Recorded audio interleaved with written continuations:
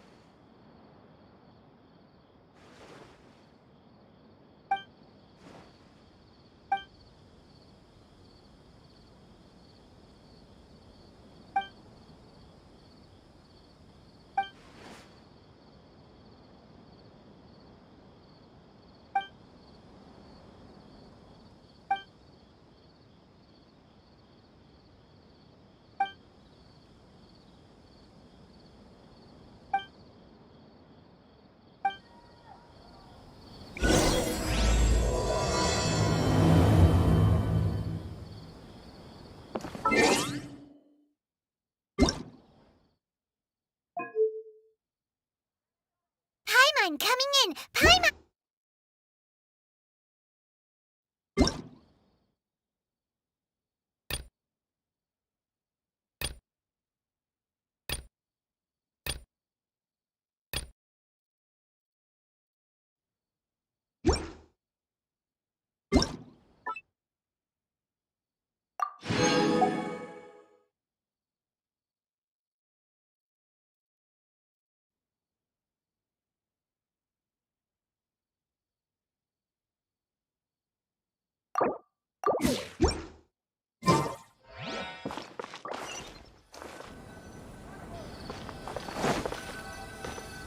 Let's continue our chat here.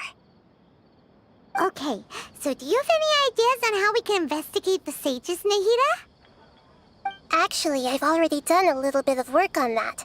But for now, I want to hear your thoughts. I've already tried that, but all the key members of the Academia, even the core 30 guards, intentionally avoid wearing their Akasha terminals. It seems that from the very beginning, they've been guarding against info leaks from the Akasha. Of course, it could also be because they're wary of me. Have you already caught the sage's attention? I'm guessing not yet, but distrusting me would make perfect sense if they've ever paid attention to the urban legends about me. In any case, I probably can't take over their minds directly. No way, that's too risky. You mean it'd be too easy to get caught? No, it's not that. We shouldn't involve innocent students in this. A single mistake could completely ruin their lives. Doing that would be ignoring the safety of my people for my own selfish goals. How is that any different from what the sages are doing? That's a good point. Spoken like the god of Sumeru.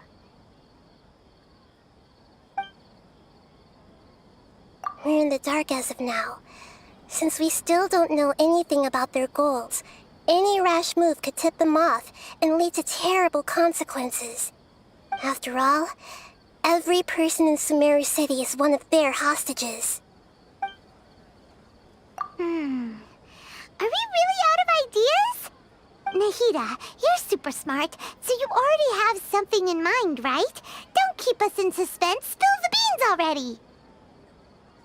According to a popular theory from the Vahumana Darshan of the Academia, rejecting impractical motions at the beginning of a planning session will give more weight to the actual proposal. Okay, but aren't you the god of wisdom? You don't have to use that kind of gimmick to make us take your ideas seriously. Well, I've been thinking that if I can't directly possess the leaders, and if I can't get ordinary people involved, then I should find someone who's already involved, but hasn't decided to side with the sages. You're saying we should recruit a spy? Before coming back, we met someone named Alhaitham. He seems like he Actually, I already have someone in mind. Do you still remember that female scholar named Setaria? Setaria. Paimon remembers now. Isn't she the one who's always trailing behind the Grand Sage of the Academia? We ran into her basically every time the Sub-Zero's festival repeated itself. You could even say we're old enemies by now. Paimon still remembers the smug and mean way she always spoke to Nilu. I've always liked observing all kinds of people, and Setaria has always stood out from the crowd. She was born in the desert and was hailed as their greatest genius. Her academic gifts allowed her special admission into the academia, and also gave her the opportunity to serve as the sage's assistant. Oh, Paimon didn't know she was from the desert. She must be pretty special then. Paimon feels like most of the desert dwellers around the city are working as mercenaries. The name Setaria means star. When she lived in the desert, she shone like the brightest star in the night sky. Later on, she was chosen by the sun. The star was given a place in the daytime sky to complement the sun's dazzling light. Soon after, the star witnessed the sun scorching the earth, which brought forth many disasters. The star began to waver. Instead of staying beside such a sun, wouldn't it be better to return and light up part of the night sky? But in the end, she couldn't give up the radiance of daytime. To cope with her shame, the star buried her guilt and closed her eyes. From the sound of it, Setaria's just hung up on the research opportunities here. But she doesn't really support the academia. She still feels guilty about not doing more for the desert, right? She's just... Indeed. When they are presented with complex moral issues, many people will simply plug their ears and go with the flow until the problem can't be fixed anymore. She's suppressing a lot of guilt, but before she realized it, she had already become the sage's accomplice. She can't deny her part in their schemes anymore. Right. We must somehow make her face her problems again. That way, not only can we get useful intel from her, but she can also use it as an opportunity to redeem herself. From my past observations, Setaria will take a day off from the academia every 10 days to do some shopping in the city. Tomorrow afternoon just happens to be a shopping day for her. That'll be our chance. To prepare, let's go check out some of her favorite spots. and to have a quick chat with a few of the vendors there.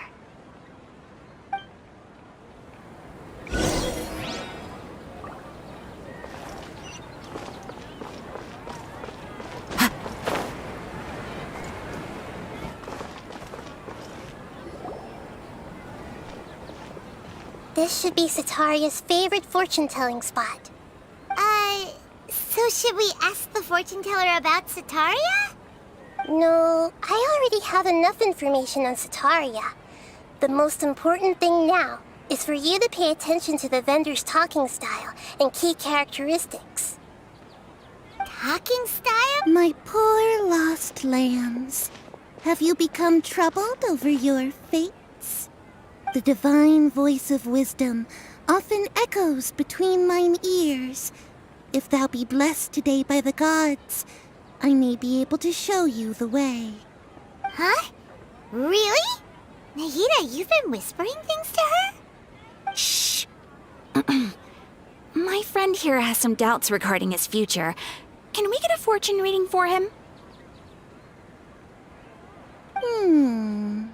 Of course, of course. In that case...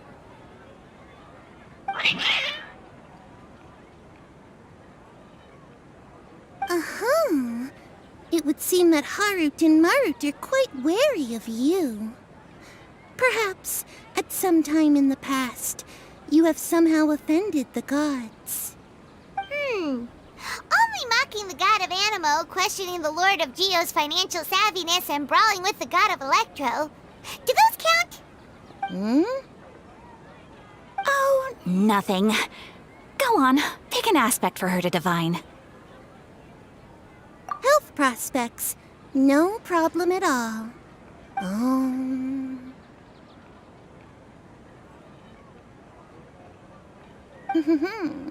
The gods have spoken. The truth shall be revealed. Your life shall continue on for many tens of thousands of years. Impossible. Harut, Marut, did you two spoil my divination? I've never read a fortune so absurd.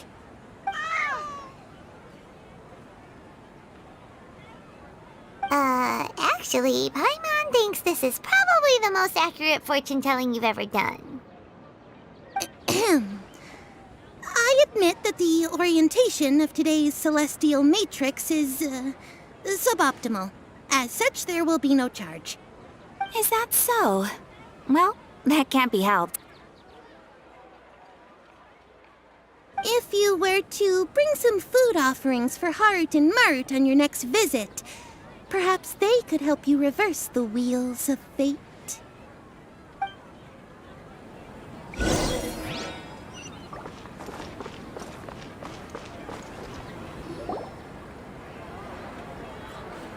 Is this another one of Sataria's favorite stalls? Yep, it belongs to a king. His father helped Sataria a lot when she first moved to Samari City, so she still comes by whenever she has time.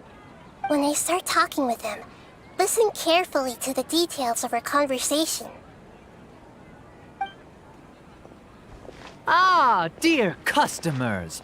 Would you like to look at some pottery? We caught wind of your great craftsmanship, so we specifically came to take a look. Oh, I recognize you. Aren't you Miss Catherine from the Adventurers Guild? Sounds like I'm in for some big business. Speaking of, where did you learn this trade? I suppose you could say it all started with my dad. He's a mason by trade, but I picked up an interest in clay while apprenticing for him. After that, I began making pottery by myself in secret, and I simply changed trades when my works turned out well. Although it's a pity that I'm no longer making much use of the knowledge provided to me by the Akasha. That's nice.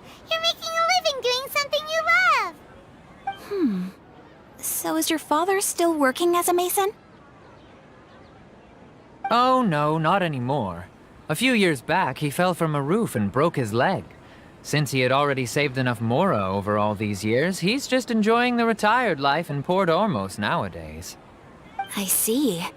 We wish him peace and happiness in his retirement. I'll have someone in charge of logistics at the guild come by another day for some goods. We'll leave you to it. Take care now. No problem. Rest easy, all our goods are sure to meet your every need.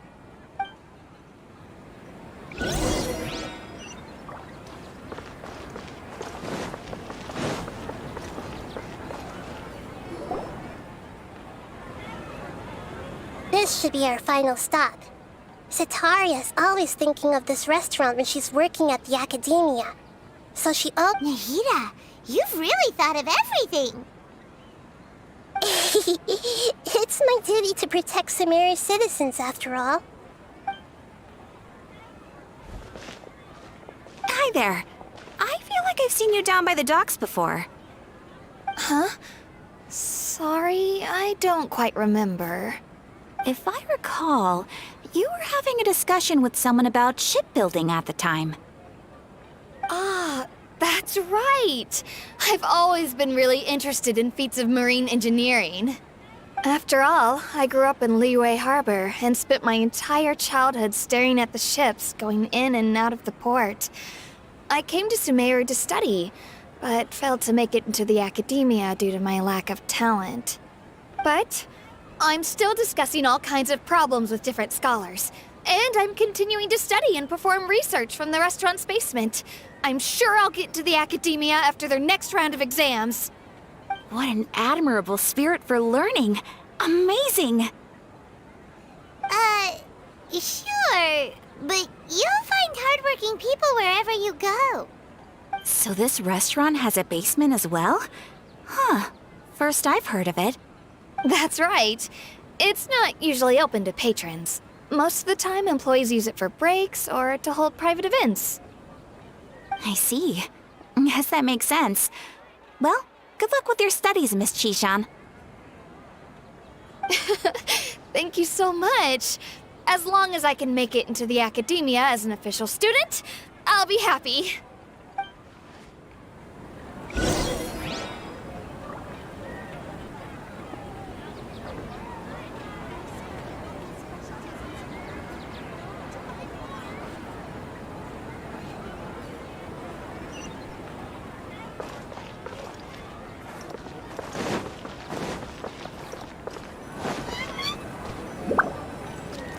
Was that everybody? Mm-hmm. 3 familiar faces should be enough for Sitaria. What's the point of all the information we've collected? Nahida, you still haven't told us how you're planning to make Sitaria face her problems. Sitaria is already used to avoiding her problems, so we must find a way to break through her usual sensibilities. I remember that you mentioned that the Eremites in Port Ormos are all making a fuss about the upcoming resurrection of the Scarlet King. Although it's all just a boatload of nonsense, the faith of her homeland may turn out to be Sitaria's soft spot. Oh, Paimon gets it now! You want to take advantage of the guilt Sitaria feels about her homeland. Although she knows she should return home to help the people of the desert, all she's done is conspire with the sages.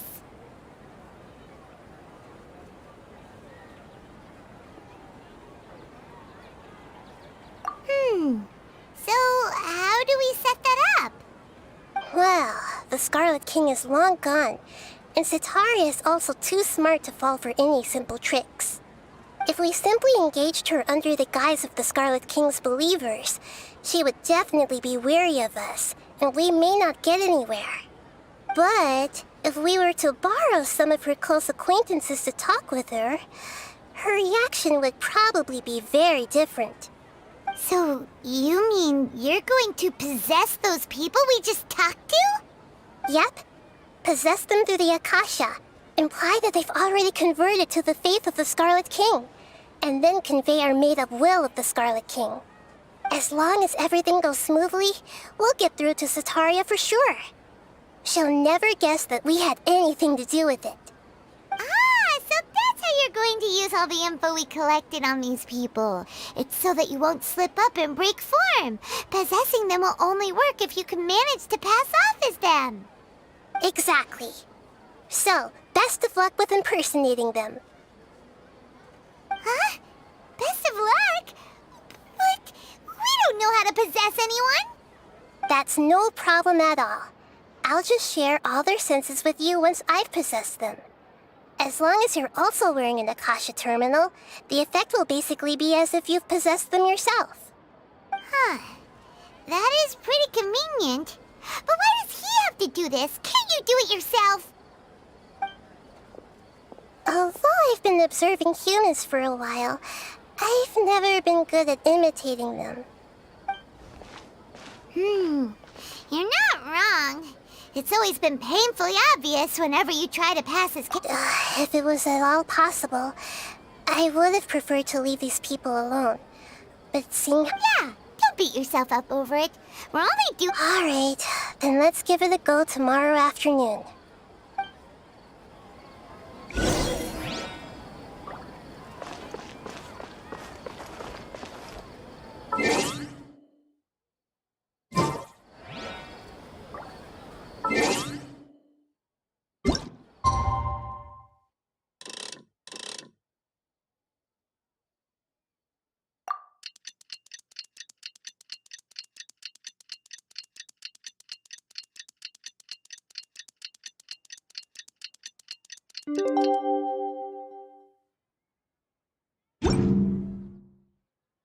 Wherever in this world I roam, I carry memories of my home.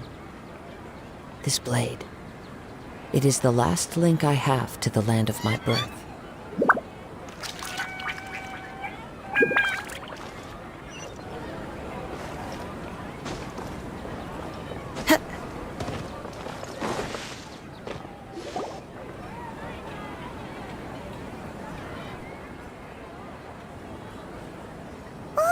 Here she comes. Satori is here. Let's quietly follow her. Once she starts talking to her acquaintances, we'll find a safe spot to begin possessing them. As for how we'll sway her to our side, I'll leave that to you. I trust you'll know what to say. Paimon's starting to feel kinda nervous. Okay, let's go. Looks like they've already started talking. Let's find a hiding spot and get started.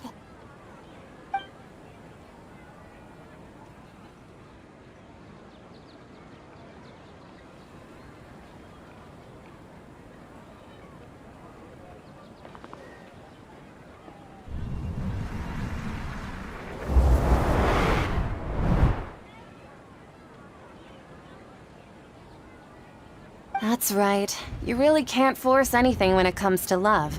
And besides, everyone around me has a very different background and outlook. Are you still listening to me, Nabia? Oh, of course I'm listening. You were talking about troubles with your love life, right? I heard everything you said. Okay then. You just seemed a little distracted for a moment there.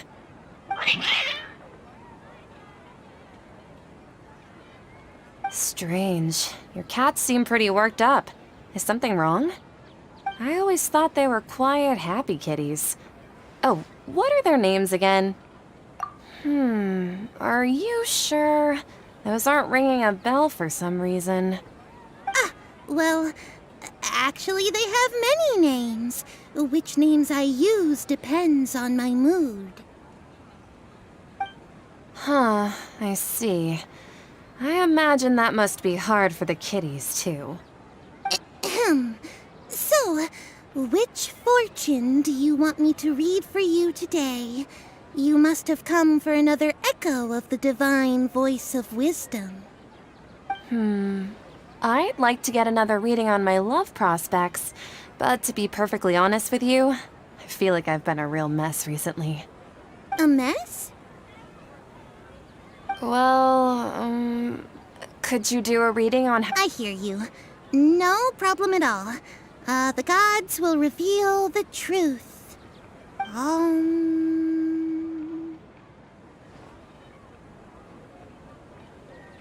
The gods are asking, Sataria, why haven't you gone home? Why haven't I gone... home? Do the gods really know everything I've been thinking about? Sitaria, why don't you just go home? It's a demand now instead of a question. The gods seem to be truly upset. I'm sorry. I know I failed the gods. Please pass on my most sincere apologies and ask for their divine forgiveness. And if I may ask, Nabia, is there a specific god who's speaking to you right now?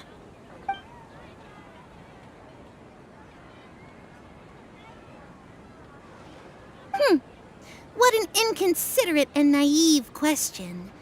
The god who is speaking to me is, of course, the wisest and mightiest of all, the Scarlet King. The Scarlet King?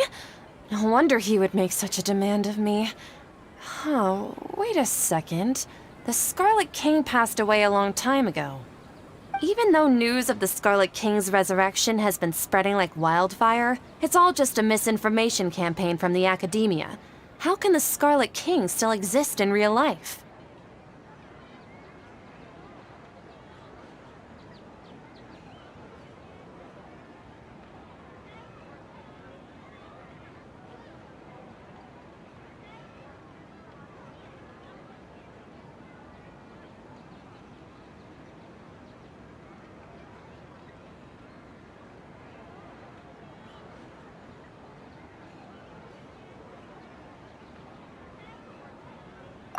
Insolence!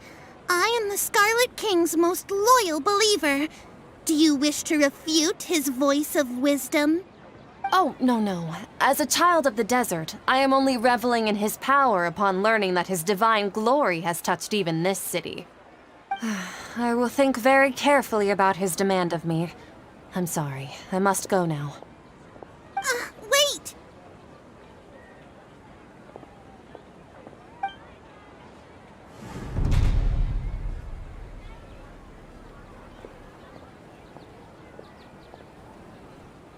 Whoa! She just ran off in a hurry. She looked pretty upset, too. Well done.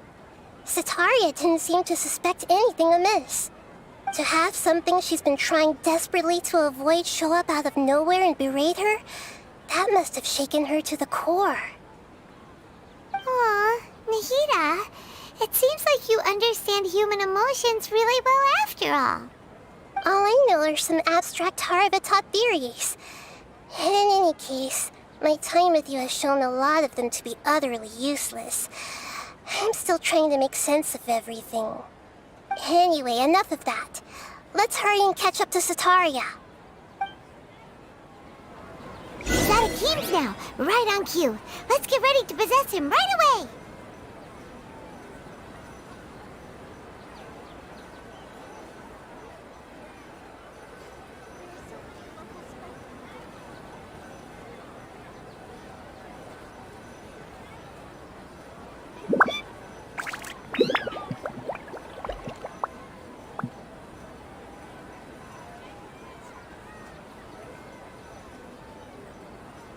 There are leaves around, and I know just the tune to accompany them, if you wish to hear it.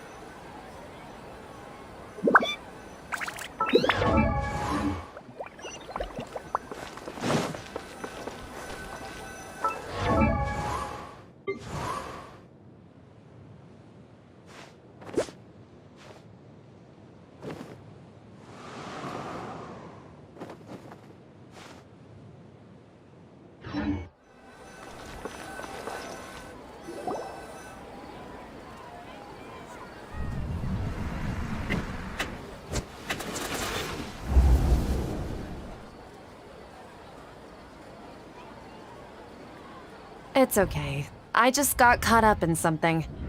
Oh, actually, didn't you ask me to help you look for work? What kind of work were you looking for again? Gardening? But don't you hate Fair enough. I didn't Speaking of, how's he doing? Is he feeling... Oh, that's good to hear. I have been thinking a lot about him. If I could get some more time off, I'd love to pay him a visit. Actually, while we're talking about him, is he still living in Port Ormos? Yeah, he's been retired there for a while. If you could find the time, please write him a letter. Please pass on that recently, faith in the Scarlet King has taken root in Port Ormos and has begun to spread across Sumeru. He has a quick temper and has always been a devout follower of the Dendro Archon. I don't want him to get into a fight with those Scarlet King believers because of a difference in beliefs. Oh? So, who are you siding with in all of this? The Academia or the Scarlet King? I'm so jealous of you.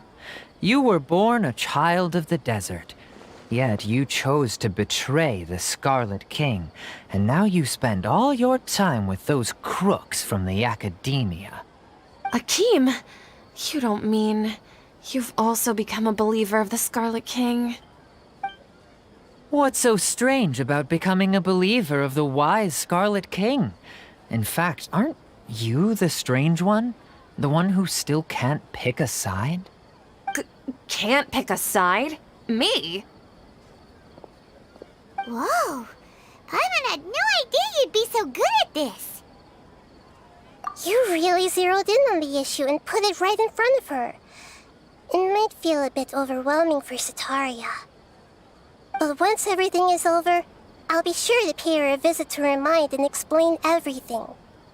Anyway, let's keep going.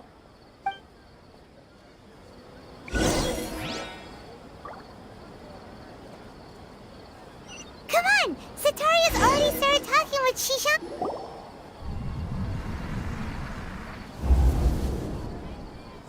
So, Shishan, have you noticed anything weird in the city lately?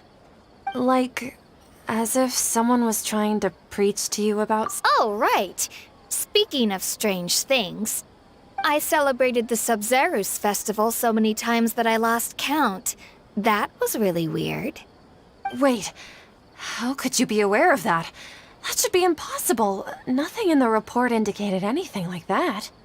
Are you still failing to realize that the Academia's lowly tricks could never deceive all of Sumeru's citizens? Shishan, don't tell me that you've converted to the Scarlet King as well! What an absurd question. You make it sound like I should be ashamed for becoming a believer of the Scarlet King. In reality, shouldn't you be the one who is ashamed? You, who worked side by side with the Academia and treated people as nothing more than experimental subjects? Please, please stop! Even now, Setaria's still trying to run from her problems.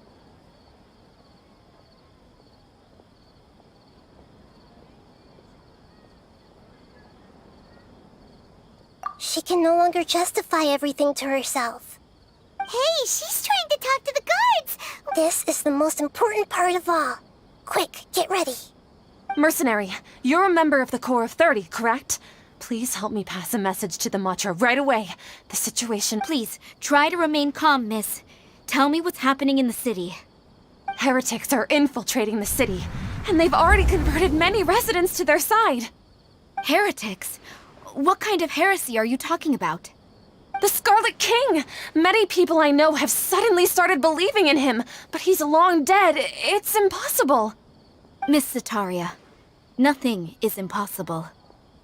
You know my name? The Scarlet King is immortal, and all who defy him will one day pay the price. You must face the truth, Setaria. You tread a treacherous path, and the longer you ignore it, the tighter the Academia's grasp on you will become, and the deeper you will be ensnared. Child of the Scarlet King, never forget that the desert that belongs to you lies elsewhere. What's so strange about becoming a believer of the wise Scarlet King? In fact, aren't you the strange one? The one who still can't pick a side? What an absurd question. You make it sound like I should be ashamed for becoming a believer of the Scarlet King. Setaria, why haven't you gone home?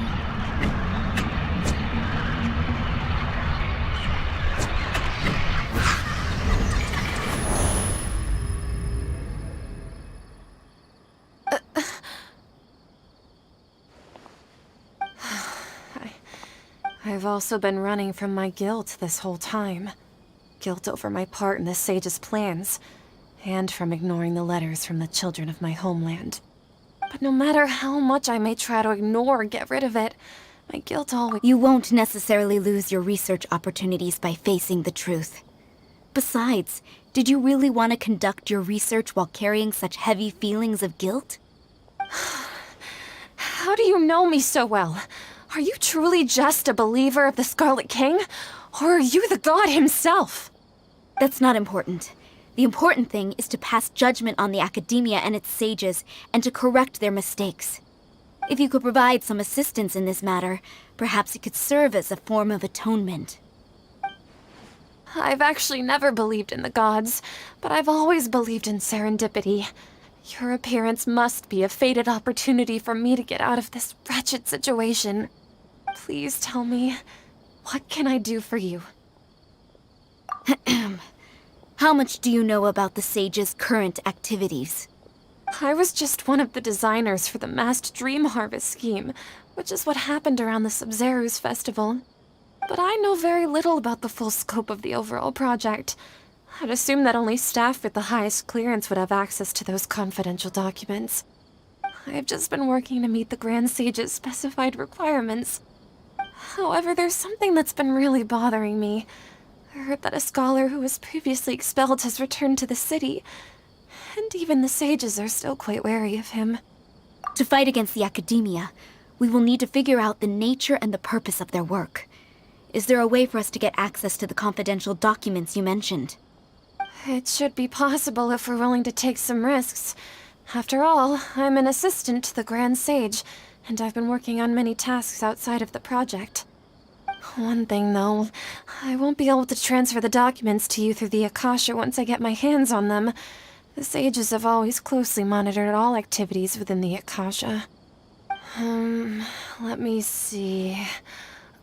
Let's use the most primitive method. Send someone to pick up the documents tomorrow evening at the Academia entrance. The academia entrance. Wouldn't that be too conspicuous? Don't worry about that. I assure you, this won't be a trap. I'm only suggesting this location because it'll draw more scrutiny for me to leave the Academia again. It'll be safest for me to distract the guards long enough to hand you the documents. All right, I trust you.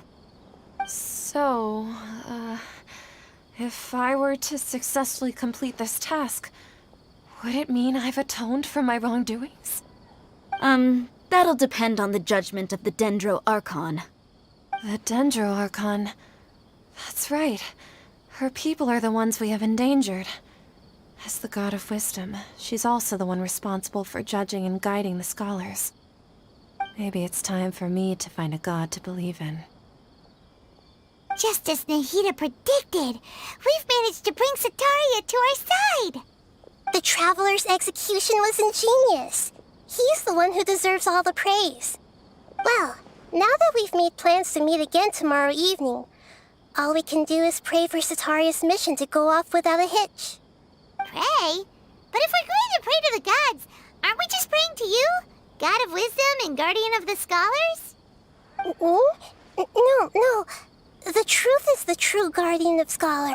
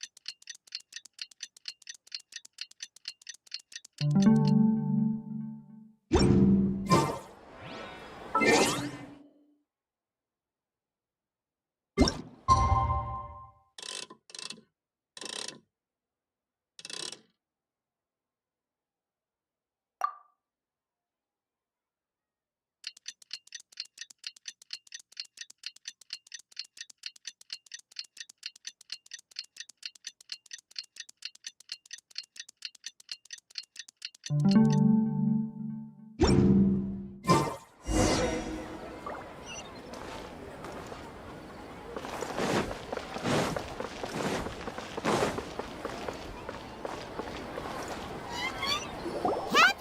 we're here! Oh, you are... That's right. I suppose I'm the other Catherine. Shh! We're on a secret mission tonight, so we need to protect Yep, Paimon's right. We cannot fully rule out the chance that the meetup tonight is just a trap. If something were to happen, my existence may be the only trump card we'll be able to play. After all, the academia should still be unable to confirm the existence of my consciousness in the outside world. Yep, exactly. Just what Paimon was thinking.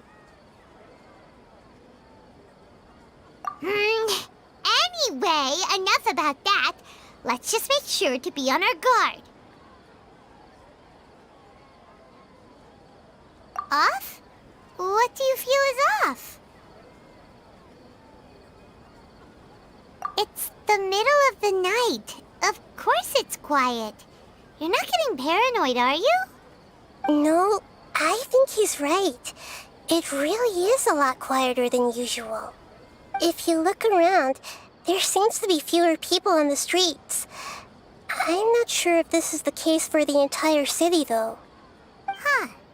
Maybe it's just a coincidence. Maybe Sataria figured out a way to not only distract the guards, but also to get everyone to go to sleep early, just so we can exchange the documents in peace. I also can't quite figure out why things feel a little off. But now that we're here, let's go ahead and meet her as we planned. Well, regardless, as long as you're here with us, Paimon feels a little safer.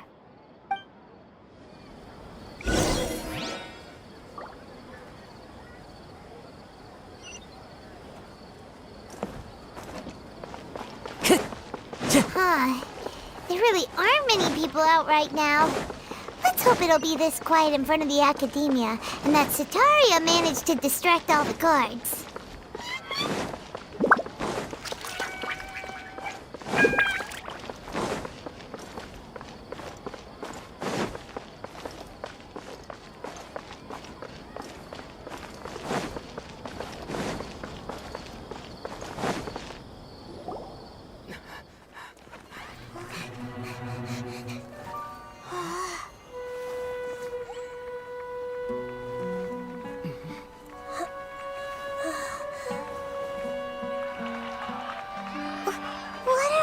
People doing here at this hour of the night? Ah, the triumphant hero returns at last.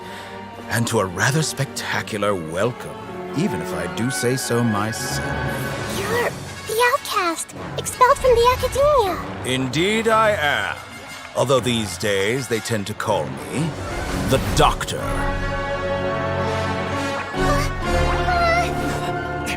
If you're looking for your researcher friend, she has already been taken into confinement.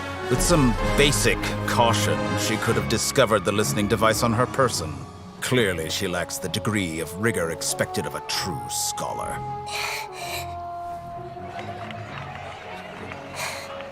The people of Sumeru City. What have you done to them? I simply made some minor adjustments to their Akasha terminals. Now they can deposit information directly into the subconscious. As you can see, all these lovely people now believe this traveler is a hero who has just saved the world. My experiment is a success. And now it seems they can no longer hold back their sheer adoration. Oh no! What should we do? These are all just regular people! Leave now. You need to get out of here. What? That guy's a Fatui Harbinger! We can't just leave you here! Nor can I abandon the people of Sumeru!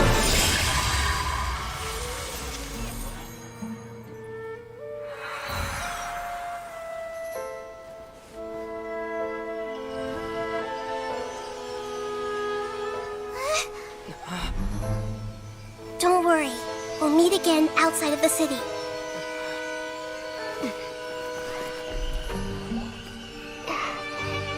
see. You appear to have overridden their mental faculties with your own consciousness. To possess such a powerful mind, you must be the god of wisdom.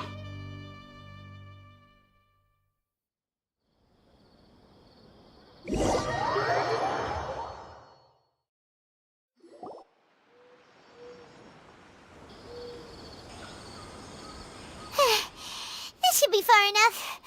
Whew. Paimon needs to catch her breath first. Is Nahida going to be okay? We only made it out because of her. Paimon wasn't counting on running into a new Harbinger here, let alone such a high-ranking one. That guy was number 2. So scary. He called himself the Doctor. Remember, Tainari told us about him. Sataria did say that someone who once got expelled from the Academia came back recently. And that even the sages are wary of him. Yep, sounds like she must have been talking about the Doctor. Yeah, now that the Doctor's in the picture, we're no longer just dealing with the Academia. They're in cahoots with the Fatui. But what are the Fatui after this time? Another Gnosis? Yeah, things would be a lot easier with Nahida's help. Nahida said we'll meet again outside of the city. But we can't just keep waiting around, right? You mean... Oh, right! Wasn't he invited by the sages to work on some project when we were staying with him in the Avidia Forest? That has to be the same project. Even though he turned it down at the time, he might still know something. There's no time to lose. Let's go to Gandharvaville.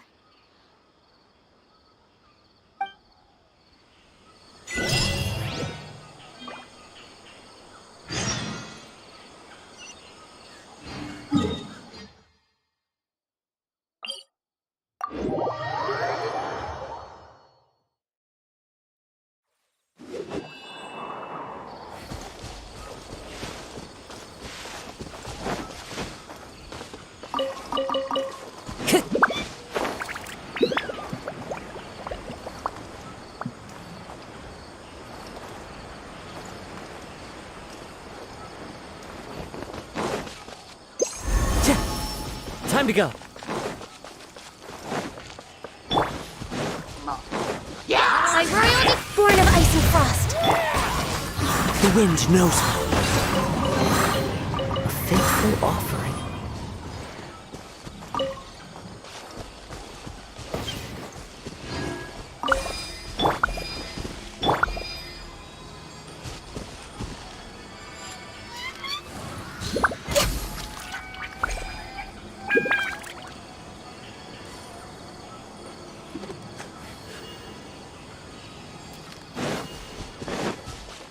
Healthy body, healthy mind.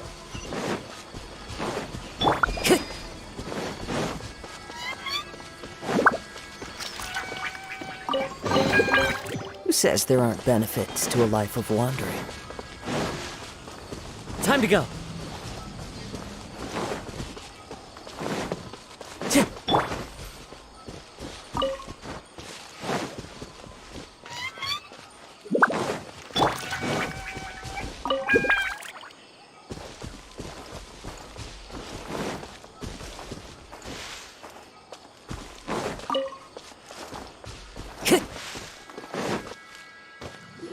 Hold it right there.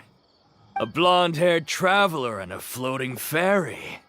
We've got you all right. Take a look around.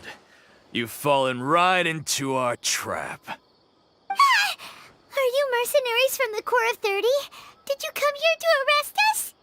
Corps of 30? We're nothing like those government lapdogs who don't even get scraps for their work. We are an elite brigade that commands the highest commission rate in all of Sumeru. We're here on the orders of a client known only as the Outcast. The Outcast? An outcast from the academia? But why wouldn't the doctor just send the Fatui after us? Still wasting time on idle chit-chat. We'll shut you up soon enough. Get them! You're up, Traveler! Following orders. A new punching. For Rex Lapis! Midnight Phantasmagoria. Dawn, break forth! Clouds high. The birds call. No touching! No rest for the wicked.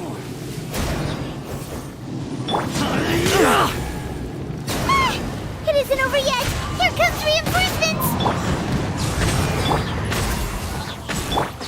Dawn, break forth! That was pretty rough. Is that what elite mercenaries are like? Yeah, looks like we'll have to keep our guards up. But this doctor guy seems like a pretty tough opponent. He knew exactly where to set up an ambush. Did he predict that we would try to find Tainari? Going up against smart people is tough. Anyway, let's keep going.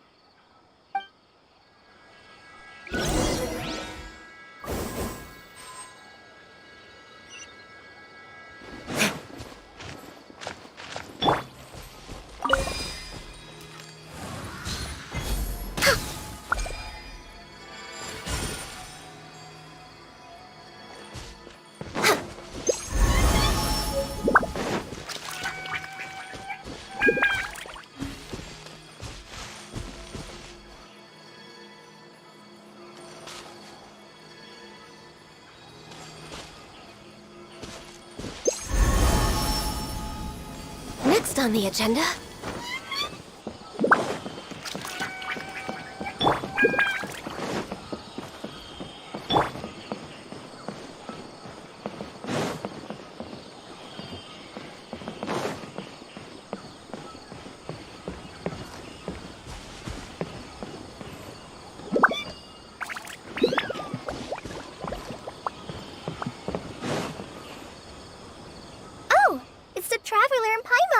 What are you two doing back here? Kale! It's nice to see you again! Are you doing alright? To be honest, I'm not doing too well. My Elazar has been progressing at a faster rate lately.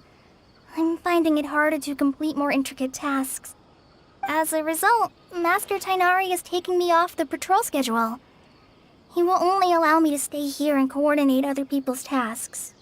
Oh, Kale! Speaking of Tainari, did he go off on patrol? We're here to talk to him. Oh, Master Tainari? He just left the Avidia Forest a little while ago. He was headed to Party's DI. He left? What? Isn't Tainari always saying that he never wants to leave the Avidia Forest? He even turned down the Sage's invitation. I thought it was weird too. Master Tainari always prioritizes his work as a forest watcher above everything. He almost never leaves his post. He left in a hurry this time, though. No, I only found out that he left through a message he left behind. He also made sure to delegate all his tasks using a schedule. To leave in such a hurry? I'd guess he had something urgent to take care of. Master Tainari originally studied in the Amorta Darshan of the Academia, and Partis DI is something like the Amorta's research base. Many rare shrubs and grasses have been planted there for research. I know that before he became a forest watcher, Master Tainari once spent a long time conducting research at Partis DI. A research base, huh? Gotta wonder what kind of research Tainari just decided to work on all of a sudden. Oh, we don't have a lot of time, so let's go look for him at Party's DI.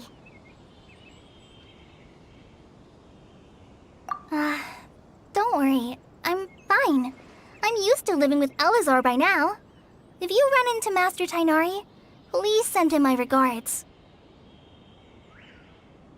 Got it. Will do. See you later, Kale.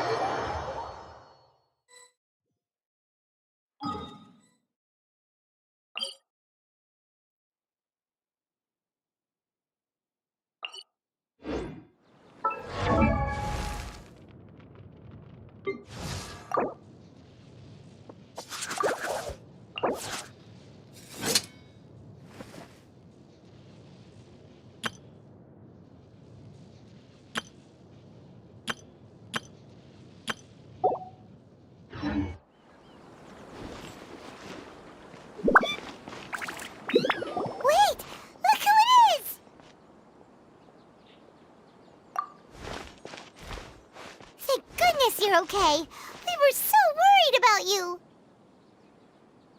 Hey, this was supposed to be a touching reunion, but you're ruining the moment. Actually, it's very smart of the traveler to be wary of me right now. Plus, it's not like you could have known what happened after we split up and I was facing the doctor by myself. Even a pool of stagnant water after a torrential storm can occasionally pass as a patch of sky. Paimon feels like only the real Nahida could come up with such an obscure analogy.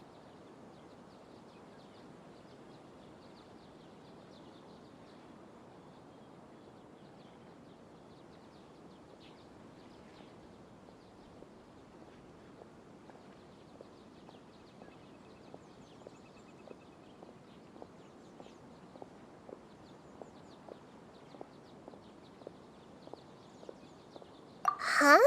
But I wasn't trying to win your trust or anything. All I wanted was to clarify my point. Well, we understand that point now. Please, Nahida, tell us more about what happened. Are those poor people all right? When you left, I was still in the middle of restoring everyone's minds. Thankfully, when the doctor mentioned depositing information into the subconscious, he didn't mean engraving information into their minds. Instead, he did something closer to creating hallucinations. That was still within my power to fix. Luckily, I managed to finish my restorations and mind jump away from him just as he was about to capture me. Whew. What a relief.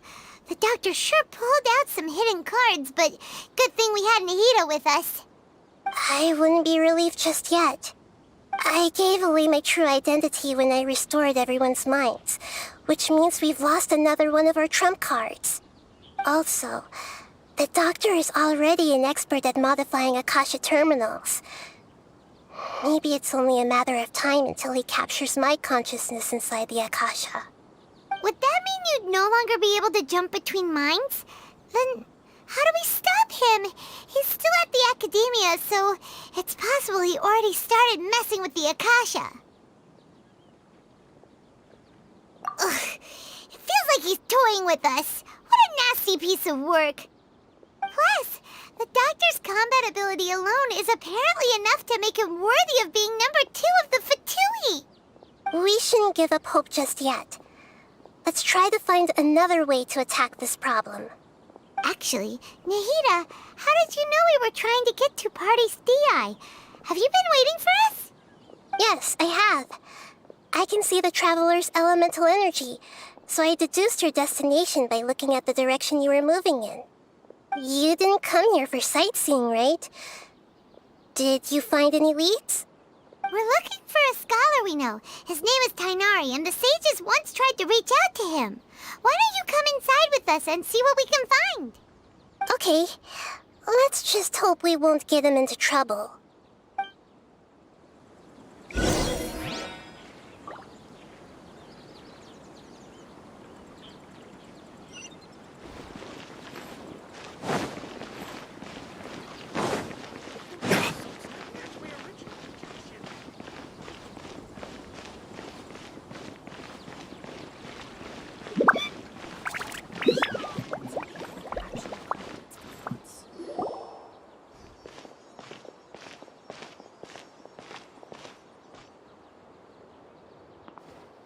traveler.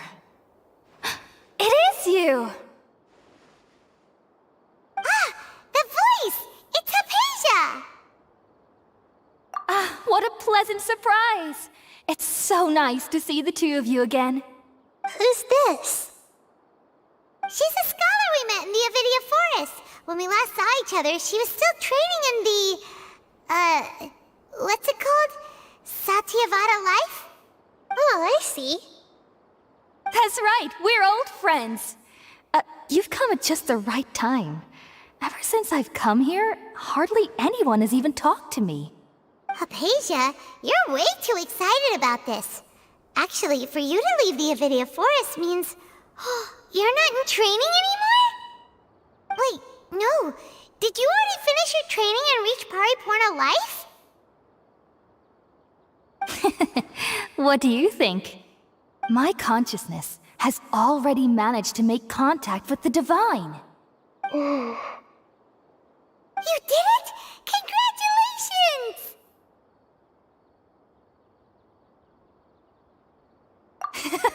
It's so exhilarating to share this sublime joy with others at long last!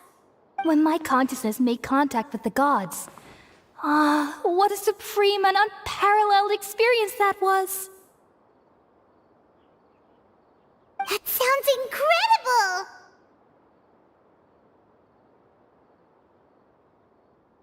Oh, all right. Actually, please wait. I haven't forgotten my promise to you. Remember? I promised to help you understand what you saw from Irminsul once I gained deeper insights. My current self has not only gained true insight, but I can even help you establish a direct connection to the consciousness of the divine. You can do that? I've never heard of anything like that, but if you want to give it a try, I'll do my best to protect your consciousness during the process. Hold on. I brought some spirit borneal with me. This is still a crucial part of the ceremony. We're using that incense again? All right now. Hold my hand. I'll help you establish a pathway to connect your consciousness. Okay. Ready?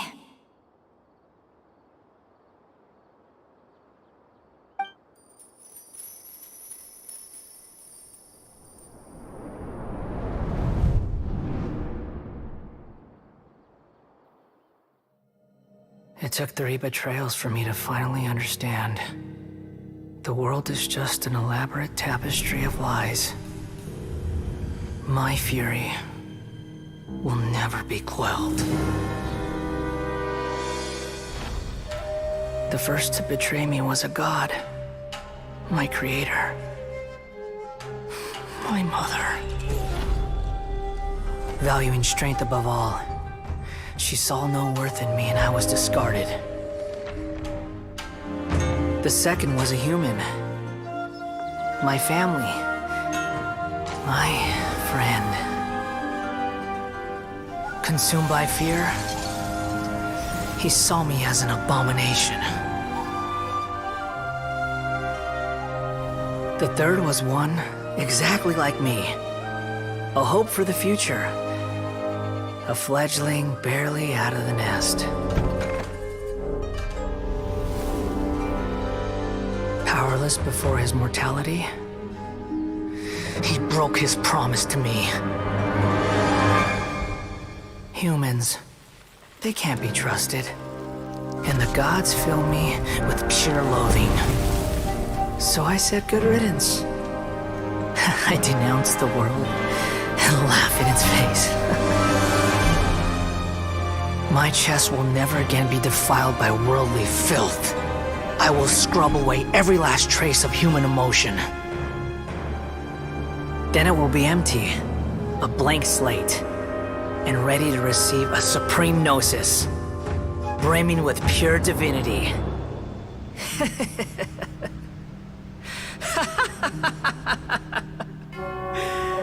There is no need to fear. The pain will be brief. Your era coming to an end.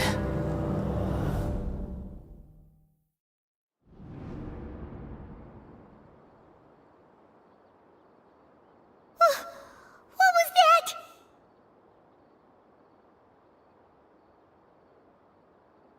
Did we actually just see the Balladier's memories? Everything matches what we know about him. But how is he connected to the divine consciousness that Hypatia was talking about? You saw it, right? You felt it, right? Such a majestic god! Such a noble will! Such sublime emotion! Alas, shame. If only that which beats within my chest wasn't a filthy mortal heart. Oh, great and merciful God! Please grant me forgiveness and salvation! Do you understand now? I'm afraid this is no Puripurna life, but rather...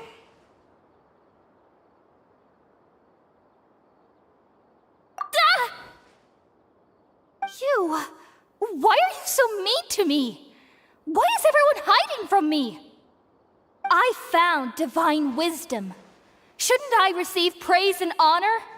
Haven't I uncovered that light in the darkness? Hypatia? That's how I always thought everything should be. Wait. Have I... already lost my mind?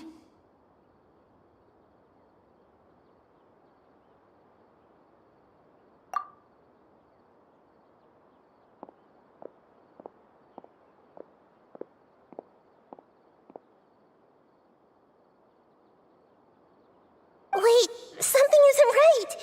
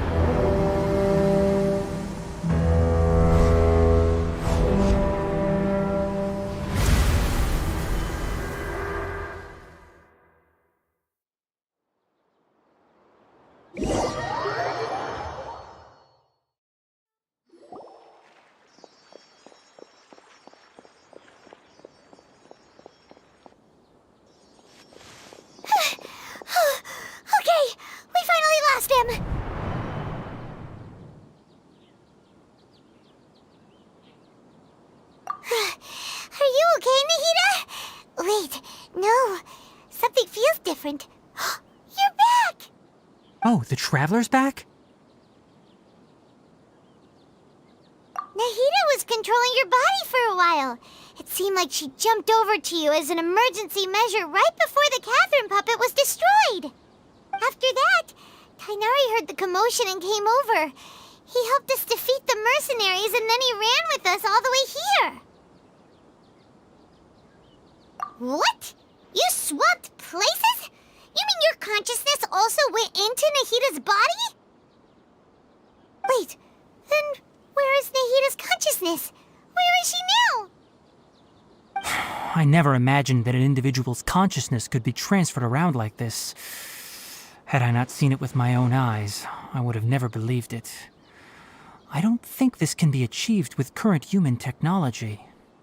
Also, while we were running, the consciousness in your body told me to pass on a message. She said, "The doctor has found a way to trap my consciousness, so I can't journey with you anymore. But even in a moonless night, a shower of starlight can still drown out illusions and lies. Oh no! Nahida's trapped in the sanctuary of Surasthana for good this time! Was that message all she left for us? It's pretty vague.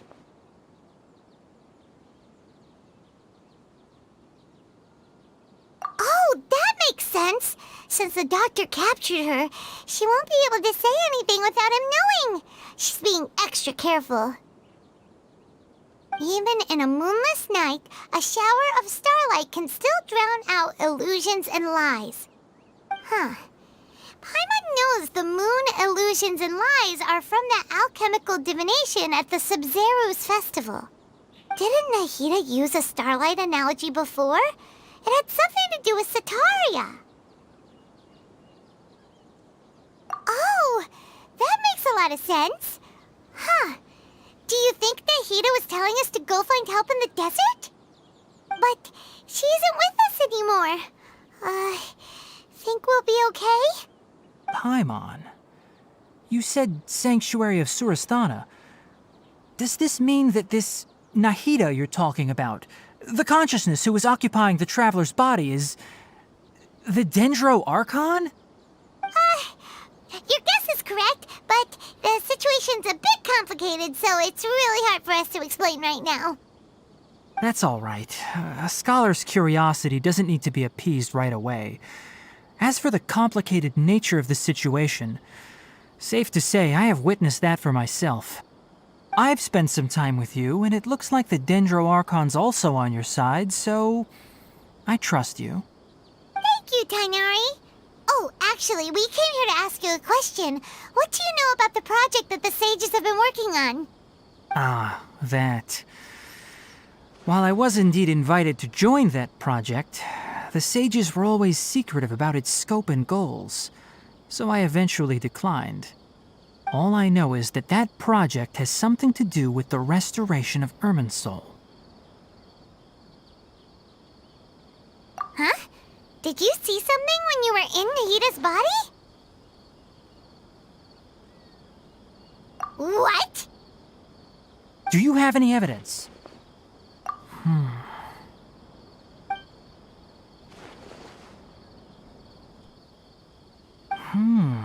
So that's what happened. That explains why Hypatia's symptoms were different from those of the other scholars who went mad. It's because she made contact with the consciousness of a new god who is still in the process of being born. Tainari, did you leave the Avidia Forest because of Hypatia? I did. I noticed Hypatia's mental anomalies, but since her symptoms were rather atypical, I secretly took her to Pardis Dii and began searching for a way to return her to her normal self.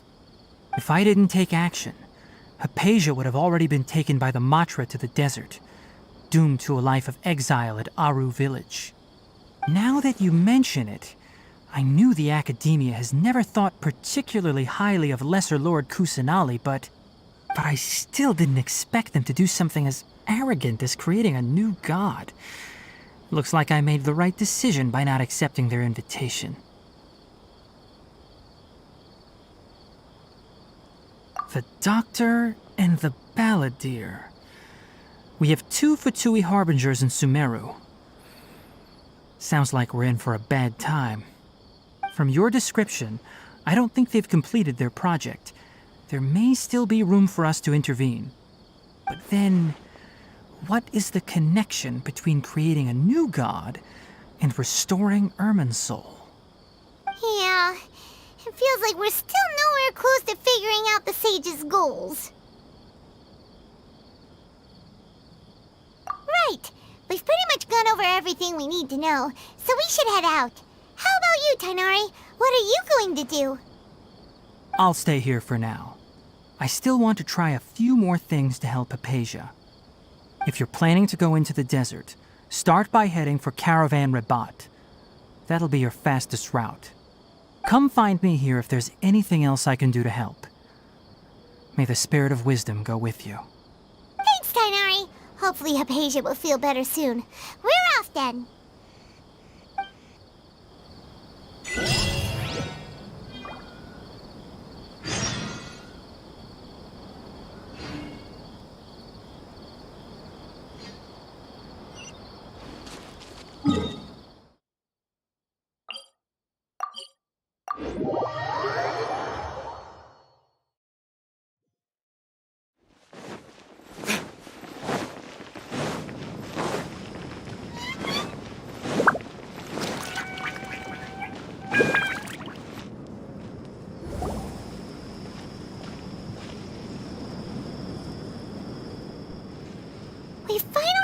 to Caravan Reebok. It's pretty lively here. So, just past this wall is the desert, huh? Oh, wow. Paimon remembers hearing people call this the Wall of Samiel. It's made to block sandstorms from the outside. Oh, if it's this tall, it's gotta be the divine work of Greater Lord Rukkhadevata, right?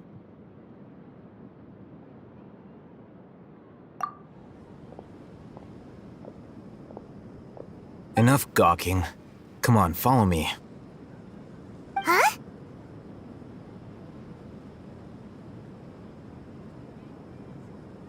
Over here. Oh, Haytham went that way! Let's hurry up and follow him. Wonder what he's up to.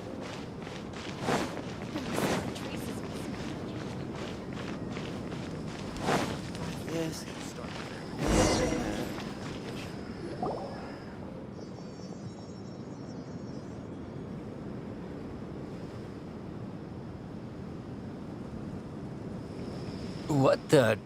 Where did he go? How did we lose him? They were just here a second ago. More Aramite mercenaries? Who are they working for this time? Anyway, Traveler, it seems like we were being followed again. You were too careless. You should have noticed those hopeless amateurs trailing you a long time ago.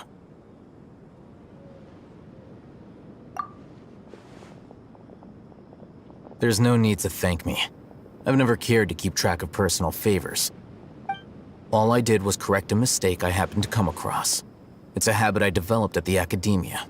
You really gave Paimon a scare, Al-Haytham. We never thought we'd run into you here. Last time we met at Port Ormos, didn't you say you were going back to the academia? Wait, don't tell Paimon that you're here to take us back on their orders! Oh, so you've already landed yourselves on the academia's hit list. I can't say that I didn't expect it. However, had I wished to turn you over to the academia, don't you think you'd already be the Eremites' honored guests by now? Oh, right. You do have a point. I have no interest in running errands for that project. As a scholar, I've always belonged to the camp that promotes researcher autonomy. And these days, you're more fascinating than... not quite. To tell you the truth, I'm still investigating the Divine Knowledge Capsule. Unfortunately, I've run into some difficulties. Everyone says the capsule originated in the desert and was eventually moved to Port Ormos. If I am to get to the bottom of this, I must understand how the capsule first came to be. Which brings me back to you, and why you're so interesting. The leader of Ain al-Ahmar used the Divine Knowledge Capsule right in front of you, and upon seeing him, your expression became perplexed, and you were lost in thought for quite some time. To have that kind of reaction, I think you must have realized something. Are you interested at all in sharing what you've been hiding from me?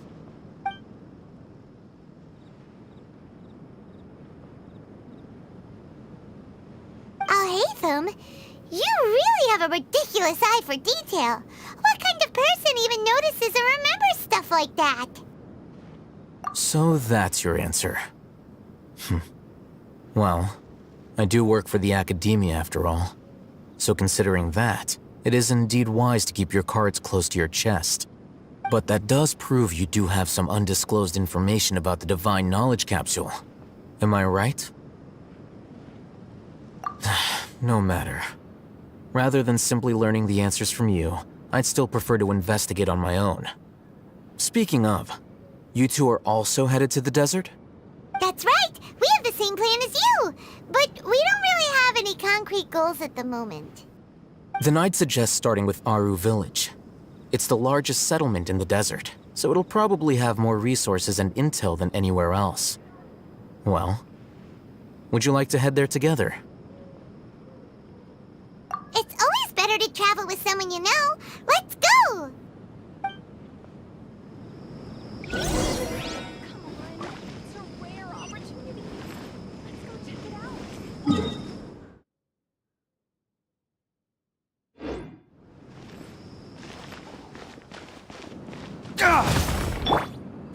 wind knows me.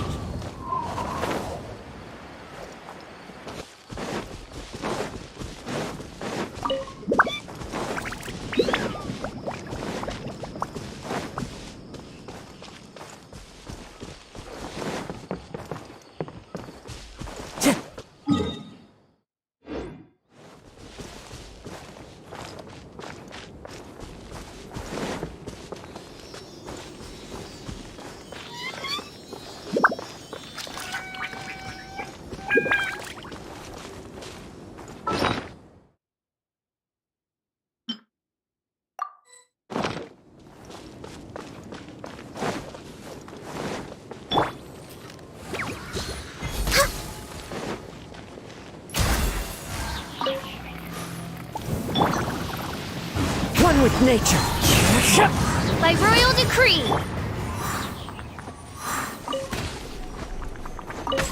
It's fine. The wind knows me. I summon thee.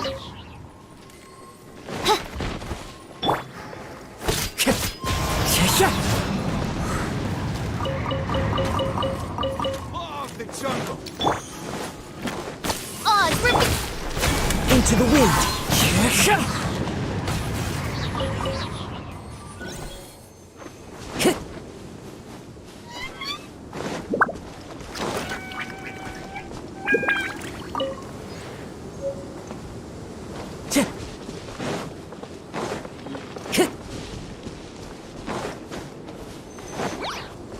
Wind strider. By royal decree. No touching. One with nature.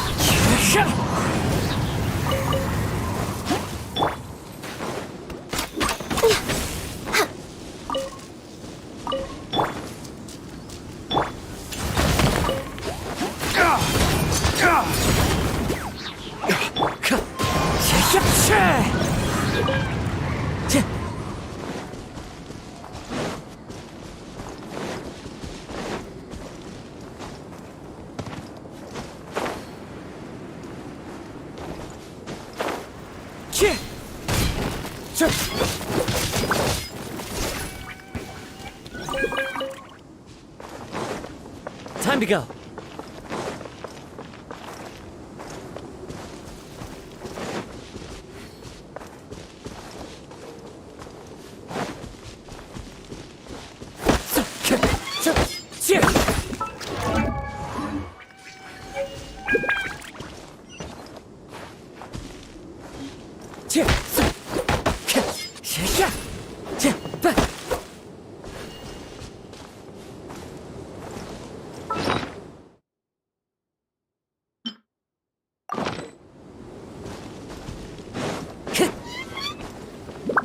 Into the wind. Picked the wrong test subject.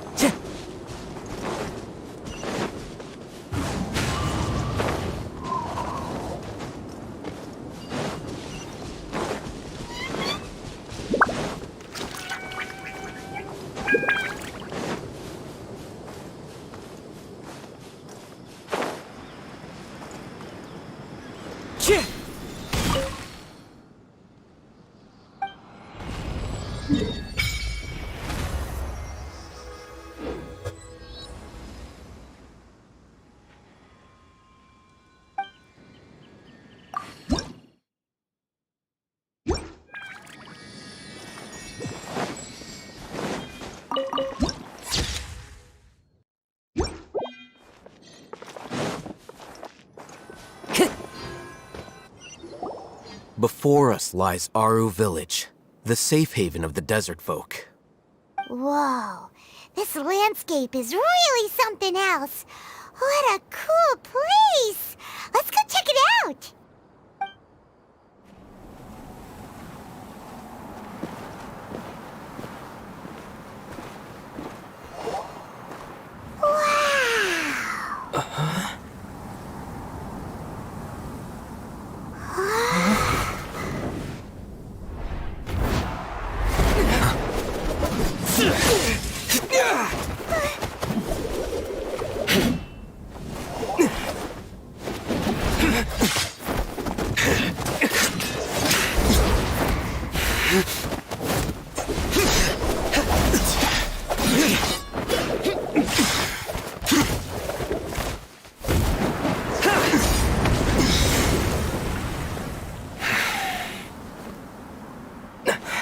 Sino.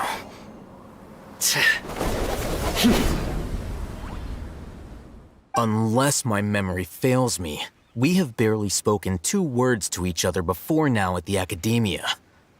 Would you care to enlighten me as to when and how I invited the General Mahamatra's wrath? Al-Haytham, do not think you can escape my judgment just because you managed to escape my attack. Judgment? So that's how you'd characterize your actions here, is it? Or would elimination perhaps be a more accurate description? Had I used my full strength, not even this traveler would have been able to stop me. Though styled like an assassination, I sought only to ensure that my target would be unable to flee or resist. Standard practice for the Matra, as well you know. Seemed to me more like your own personal touch. Who is that, Al-Haytham? Did you call him General Mahamatra? Yes. General Mahamatra Sino, head of all the Matra at the Academia. He's a formidable hunter, and the ultimate nightmare for any who have committed academic crimes. You seem to have placed a lot of trust in Al-Haytham, to the point of blocking an attack for him. If I were you, I'd never choose to side with him. I wouldn't believe a single word that comes out of his mouth. I have been pursuing this scribe for a long time. Has Al-Haytham done something wrong? Paimon doesn't think he's as bad as you've made him out to be. I won't waste my breath explaining things. Al-Haytham, I saw it during our fight. Take it out. The divine knowledge capsule you're hiding on your person. Unless you want me to retrieve it for myself. Very perceptive of you. Nothing escapes a Matra's senses. Wait, the divine knowledge capsule? Didn't it fall into the Matra's hands in Port Ormos? No wonder you speak with such confidence, Sino. But I must admit, I'm very curious. What does this capsule mean to you?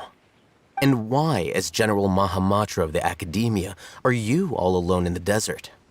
As far as I'm aware, the other Matra have been speculating about your disappearance. Have you been given a mission that's, let's say, morally dubious?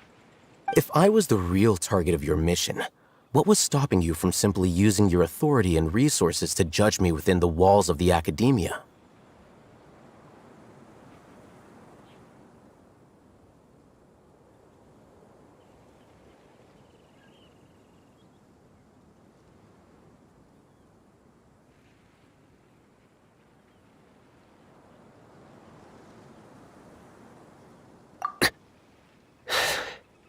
I should have known you'd be difficult to deal with. You two? Ugh! What you would do, Traveler? Paimon feels like we can't trust either of them! Ahem.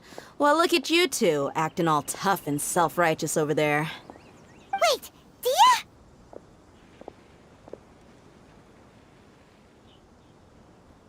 Great! Finally, someone that we can trust! You gotta help us out here, otherwise these two are gonna start fighting again! Yeah, sure looks that way. 2 giants from the Academia duking it out once and for all. Not something you get to see every day, that's for sure. Listen, I know you academic types love to fill up your big brains with self-righteous morality and lord your empty rules and virtues over each other.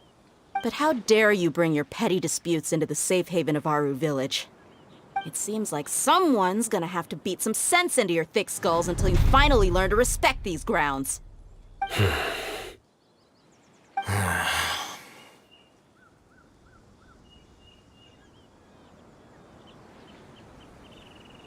Hey, did either of you hear a word I just said?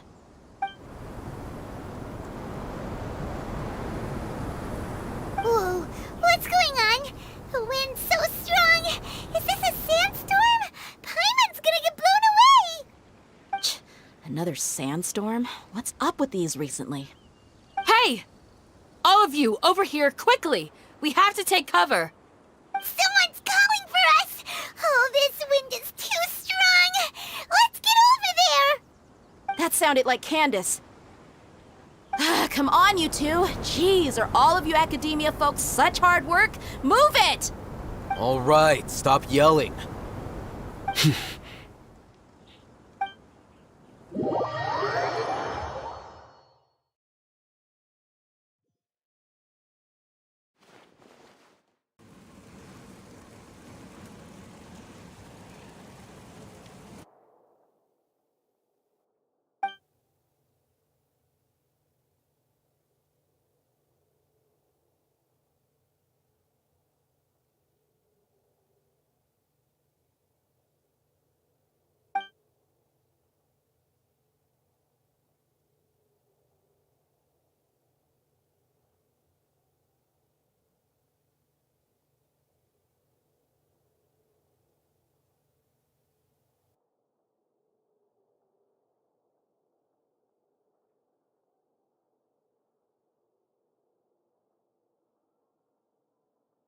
Well, this is pretty awkward.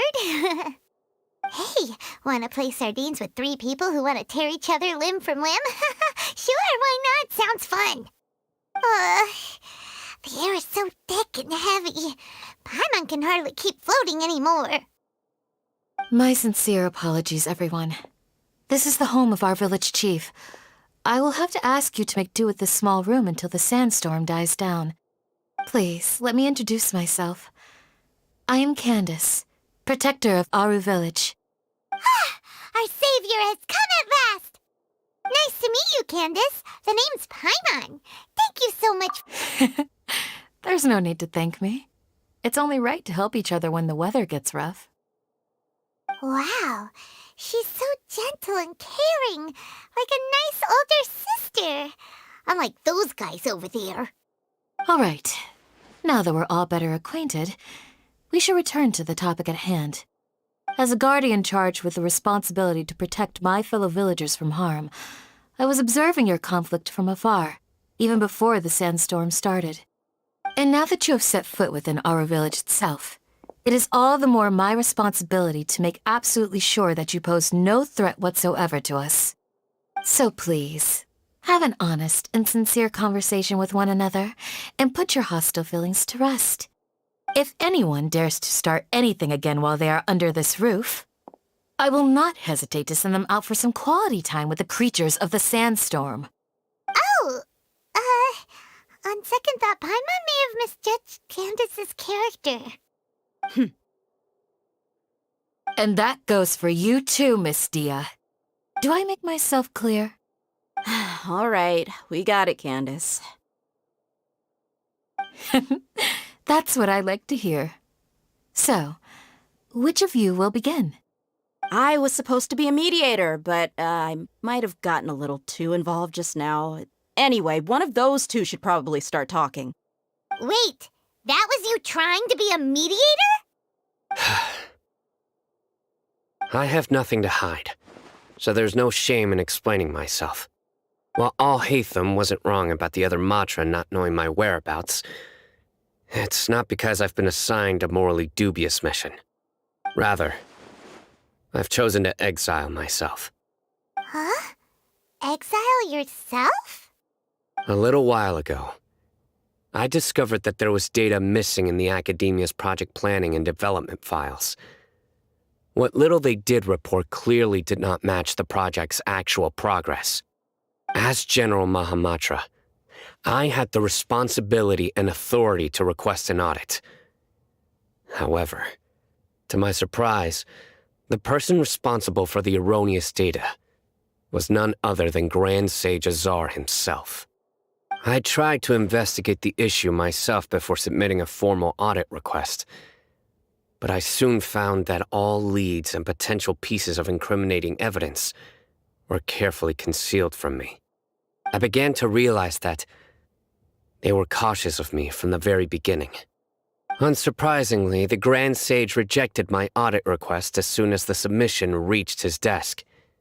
He even said to me, "The power of the General Mahamatra is granted by the sages. You have no right to judge us." So they really are up to no good. I realized then that to the Grand Sage, the mantra are nothing more than tools for the sages to assert and maintain their control over knowledge. The vows that we took, the principles that we strive to uphold, they are meaningless to the academia of today. I believed it would be wise to flee the academia before the sages had a chance to take action against me. This way, they can no longer see nor predict my actions. I will never give up on this investigation. There's no need for someone else to give me power or authority.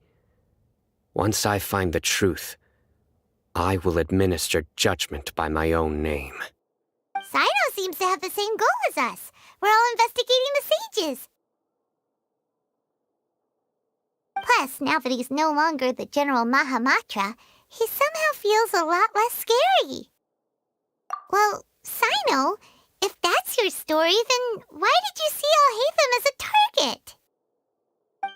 When I was investigating the matter in the academia, I overheard a conversation between Alhaitham and a sage. The sages asked you to investigate a blonde-haired traveler. Do you dispute this, Alhaitham? What? Like many parts of the project, this assignment was undocumented. Now throw in your suspicious behavior with the Divine Knowledge Capsule, and I think we deserve an explanation. Yes. I was indeed tasked with investigating the Traveler. Alhaitham! After all, the promised reward was so great that hardly any scholar could have refused. The sage told me, once you've completed this assignment, I can give you a glimpse of divine knowledge. A most enticing offer. Unfortunately, those academics don't know me at all. Their words contained one key piece of information, namely that divine knowledge indeed exists. That gave me all I needed to know. From my perspective, the sages are far from trustworthy. Think about it. Isn't it a little strange they're so willing to share divine knowledge with anyone, even as a reward? So, I began my own investigation following the lead of the Divine Knowledge Capsule. In the end, I realized my wisdom in committing to this rather than collaborating with the sages.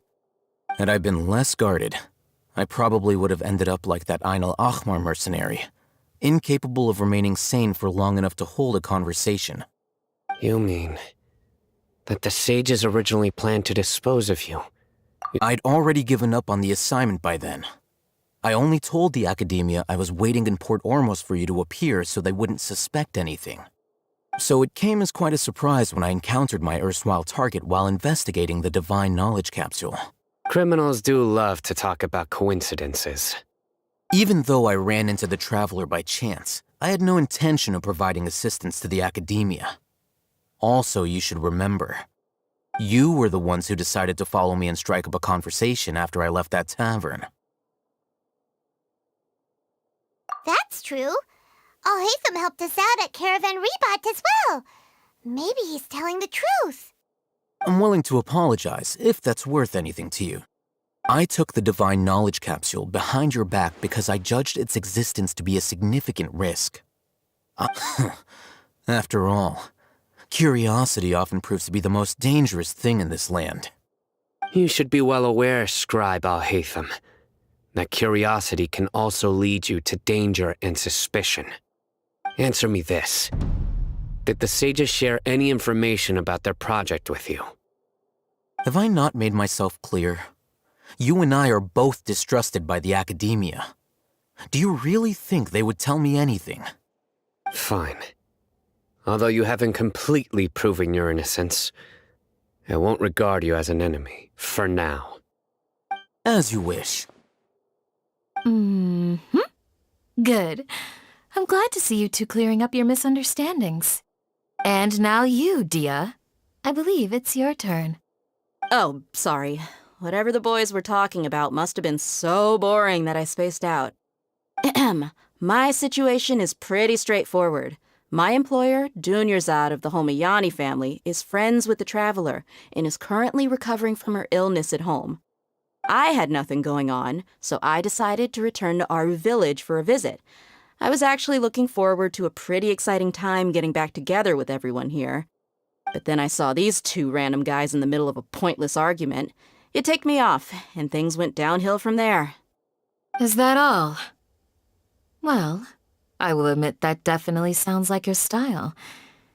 In that case, welcome back, dear. That's more like it. I missed you all so much, Candace.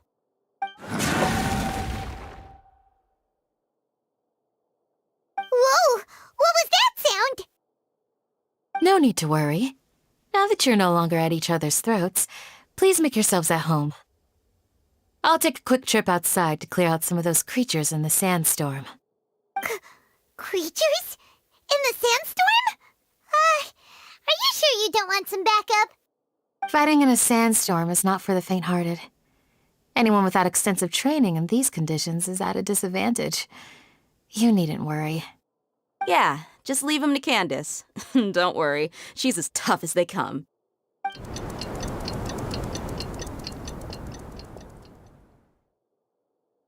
The wind's died down. That means the sandstorm's over, right? Candace still isn't back yet, though. Is she alright? Maybe we should go out and check on her. When you put it that way, even I'm starting to feel a little worried. All right, let's go.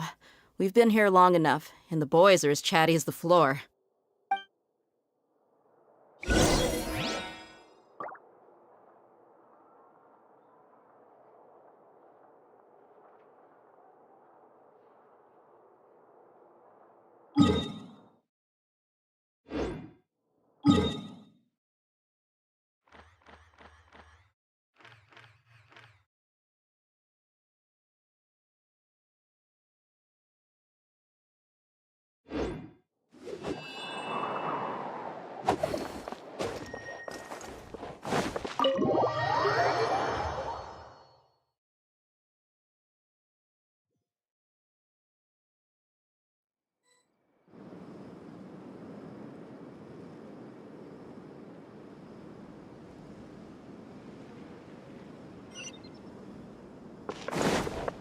Time to go.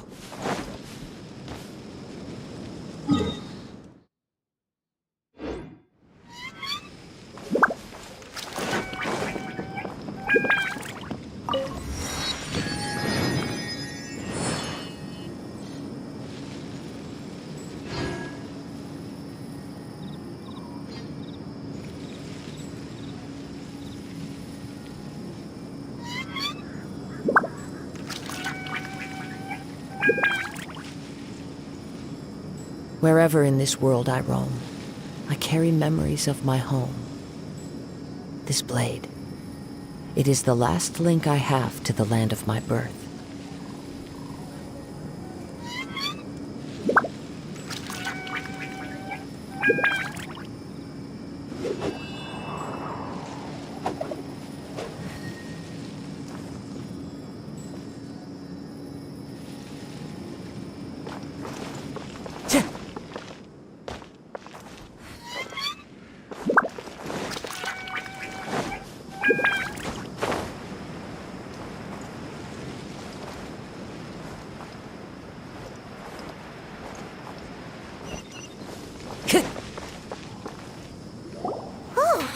Candace, you're still fighting? You've been out here dealing with these creatures the entire time? Yes. They just keep coming in waves. Here comes another wave! Leave this round to us. I got interrupted earlier, but now I have something to take my anger out on. It's been quite a while since I've seen the Flame Mane in action. I'll be sure to put on a good show. Let's go! Wings of darkness! Come! Blaze over! One with wind and cloud! Ways to the wicked! Here comes another wave! When are they ever gonna let up?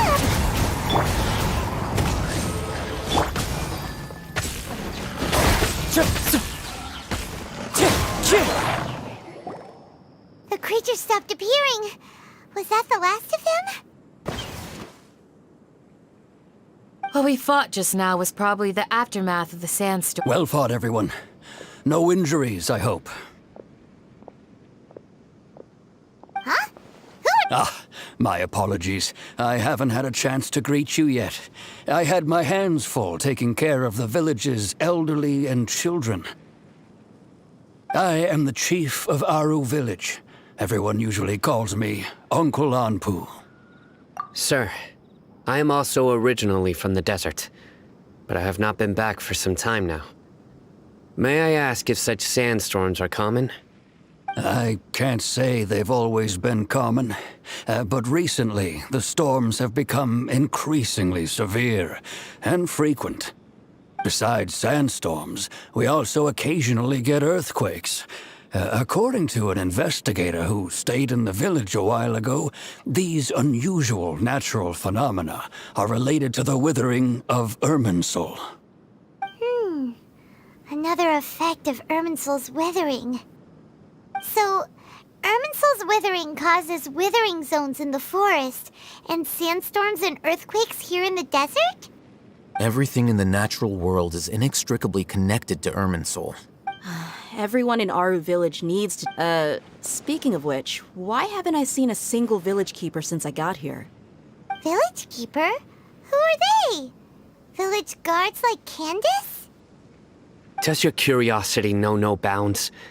Village Keeper is how Aru Village refers to mad scholars exiled here by the academia. Most of them are scholars who lost their sanity after a period of training in the Avidia forest. The academia believes that their crazed mutterings may have a negative effect on the psyches of other scholars. So, they're forcibly exiled to the desert. Though if you ask me, it's all a boatload of nonsense. Alas, that's exactly what we've been trying to investigate. One by one, the village keepers have been mysteriously disappearing without a trace.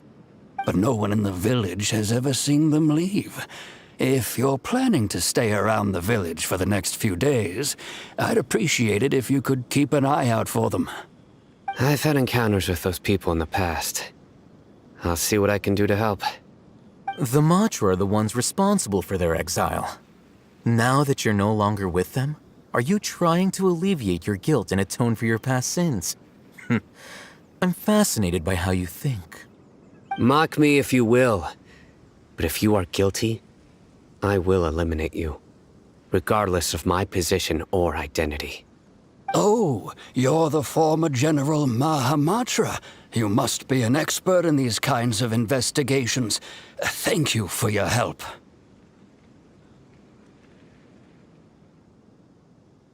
Is it because you're reminded of Hypatia? Oh, these poor scholars. First they lose their sanity, now this! We need to help get them back home, safe and sound. But, is it really a good idea to tag along with Sino? I'll be grateful for the assistance.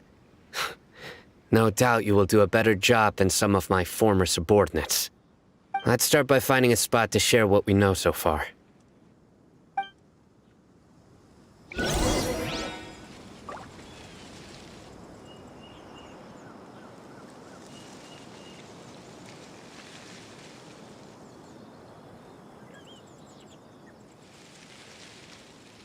This scenery is wonderful.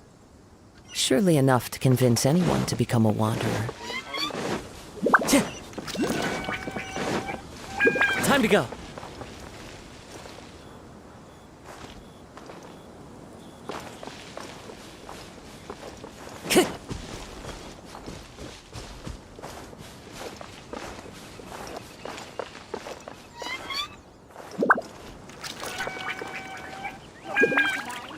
One with nature.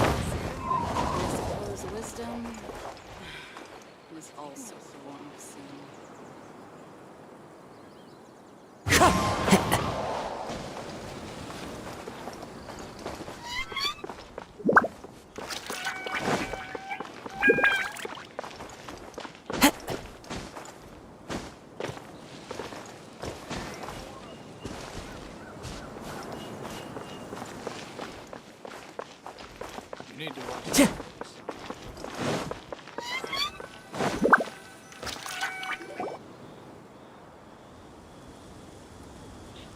Although I've sent myself into exile, I'm still doing essentially the same things as before. Do you still have any questions for me before we start our investigation?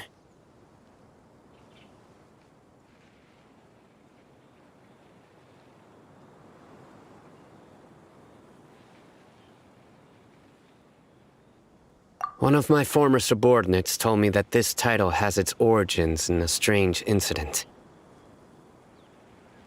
The Academia has long exiled mad scholars to Aru Village. A mysterious phenomenon exists here. When mad scholars first arrive, they are as incoherent and deranged as before. But after spending some time here, they invariably begin to calm down. Initially, the people of Aru Village greatly resented having to take in the mad scholars. But a strange incident one night changed that. Aru Village was struck by the strongest earthquake in living memory. Seeing buildings on the verge of collapse all around him, the then chief of the village was preparing to take everyone to safety. Suddenly, he noticed a mad scholar crouching in a corner, caressing the ground with his hands. A soft, green light radiated from him, like a divine glow against the backdrop of night. Despite the powerful tremors that ripped through the ground that night, all the houses remained upright, almost as if they had grown roots reaching deep into the ground. In the end, not a single building collapsed, and no one was hurt. After that, the people of Aru Village treated the mad scholars with greater kindness, and began to refer to them as the village keepers. The soft green light? A mad scholar protecting Aru Village? What do you make of it? Paimon thinks so too.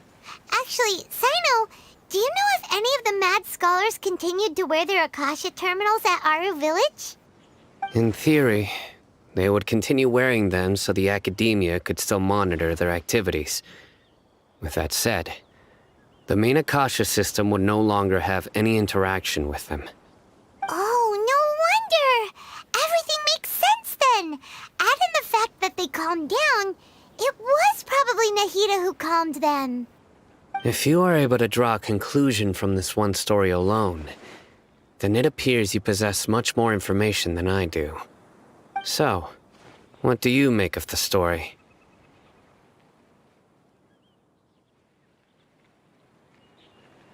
Really?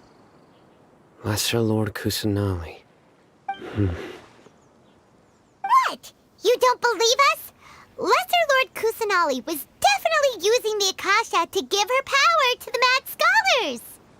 No, it's not so much that I don't believe you. I'm just struck by your reasoning. Lesser Lord Kusanali, the current Dendro Archon, is she really active in Sumeru? The Academia has always placed far greater importance on the late Greater Lord Rukkhadevata. They've more or less ignored Lesser Lord Kusanali, and I've never had any reason to doubt their views. In addition, I've never heard any stories about Lesser Lord Kusanali and her deeds.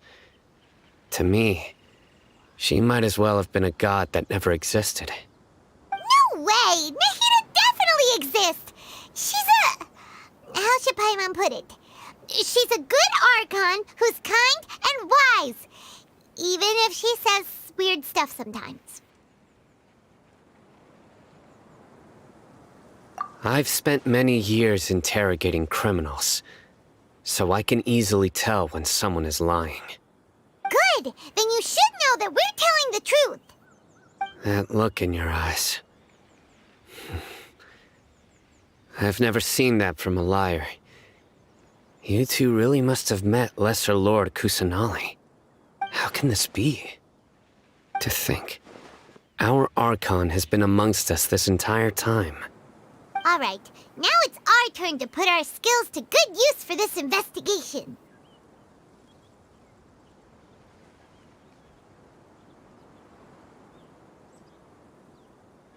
but easier said than done. Especially since we don't have any leads. Maybe we can start by knocking on some doors.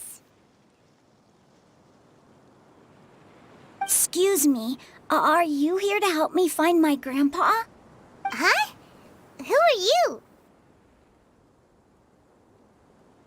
By the sounds of it, a resident of this village. My name is Isak. You'll help me find my... Is your grandpa a mad scholar? Hey, don't say that. Grandpa is just Grandpa. Why do you have to call him that? It's not like he's a bad person or anything. The person you're referring to is not a local, yet you are. Why do you call him Grandpa? Grandpa is just Grandpa. He's my family. I heard everything you said to the village chief. Please, you gotta take me with you. I want to find my grandpa. I swear I'll help. I won't be a nuisance. Ah, so you're the one who was eavesdropping on us around the village chief's house. I was planning to go out and take care of whoever it was, but I had a vague feeling that they didn't harbor any ill intent. Whoa. Hatham wasn't kidding about Matra having sharp senses. Sino, he's just a kid. All he wants is to find his grandpa. Let's find a way to help him. Sorry. I was only listening in because I wanted to know where All right. But first, let's confirm the facts with Candace.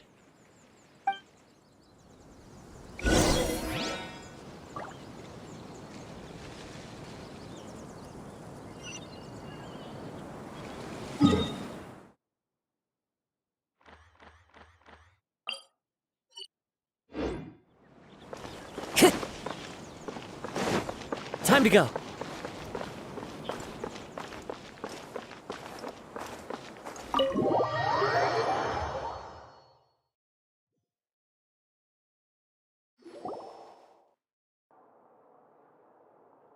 Sino is super vigilant. Is this what all the Matra are like? Ah, you're back already. We just wanted to confirm something with you. Do you know... I had a feeling he'd go looking for you. Huh? You knew this would happen? Yes. Although Isak's parents were both Aramite mercenaries who rarely returned to the village after finding employment in the city. He was raised by his grandfather. Unfortunately, it was only a few years before his grandpa passed away. Isak was still very young at the time, so various families in the village took turns caring for him so he could survive. Later, an elderly mad scholar arrived at the village. Isak thought the scholar bore a striking resemblance to his grandfather, and thus often spied on the man. However, the scholar was unkempt in appearance and incoherent in speech. Although Isak referred to the man as his grandpa, he was afraid and didn't dare to approach him. One summer night, the oft mumbling and bumbling grandpa suddenly calmed down and seemed to become more lucid. He even noticed Isak hiding in the distance. So Grandpa walked up to Isak and patted him on the head. He even took Isak to the entrance of the village, where he patiently taught the boy the names of the stars and accompanied Isak until he fell asleep. The next morning, Isak woke up and wanted to go find his grandpa again, only to realize his grandpa no longer recognized him. However, even so, Grandpa retained his calm expression. It's said that those who saw the scholar claimed he no longer appeared to be crazy, but appeared to be living in his own world, almost as if he were sleepwalking. Isak was thrilled that his grandpa was able to find peace and would follow him all the time, asking him things like, "Grandpa, want me to take you somewhere fun?" Or, "Grandpa, could you tell me stories about the stars again?" All this somehow just makes Paimon feel really sad. It seems like they both deserve so much better. Perhaps. Nearly everyone who lives in the desert has some form of hardship or regret. But even so, we must still continue on with our lives. It's also my reason for fighting.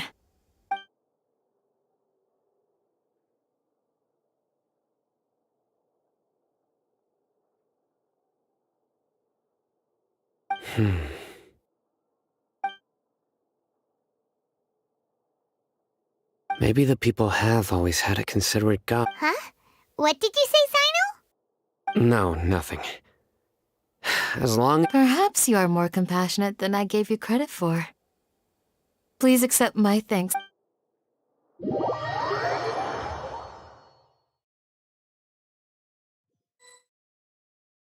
Hey, Isak! Oh, it's you guys! We've cleared everything up. Let's go find your grandpa. Really? Wow! Thank you so much!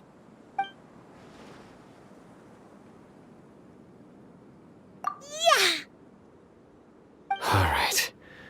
Let's ask the local residents some questions first.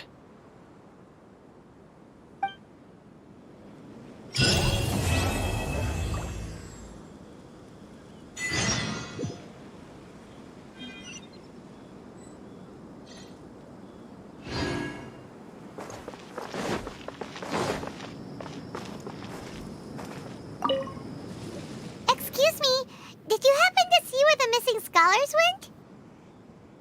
You mean the village keepers? Oh, when I was eating dinner... Okay. Anything else?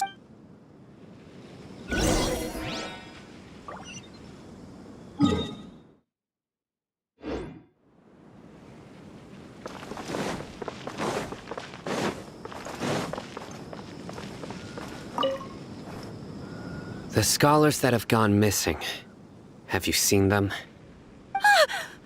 Those eyes. Don't change the subject. Right.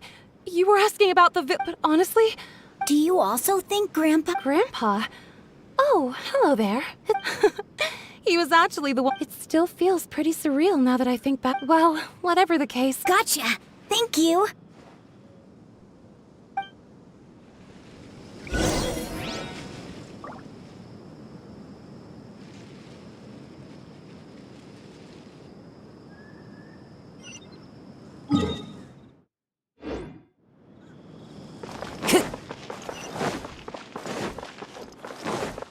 Time to go.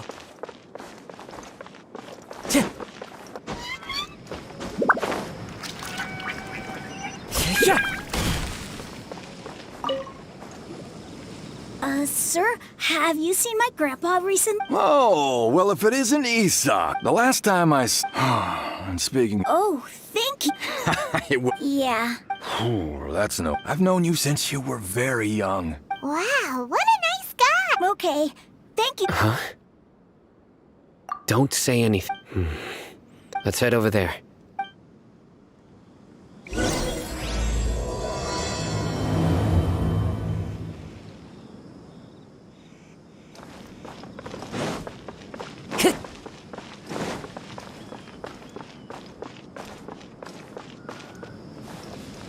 Of course not. It's all about... Listen, see if you can make out what they're saying. Have you heard? The mighty Scarlet King. Yes, of course I have. The Scarlet King is the one and only true ruler of this land. Still. Haven't you noticed? The Delavar was saying that many people also went insane. Isn't it a sign of the Huh. Exactly. Those... Now, repeat everything you've just said from... Huh? Who are you? My patience is running thin. You heard what I asked.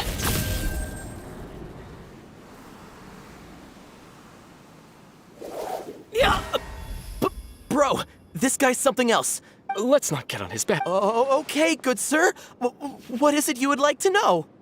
Tell me about the Scarlet... Well, I only know a few... Hey, go on. It's true. It's all true, sir. Would you want to live like this if you were in our place? The radicals were even more thrilled than me when they heard the news. We're all praying for the Scarlet King's speedy return. Delavar also said that once the Scarlet King returns to our side, it's only a matter of time before we conquer the land on the other side of the wall. They're all willing to serve under the Scarlet King and fight for a share of the glory. Is that so? Seems like he still wants to know more. Keep talking. Got it. At first, I told myself it was just the drink talking. But then all the mad scholars vanished without a trace, just as the rumors said.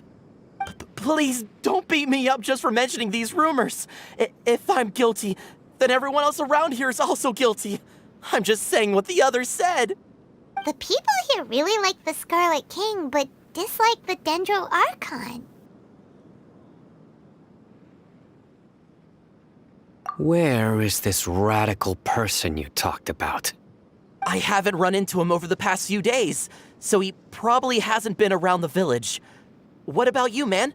Have you seen him at all? No, not at all. We wouldn't dare lie to you. He's really not here right now. Sounds like you're not too close with the radicals. No, of course not. All we know are their names. I have many ways to stop you from talking. And many others to stop you from sending warning messages. So you'd best just stay home and hope I don't hear of you trying to contact anybody. Don't do anything until I've gotten to the bottom of this. Try something foolish, and even Candace won't be able to protect you. Yes, got it. We'll do just as you say. That scared Paimon half to death. Sino is pretty terrifying.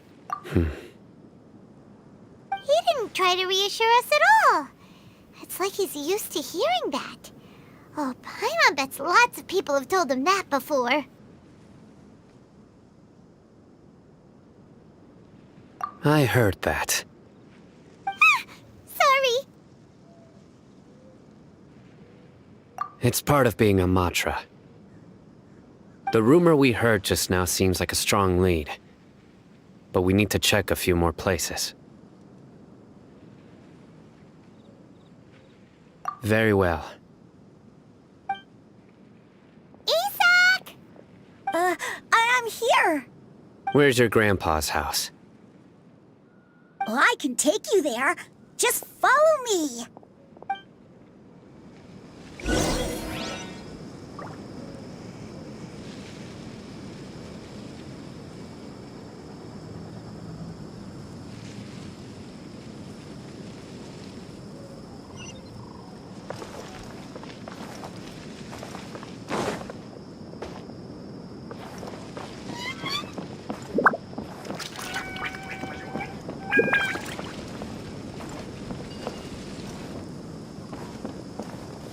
Grandpa, he likes to be alone.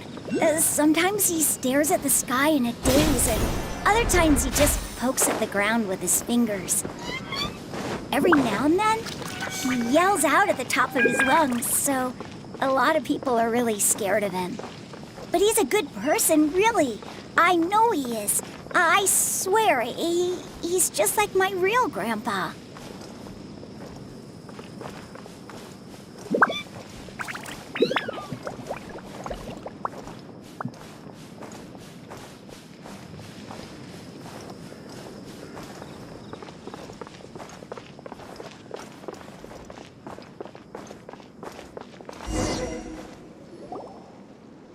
This is where Grandpa usually stays. There sure isn't much here. No. Incense? But are you okay? Are you getting dizzy? There's a scent that you can sense, but I... A certain traveler here once passed... So, you know Tainari? Huh? You know him too? Yes. Now that I concentrate, I can also make out the scent... Wait, surely Tainari didn't lecture you too. No. No need. Did you first encounter this scent at Tainari's house? In the forest.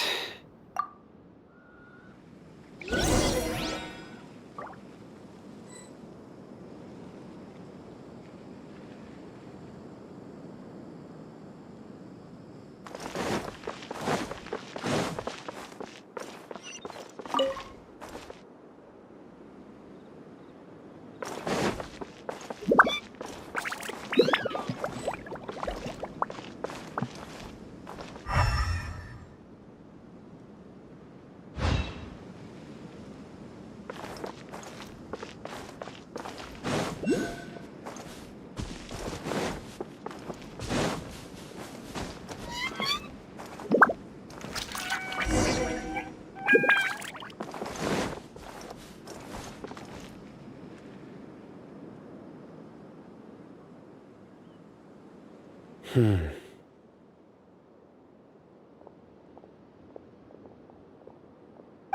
are you looking for, Sino? Here it is. Take a look right here. Paimon doesn't see anything. Although the traces have been completely buried from the size and shape, they belong to an adult male. The scent is quite faint. But who would come looking for Grandpa? He doesn't have any friends. We'd have to ask whoever lured him away with the incense. Huh? So you can lure someone away with just a scent?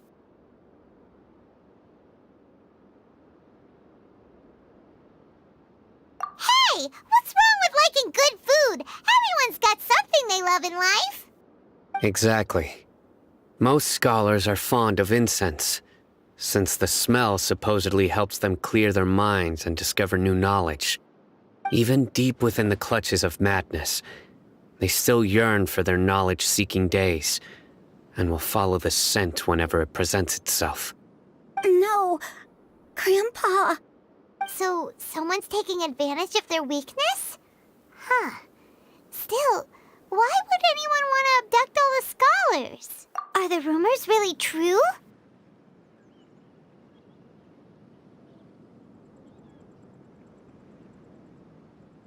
Could the disappearance of all the mad scholars have something to do with the radicals? It's highly likely. Please, you have to save my Grandpa. Grandpa's never done anything wrong. Please help him. Sounds like we'd better help get him back. Don't you worry, Isak. We won't let whoever took him get away with it.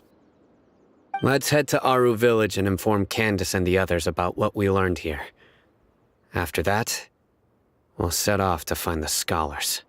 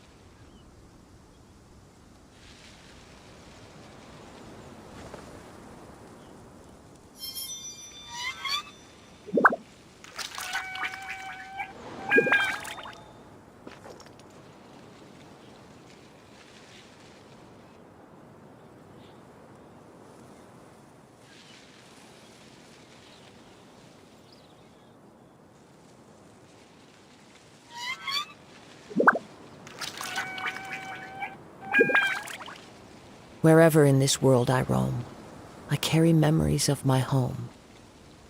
This blade, it is the last link I have to the land of my birth.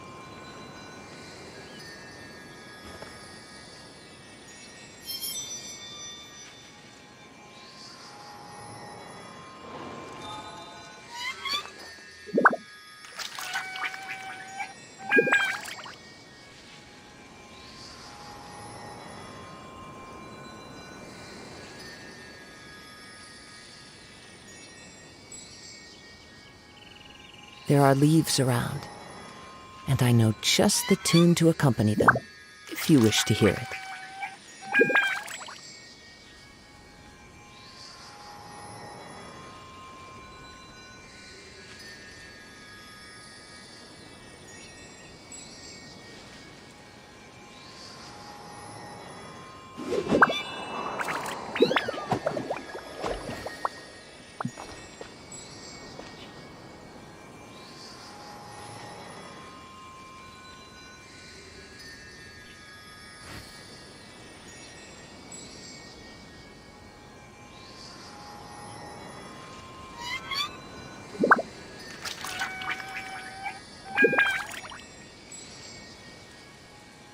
This scenery is wonderful. Surely enough to convince anyone to become a wanderer.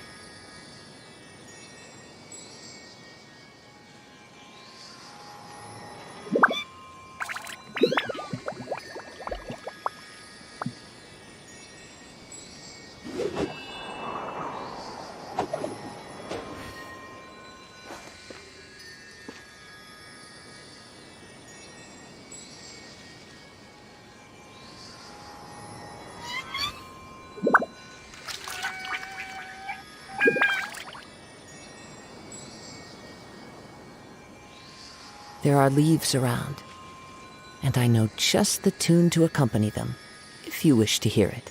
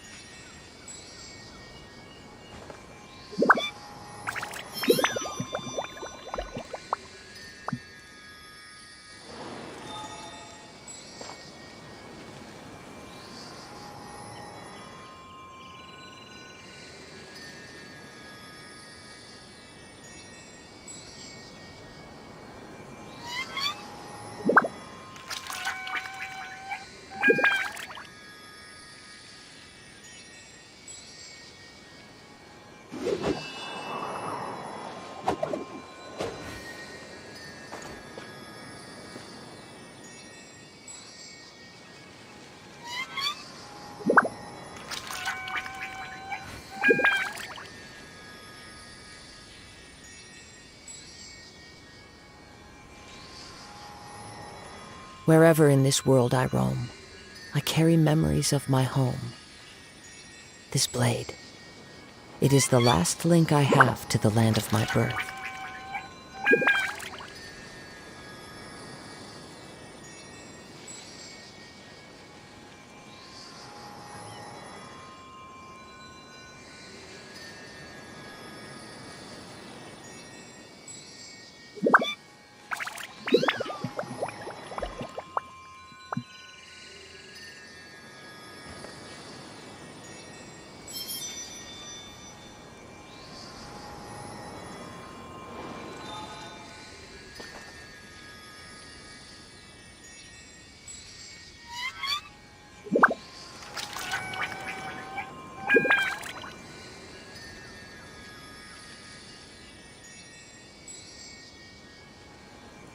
There are leaves around, and I know just the tune to accompany them, if you wish to hear it.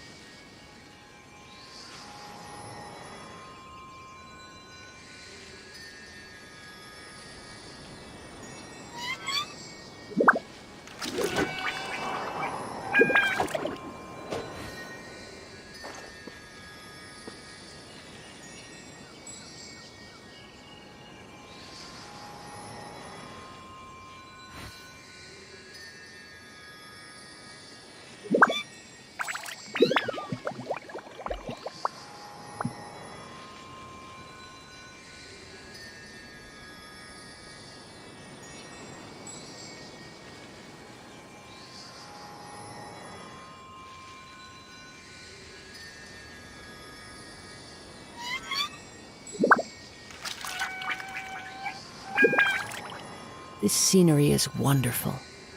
Surely enough to convince anyone to become a wanderer.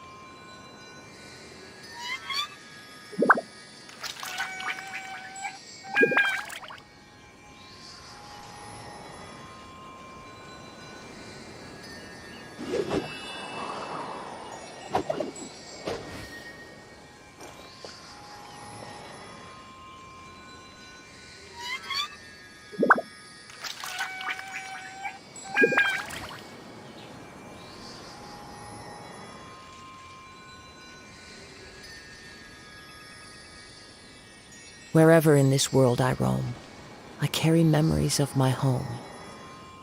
This blade, it is the last link I have to the land of my birth.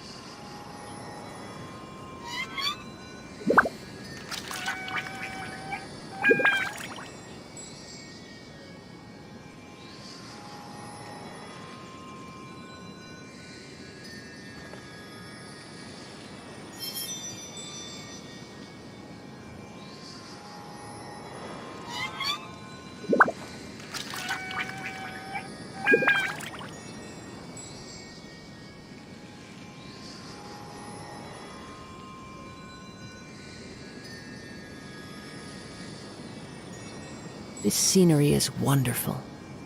Surely enough to convince anyone to become a wanderer.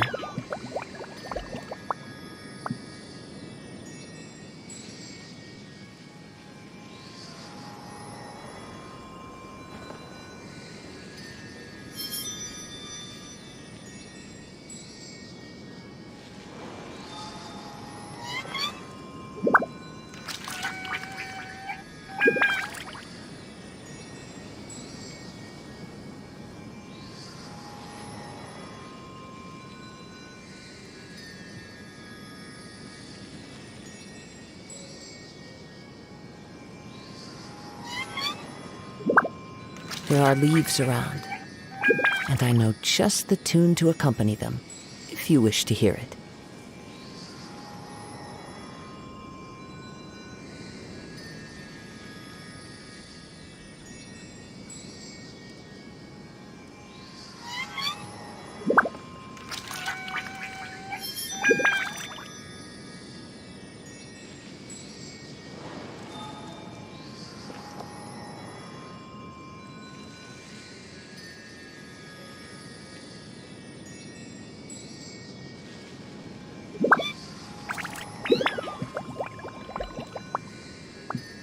This scenery is wonderful. Surely enough to convince anyone to become a wanderer.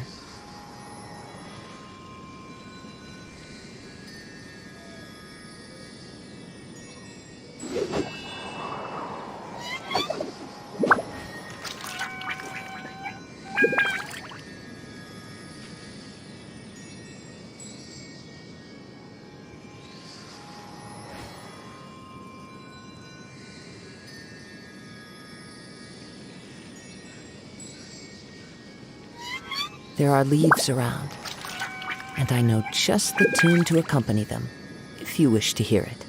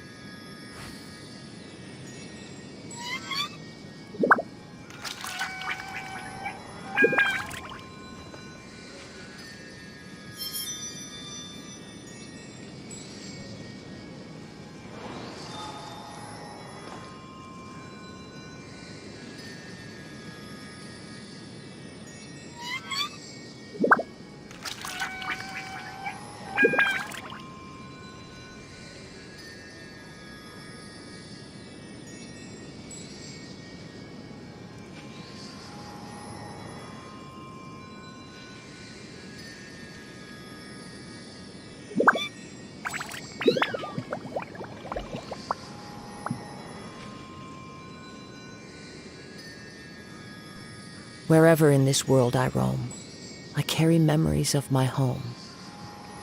This blade, it is the last link I have to the land of my birth.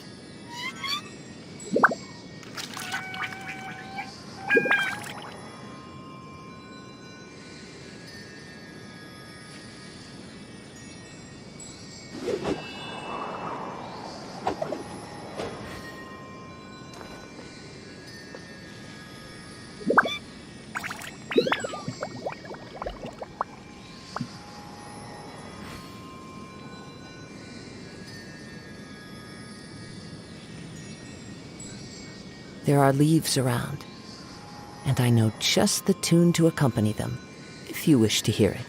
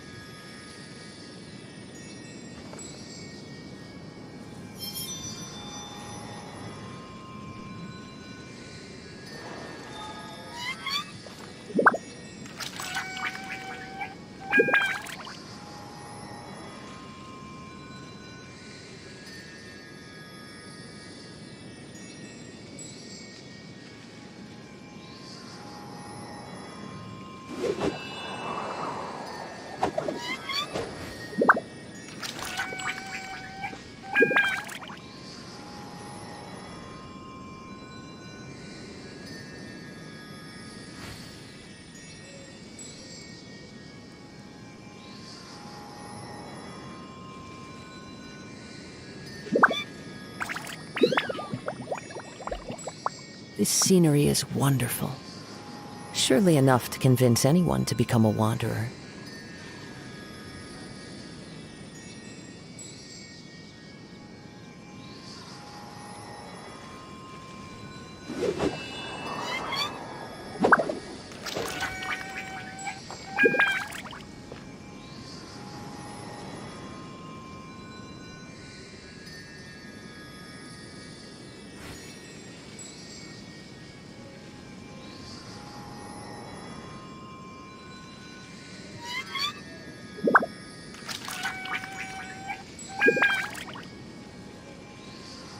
Wherever in this world I roam, I carry memories of my home. This blade, it is the last link I have to the land of my birth.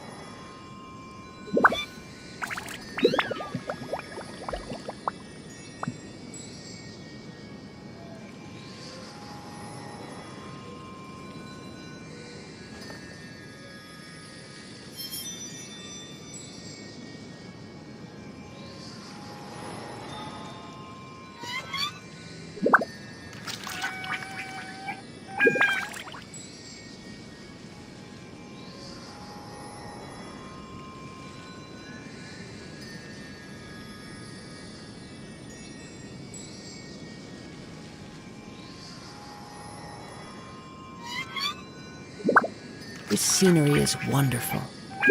Surely enough to convince anyone to become a wanderer.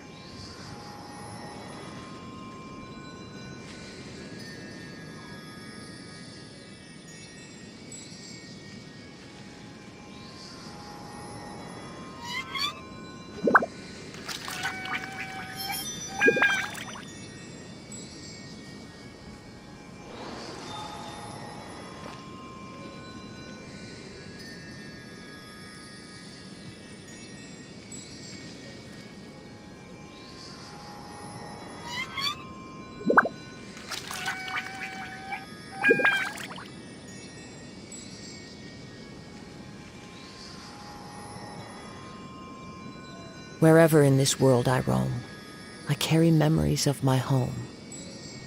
This blade, it is the last link I have to the land of my birth.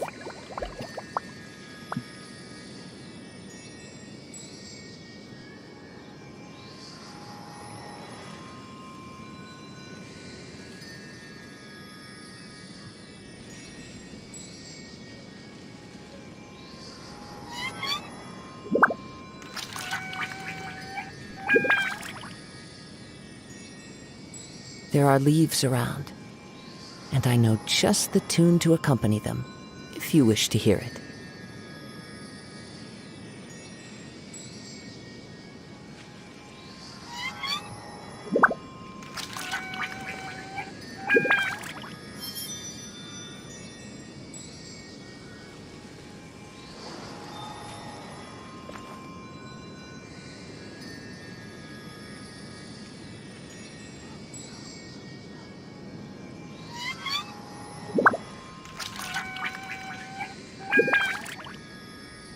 Wherever in this world I roam, I carry memories of my home.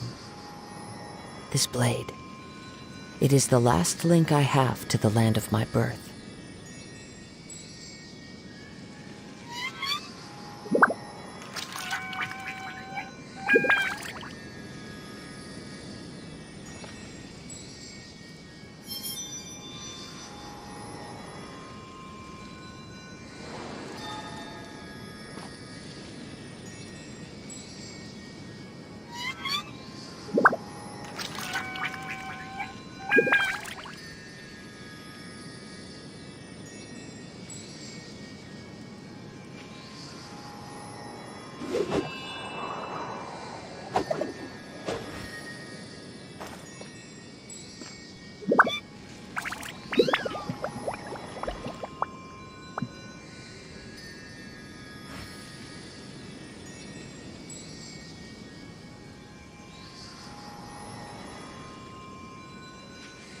There are leaves around, and I know just the tune to accompany them, if you wish to hear it.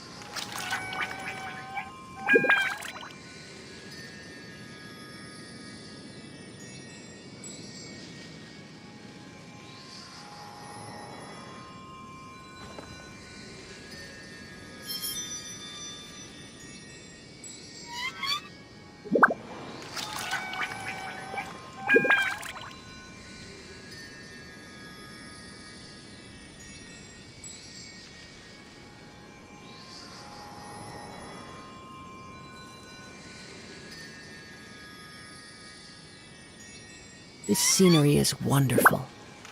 Surely enough to convince anyone to become a wanderer.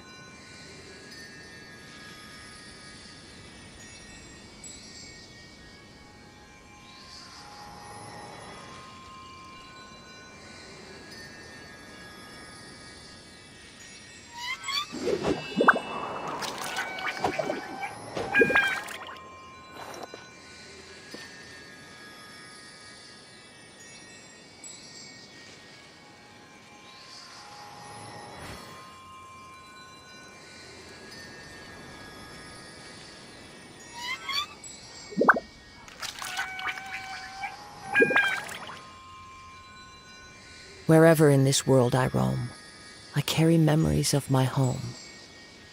This blade, it is the last link I have to the land of my birth.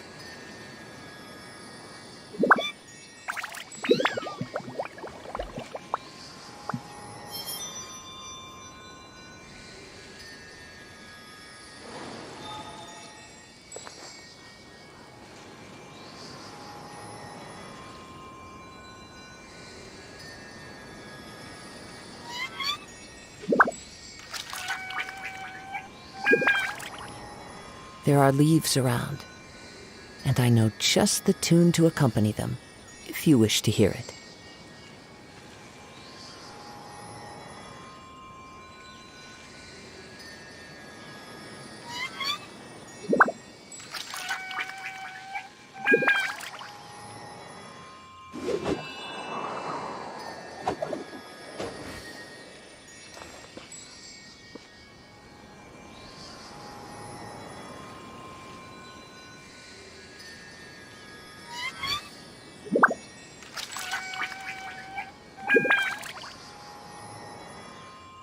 Wherever in this world I roam, I carry memories of my home. This blade, it is the last link I have to the land of my birth.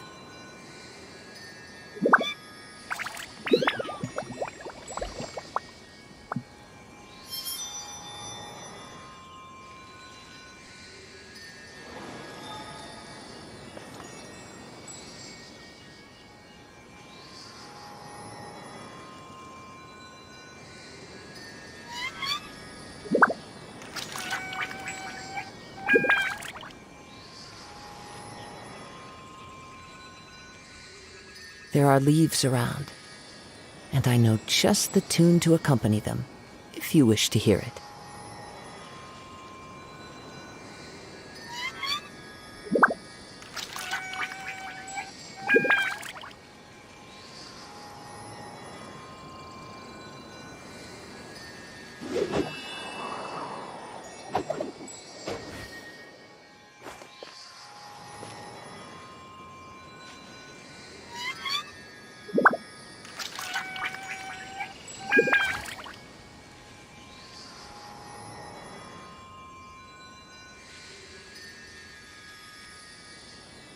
Wherever in this world I roam, I carry memories of my home. This blade, it is the last link I have to the land of my birth.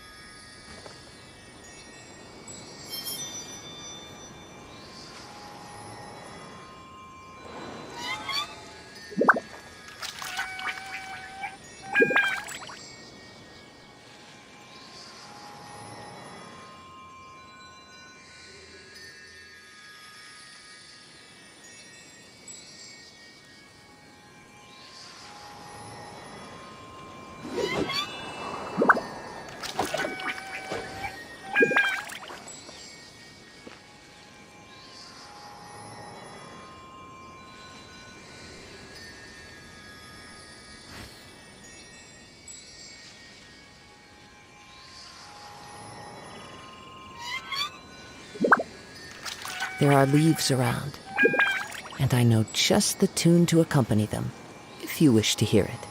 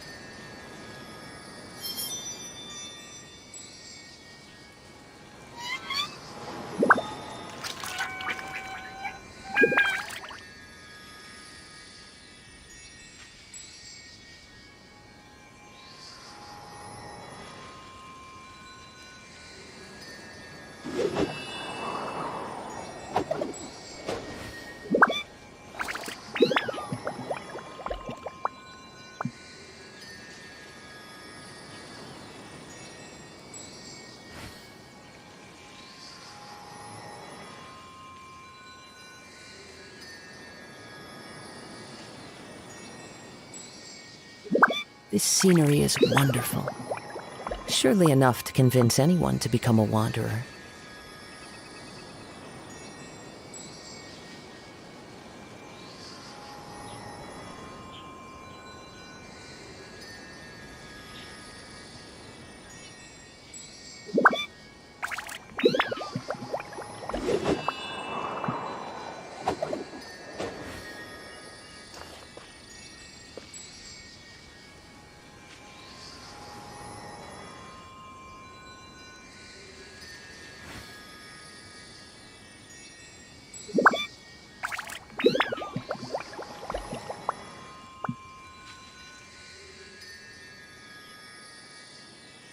Wherever in this world I roam, I carry memories of my home.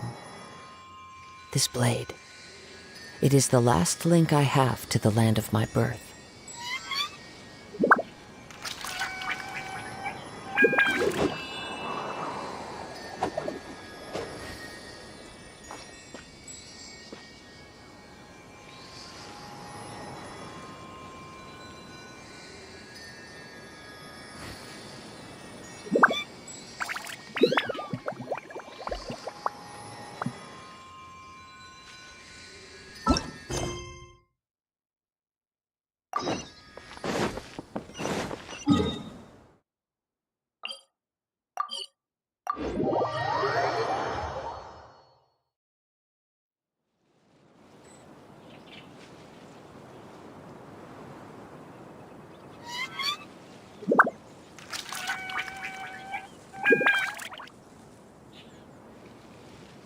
This scenery is wonderful. Surely enough to convince anyone to become a wanderer.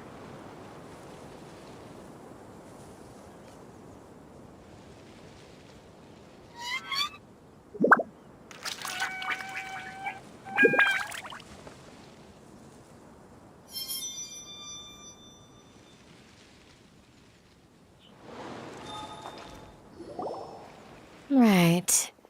The darker fabric definitely looks a lot better. That'd be my choice, too. We're back, Candace! We've got a lot to tell you. Ah, welcome back. Sounds like everyone's friends already. Oh, Dia's here too! You bet. So, everything goes smoothly? Reasonably. Al-Haytham didn't go with you? We haven't seen him at all. Huh. I saw him around the village entrance earlier and figured he was investigating with you. I guess he must have gone off on his own. Did you find out anything useful?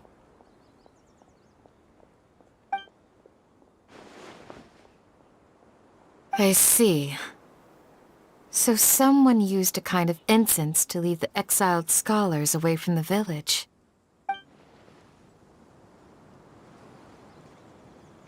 The resurrection of the Scarlet King? First I've heard of it. Far as I know, the kind of incense you just mentioned is only popular beyond the wall. Scholars are fond of it, but as you can see, there aren't many scholars still studying around these parts. No seller would be able to make a profit here. Not to mention making incense is a labor-intensive process. You won't see anybody in the desert with the patience to make or sell something that requires that kind of effort. It seems someone from beyond the wall must have been supporting this. Makes sense.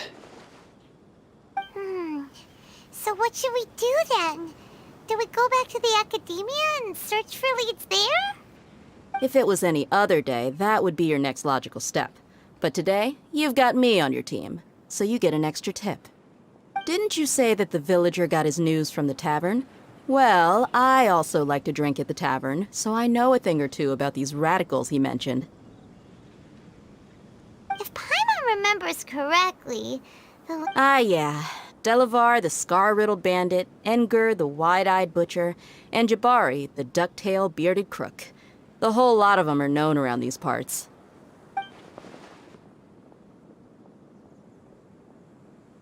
These guys have one thing in common, and that's being broke. The rougher life gets, the more they want to believe in the Scarlet King.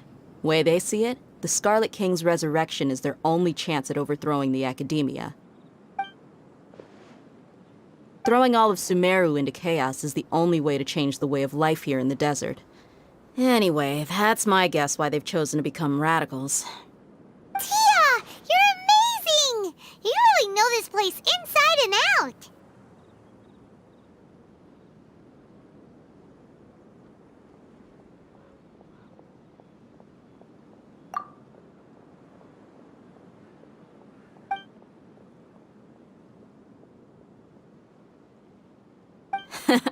No merc can afford to slack off on gathering intelligence.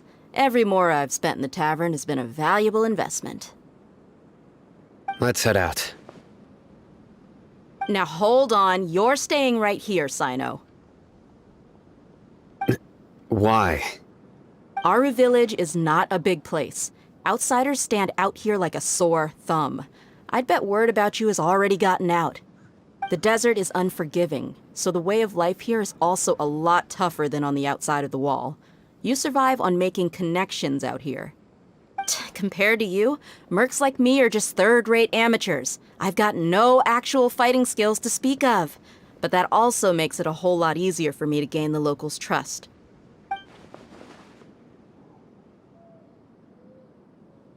I need to go around and ask some questions, but it'll be difficult if you're with me. Fine. Good. Then we've got a plan.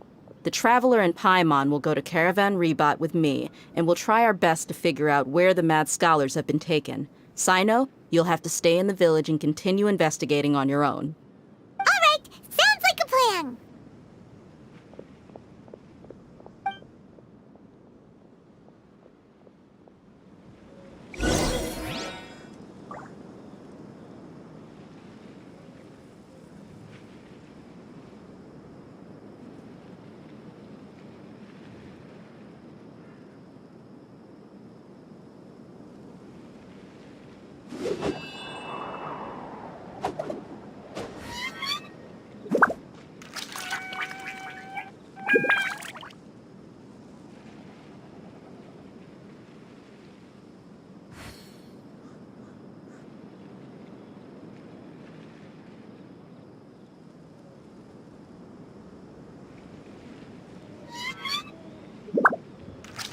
Wherever in this world I roam, I carry memories of my home. This blade, it is the last link I have to the land of my birth.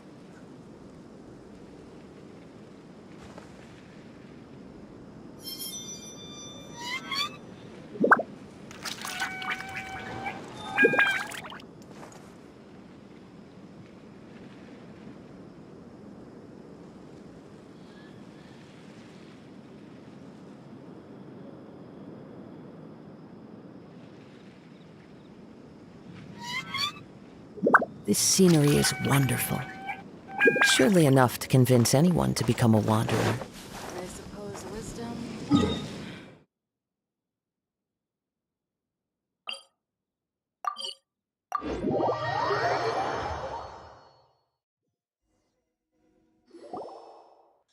Well, here we are again. Sounds like you're starting to get familiar with the area. Paimon's amazed every time we see the wall of Samiel. How can a wall this tall even exist? It's almost unreal. I know what you mean. I had the same question every time I walked this way when I was a kid. Also, why is this high wall here? And can a wall really block sandstorms?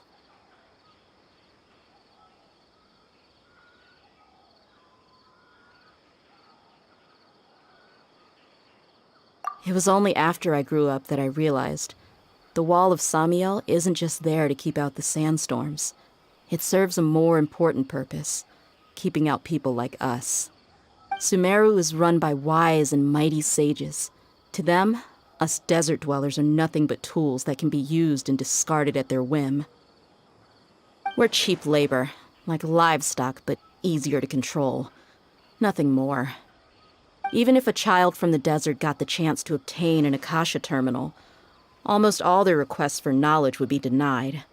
The academia believes we're underserving. Geniuses like Sataria are one in a million. The other children never get a single chance to try and rewrite their fate, even though the academia knows very well that we're humans, just as they are. That's terrible. I would tear down this wall with my own hands if I could. Hey, Dia. You're not thinking about doing anything scary, are you? No, not at all. This place just gets me thinking, that's all. Besides, we're here to procure information, aren't we? Yep, we gotta catch those... Shh. Caravan Rebot is crawling with people, so be careful what you say. We don't want anyone to find out what we're here for. Our mission started the moment we arrived here. Let's go check out the tavern. Maybe we'll find someone I know.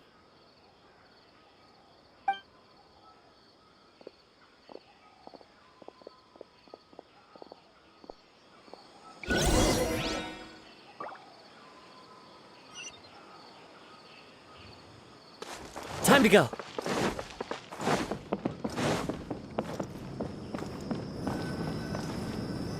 Just our luck. None of them are here today. You mean, you don't see anyone you know? Dia, is that you? What a coincidence. You here for a drink too? Zaki. Finally, a friendly face. Oh, and who do you have with you here? Guests from another land?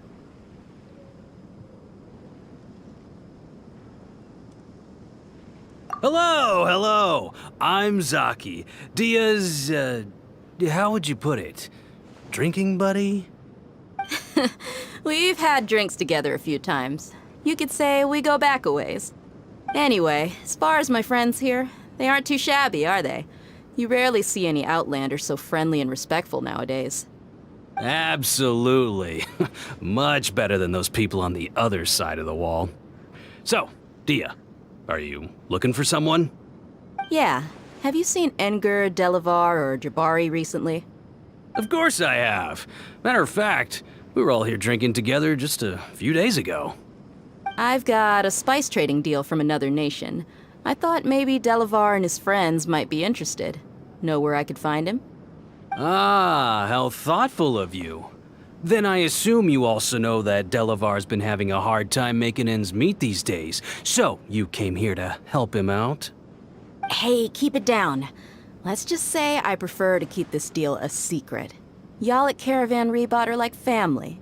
If there's more to be made, why not do it together? Besides, Delavar and his friends have muscle.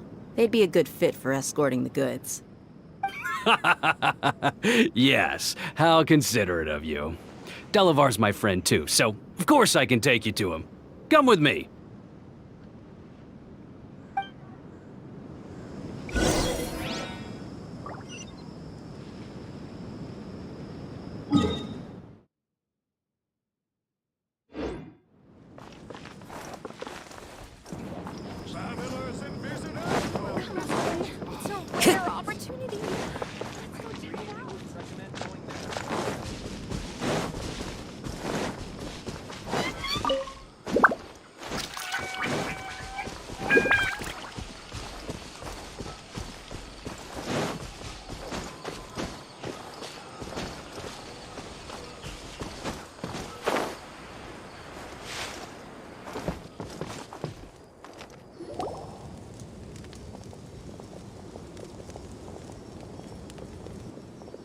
Are we there yet?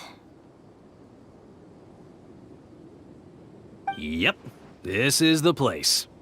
This place is practically deserted. What are they doing in a place like this?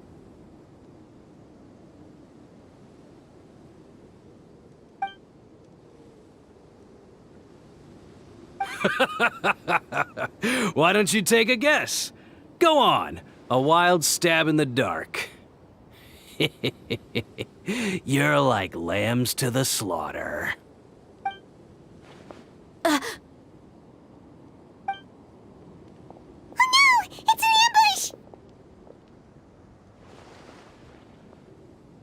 ambush! What's this all about, Zaki? Come on, Dia. You really think we didn't hear about what you said back in Aru village? The boys have kept a close eye on you from the moment you set foot there. Not only do I know that you're looking for Delavar, I also know that you've teamed up with people from the Academia to look for the missing scholars. So, you've been watching us from the very beginning? Uh-oh. Paimon knew leaving Sino behind was a mistake! And you left the strongest one in the village, didn't you? Who do you think you are? You really thought we'd fall for your little business deal nonsense? So you and Delavar have been partners all along. Dia, I guess it's only natural for a traveling mercenary like you to be out of the loop. Those of us who hang around the tavern have stronger bonds than you think. But you got one thing right. We're all looking forward to an uprising in Sumeru. There's nothing more we'd like to see than the desert folk overthrowing the Academia. If that's the case, then I'm sure Delavar wouldn't miss a second of it. I'll be honest with you. If it weren't for what you said in the village, your little monologue about the Wall of Samiel would have convinced me that you're one of us. Delavar. And Engar, you're here too, huh? Long time no see, Miss Mercenary. You should have known the traitors are what us followers of the Scarlet King despise the most. Dia, I thought that you, a fellow desert dweller, would understand that the Scarlet King is greater than the Dendro Archon. Little did I know, you don't deserve to join us. Yeah, gee, what a missed opportunity. Adopting radical views and kidnapping innocent scholars, all because of some baseless rumors. Anything else I'm missing out on? See? There you have it. Mercenaries are just a bunch of faithless scum with only one thing on their minds. Mora. Pathetic. You're all like a pack of street rats. You're not wrong. Mercenaries are driven by Mora, and my faith lies with whoever's paying me. As long as there's a profit to be made, anyone can become my friend. Enough talking! Get him!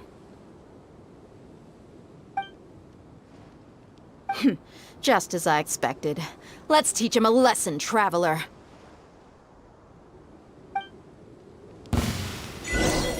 Following orders. New punch. Born of ice and frost.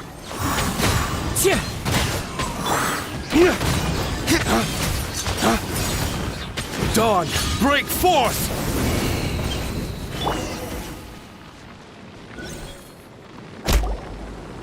Impossible! How could you? So, what do you think about your meticulous network now, Zaki? How did you say it? It's only natural for a traveling mercenary like me to be out of the loop. I'm guessing your informant told you that I'm just an incompetent merc with no real fighting skills, correct? I mean, that is what I said after all. And of course you would believe everything he reported. The only thing you know about me is that I'm a mercenary, but you've never seen me in action. Even though you heard we went to handle monsters together, you believed that Candace was the only one doing all the real fighting. That so-called Flame Mane is just a fraud. She admitted it herself. She just uses her connections to gain the trust of others. That's what you thought, right? Ugh. You lied in the village because you figured that we'd have people watching you. And you were stupid enough to fall for it. I figured as much the first time we drank together. You all thought you were so smart.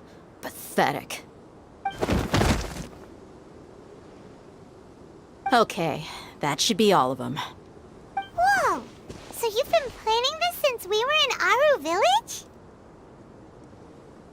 No task can be done without preparation.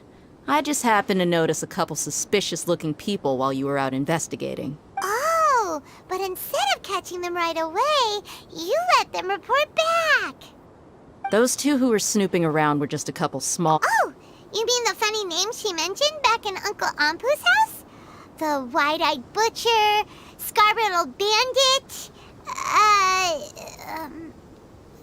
Paimon can't remember them all. That's just a bunch of drunk talk. Engar and Delavar like to talk themselves up when they're drinking.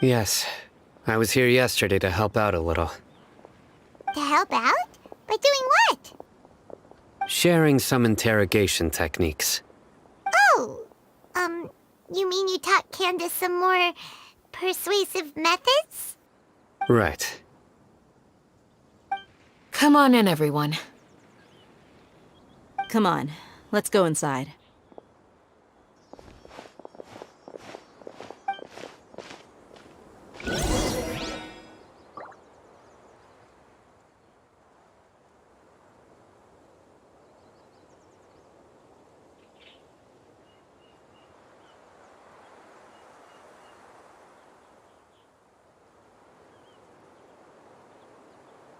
You need to watch out for any signs of earthquakes and sandstorms.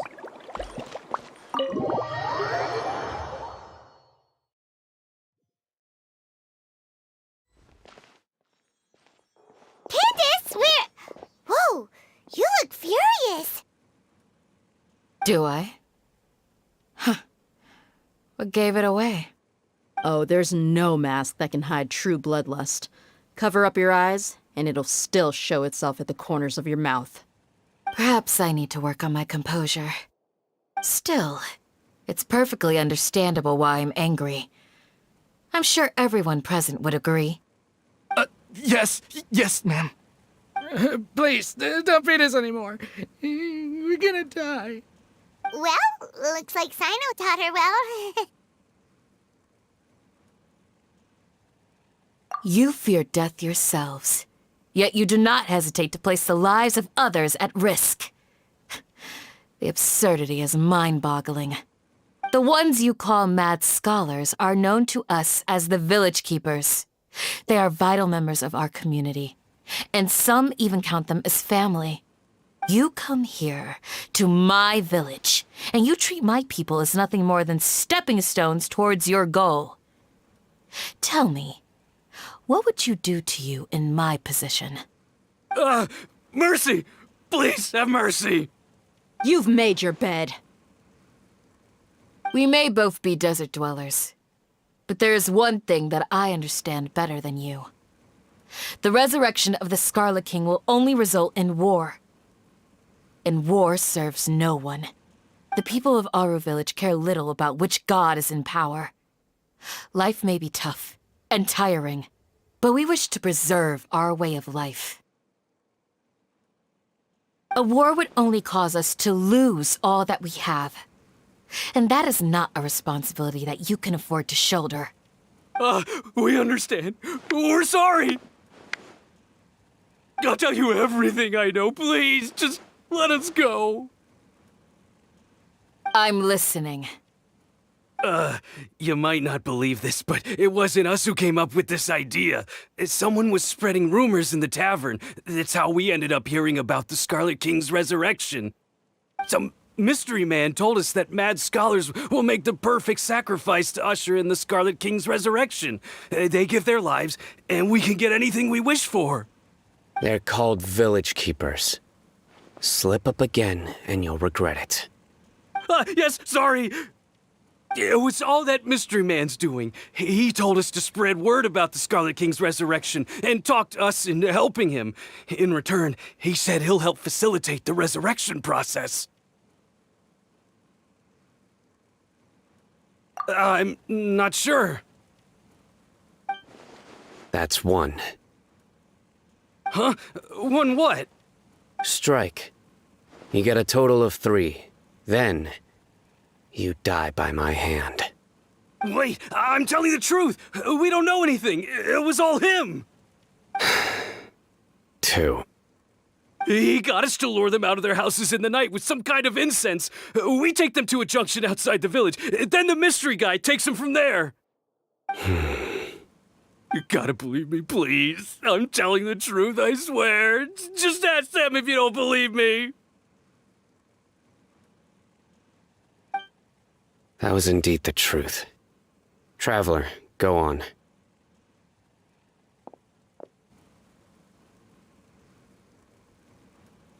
You have to believe me. If I knew that, I would have told you his name right away. I'm not risking another beating to keep his secrets. No way. That guy, he wears a cloak, and he's always careful to cover his face. He calls himself the Scarlet King's envoy. I believe I may know what's going on. Uncle Anpu? What do you mean?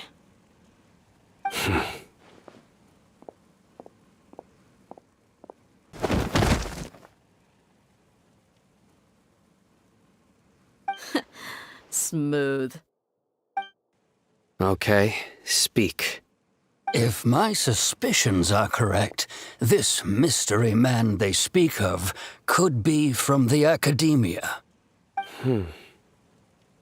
Some time ago, people from the Academia attempted to take the village keepers away. I refused, insisting that they are part of our community. It strikes me now that this secretive character shares the same goal they had. Which means it's highly likely that the Academia was purposely spreading a false rumor to trick the radicals into delivering the village keepers right into their hands. They were the ones who brought them here to begin with. Now they're trying to take them back? We aren't gonna let that happen. Not the Academia again.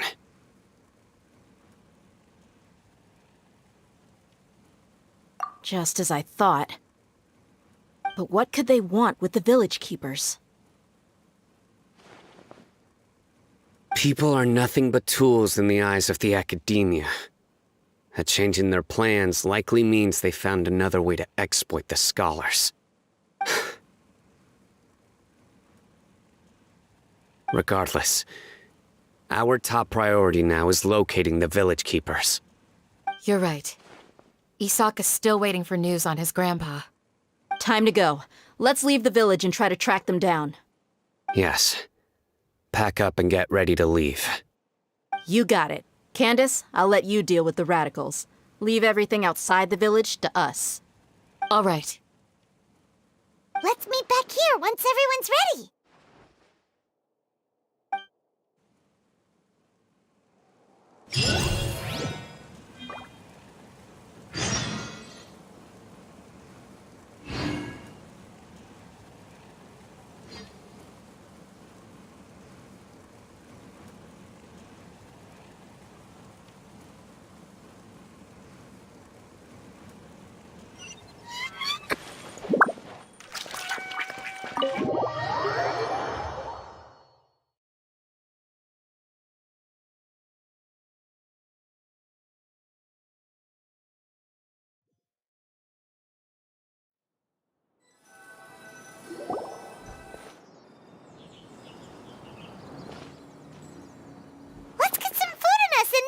Whoa!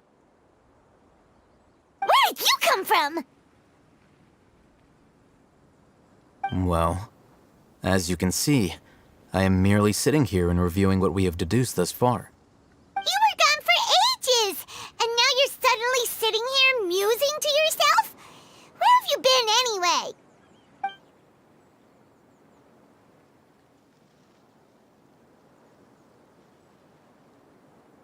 Hey, what's with the silence? You never think things through before asking Paimon's so mad! Paimon's gonna give you an ugly nickname!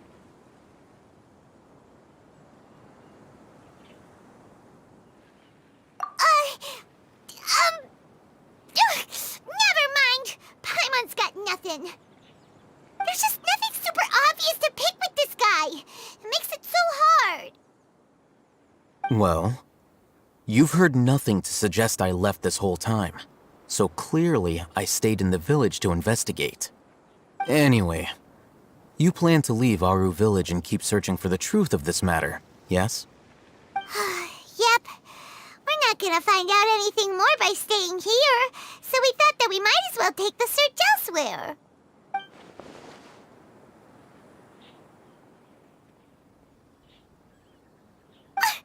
Enough with the silent treatment!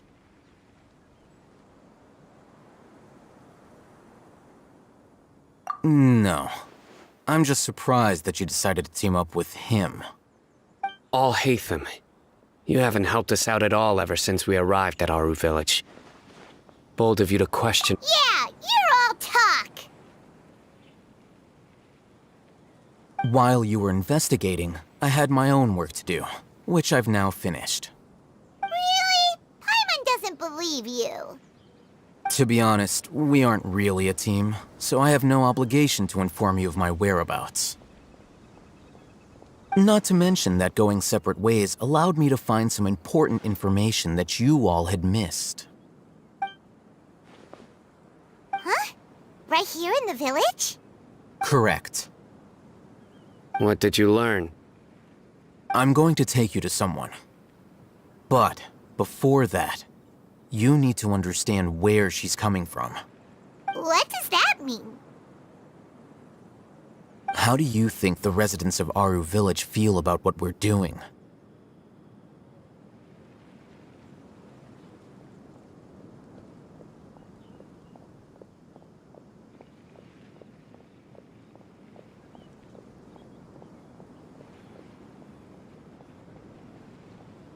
In other words, do you truly believe every single word the villagers tell us?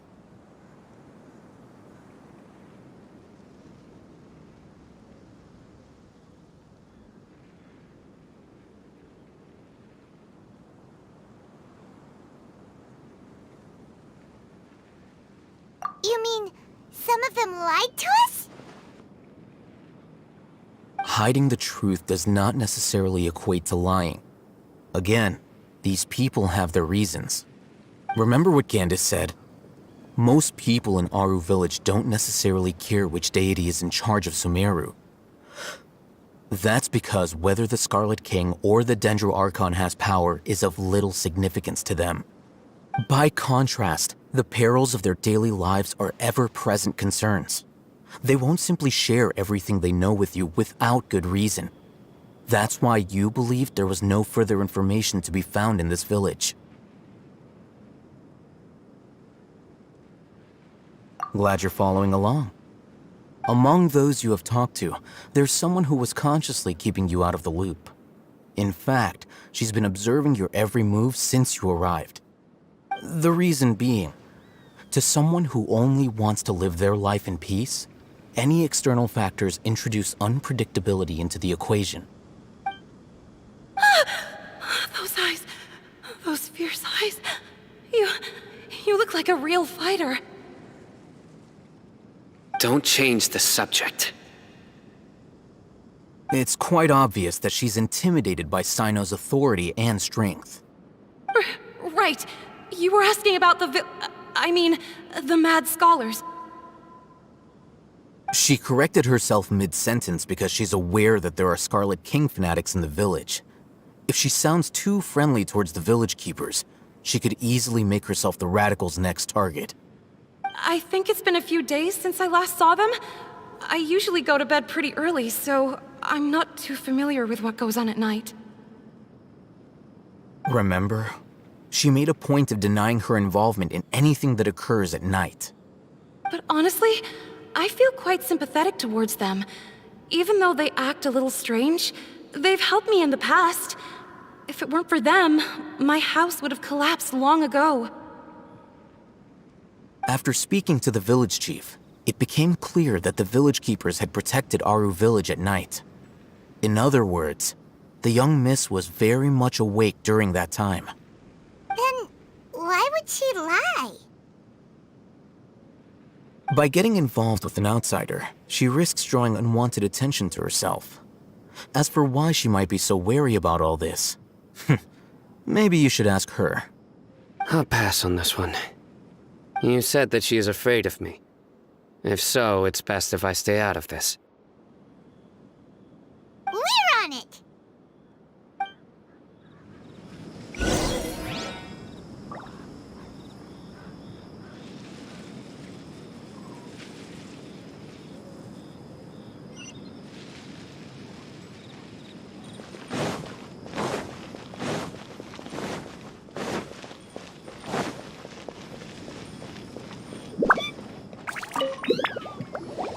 Miss Shawnee, as we discussed earlier, I've brought someone with me.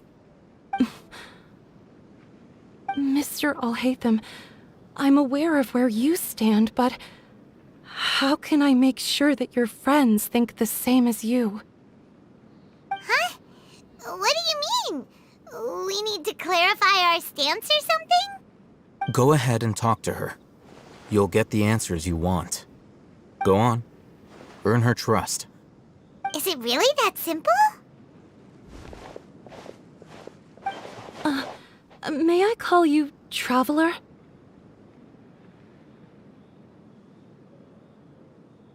Hi, Traveler. I want to ask you something. Do you think the resurrection of the Scarlet King can truly change Sumeru for the better? Why's that?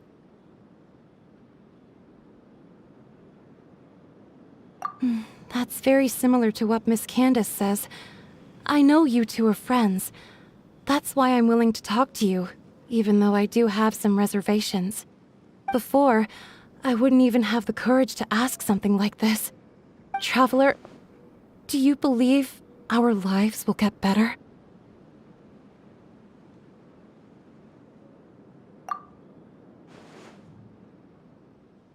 Yeah! We came here from another nation, so it isn't wrong of you to be weary. And we aren't really residents of any one nation. But even so, we've met lots of people from different places, and we've always fought for what we believed in.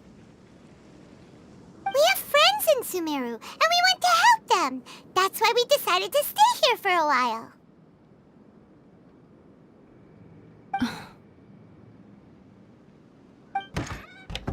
I want to trust you. My apologies for posing my questions like that. To be honest, I didn't expect you to come back for more information. Hatham told us you have your reasons. It's okay. We understand. The fact is that only one side of my family is desert folk. I don't really fit in anywhere in Sumeru. Some believe in the Dendro Archon, while others believe in the Scarlet King. I don't belong to either side, and neither side would want me. Speaking of which, the Radicals mentioned that they despise traitors. Do they just think that anyone who's different from them is a traitor? Yeah. Some people can be so narrow-minded when it comes to bloodline and beliefs. It makes no difference what I say or how I behave. I'll always be suspected of having ulterior motives. Slowly, I just stopped talking to people. I pretended not to hear or see anything. All I want is to live my life in peace. And then it happened.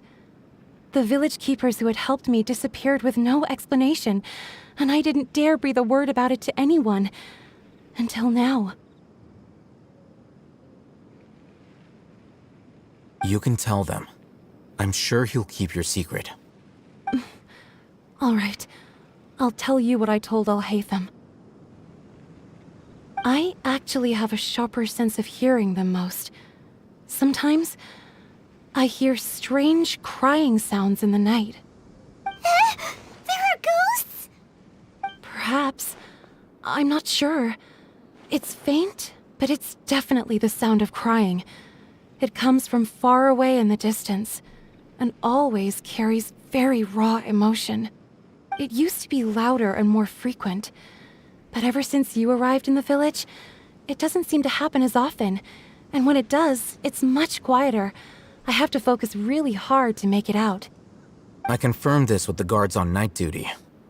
They also have someone with a good ear, and he's heard similar sounds at night. But, because we're in the middle of a desert, he would rather believe that they are— There's really nothing around these parts, except for an old hospital not far from the village. I think they used to use it for treating Elazar, but it's been abandoned for years. Yeah, let's go!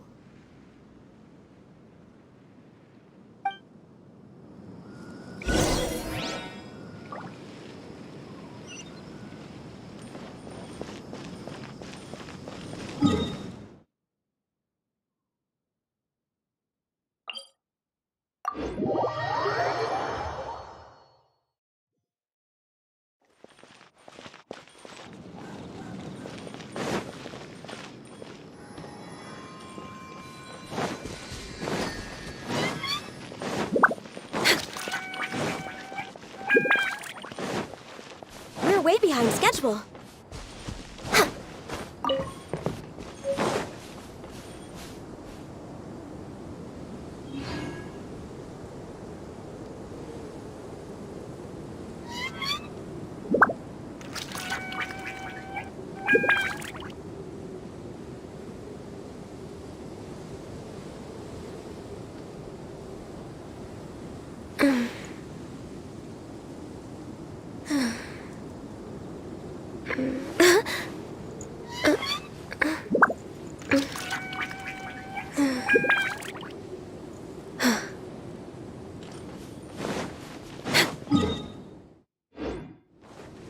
Next on the agenda.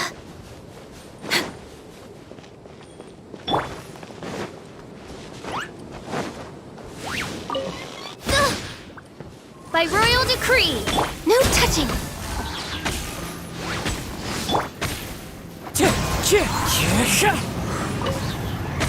Clouds high. The birds call! Born of ice and frost.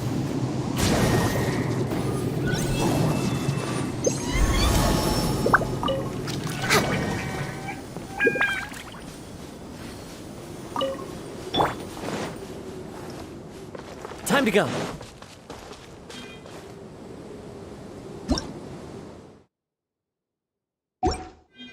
Wind Strider. Odds revealed!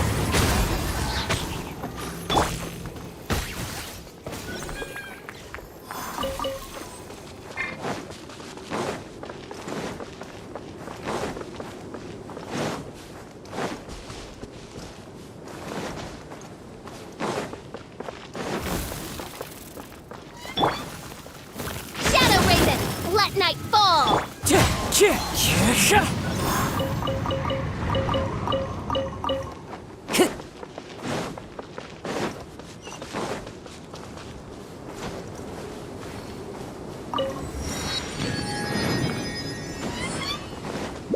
Time to go.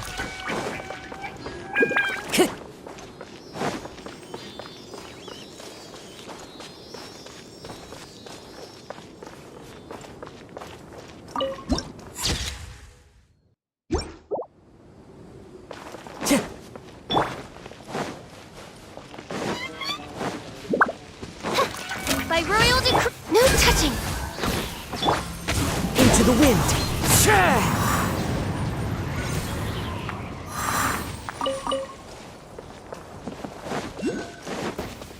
Oh, is this the place? It's in terrible shape. Monsters, watch out! Odds revealed! This is long overdue. One with nature. Dawn, break forth! Fallen leaves, adorn my night! Access denied.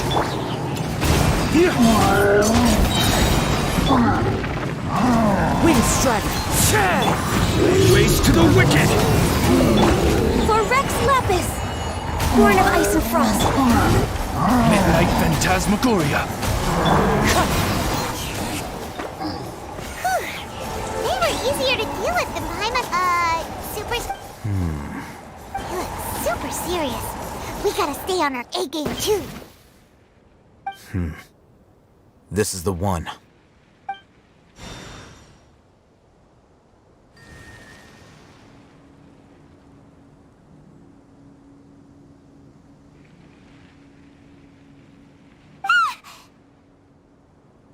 Let's go in and take a look.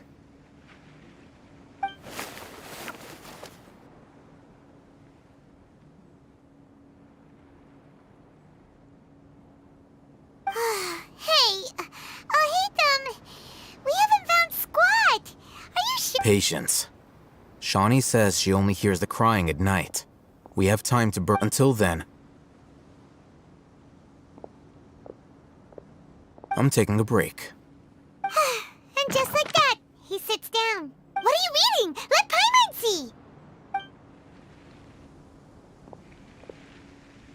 Okay, sure. Huh?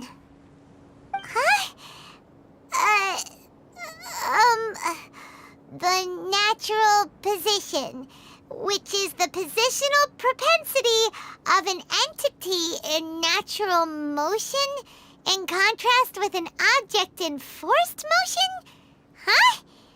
When free from external influences, every entity displays the tendency to follow its natural trajectory?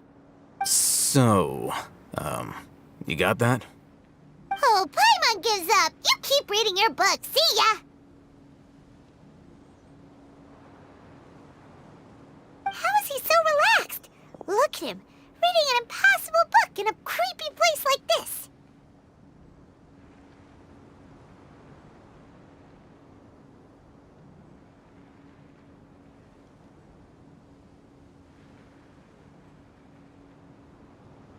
Hey!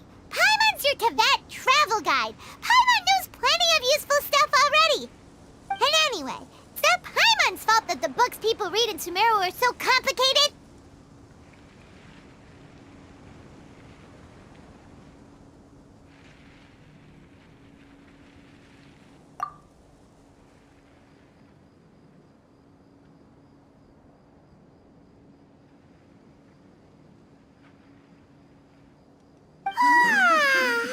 Paimon's getting so sleepy.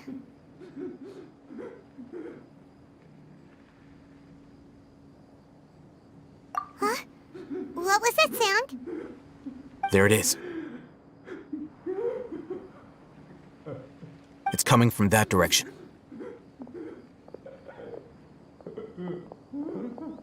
Is the sound coming from here? Huh. Paimon's not seeing anything.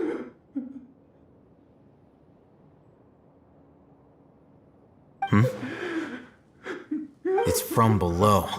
But there's no way we can get down there. Something is off about the interior here.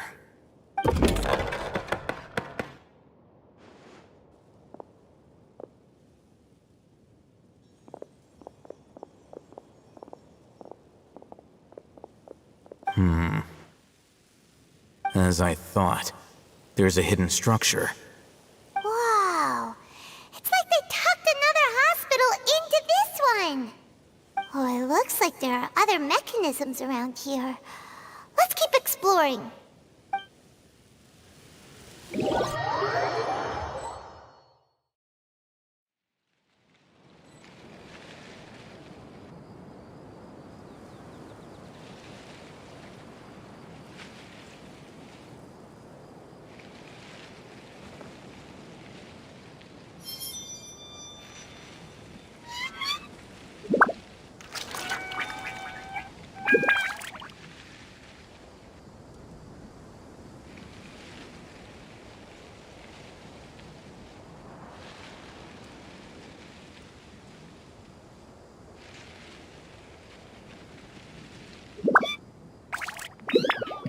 Wherever in this world I roam, I carry memories of my home.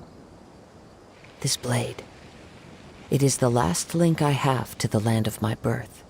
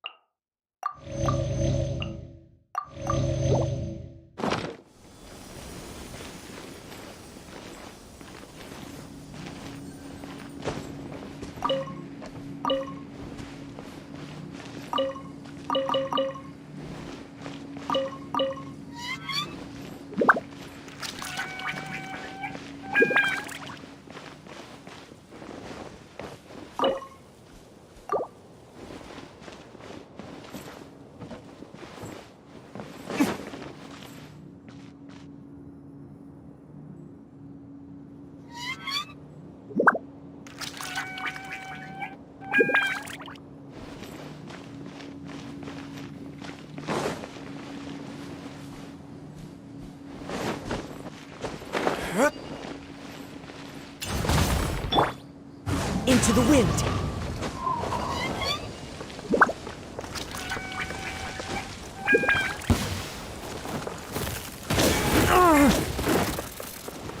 One with nature. By royal decree.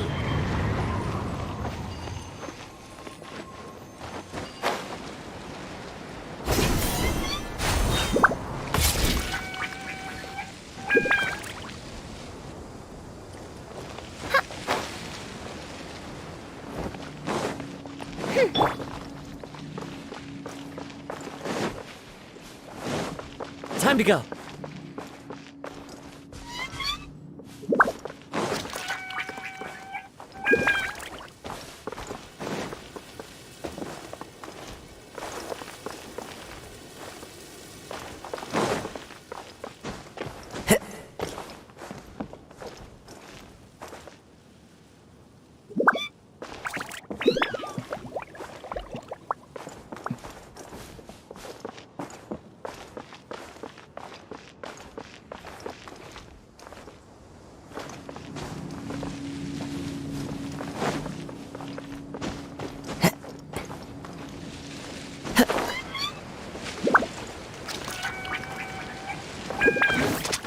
The wind knows me.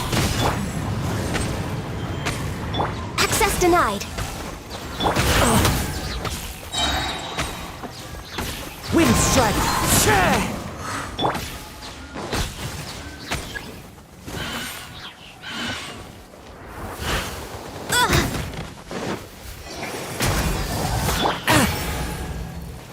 One with nature.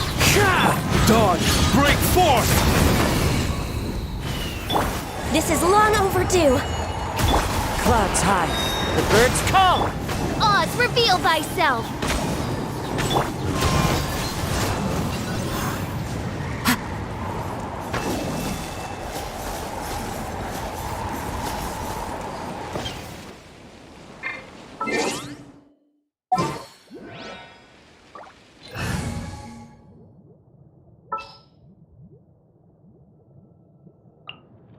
Just what will we come across?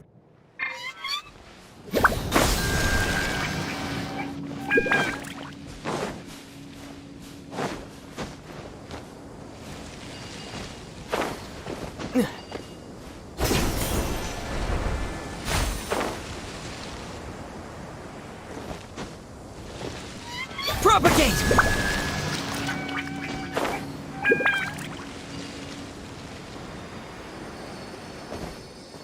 Scatter!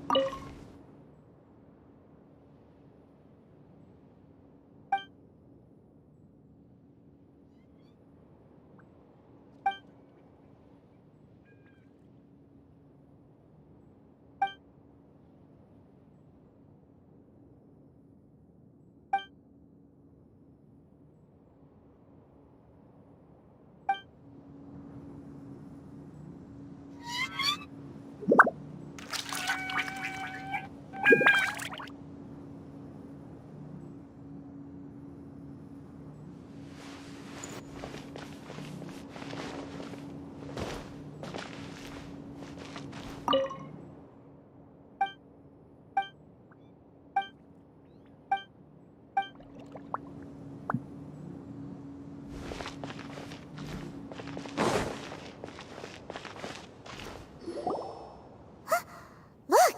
There's someone over there!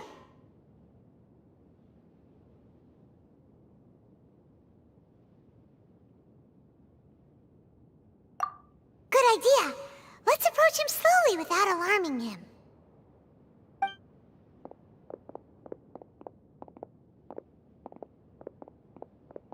Wait.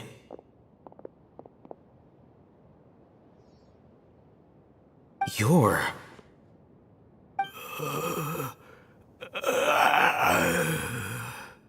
He can't speak, and his eyes are unfocused. But he looks too young to be anyone's grandfather. Also, why is he the only one here? Didn't expect to see him here. You know him? He's Razak, a senior of mine at the Academia. He's a scholar too? Is he the kind that holds up— No. And that's the problem. Razak was never involved in any of those things.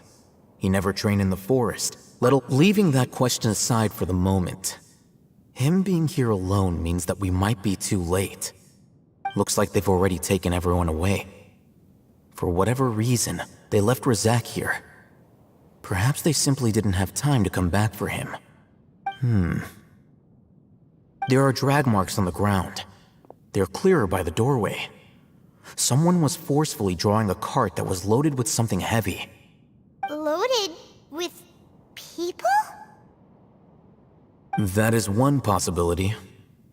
It looks like they were in a hurry, as if they were afraid of being caught. In their haste, they failed to notice Razak hiding in a corner. The symptoms are identical. Looks like we found living proof. Huh? Why do you say that? Allow me to jog your memory. Recall your time at Port Ormos. Don't you think his symptoms look familiar?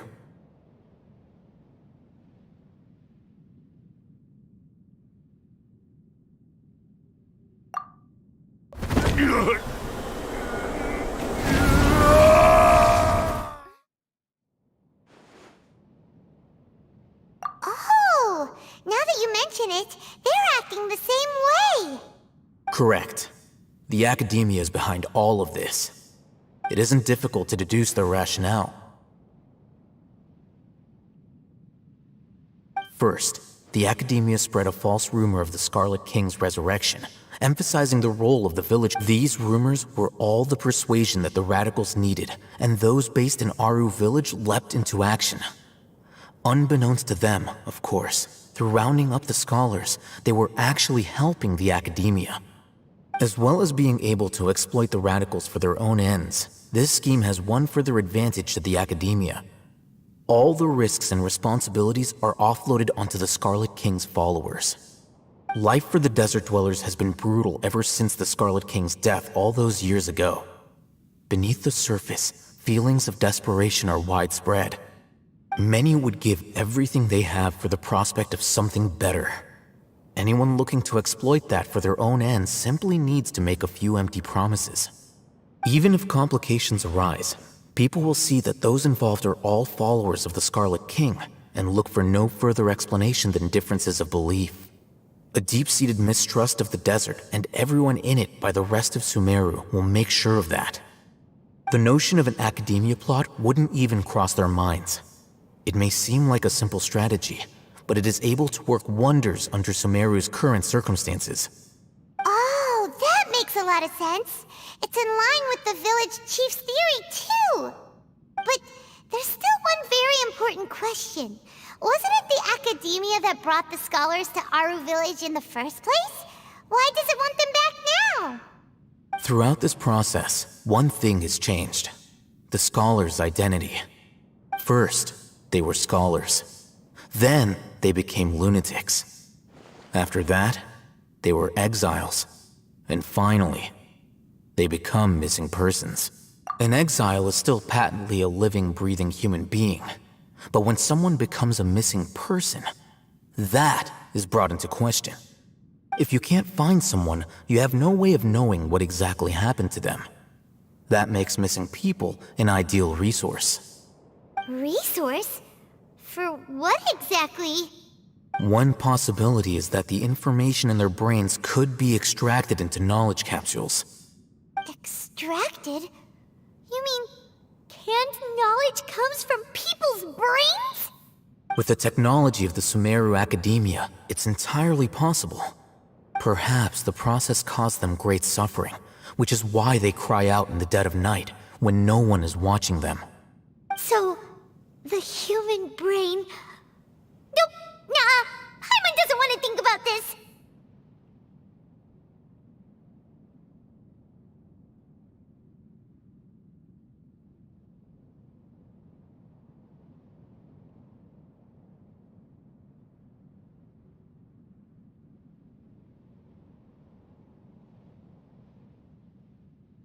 I'm the Academia scribe, after all. I'm familiar with their projects. Anyway, judging by Razak's state, the contents of a divine knowledge capsule were extracted from his mind, but something went wrong in the process. Or perhaps his curiosity got the better of him, and he used such a capsule for himself.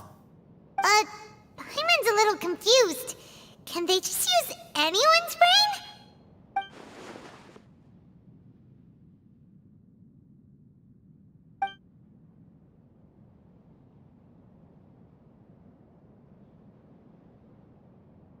The look on your face tells me you've realized the answer. That's right. To some scholars, gaining knowledge about the gods is their entire life's pursuit. Extracting canned knowledge is just one of the extreme measures they turn to. However, I can't help but wonder, what do they seek to gain from divine knowledge? The Academia is going out of their way to look for forbidden knowledge, but what is their ultimate goal? I've spent quite some time trying to analyze the contents of the divine knowledge capsule, but to no avail. It seems like my way of thinking is too different from theirs. You mean you're not even slightly interested in getting your hands on this forbidden stuff?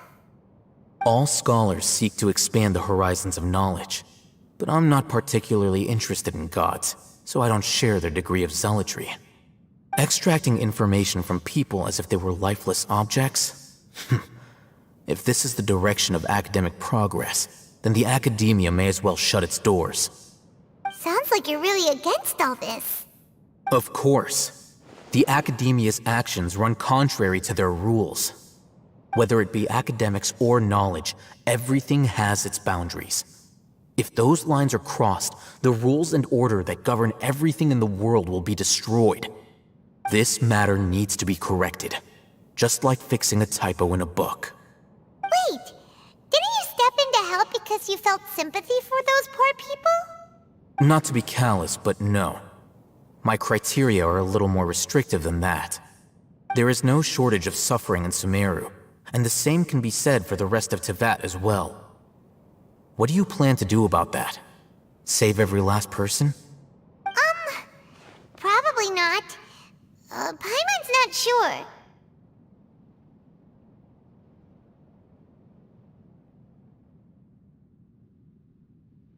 You can say that. Simply put, I don't blindly place my faith into strength or heroism. I do what I want. The divine knowledge capsule is something I want to investigate in full. That doesn't mean I'm willing to take action for the sake of a few strangers.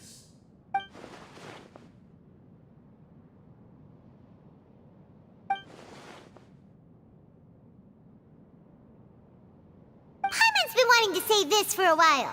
There are a lot of bad guys in the Academia, but you're not one of them. You're their weirdo. You're probably right. Though I must say, I quite enjoy this feeling of being the odd one out. Uniqueness is also an asset, is it not? Wow, that's a great way to think about it. Paimon's really impressed. If only Miss Shani had a similar mindset, her life would definitely be a lot easier.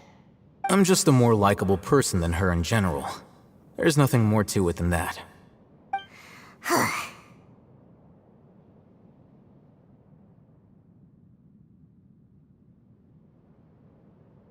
He won't last long if we leave him here.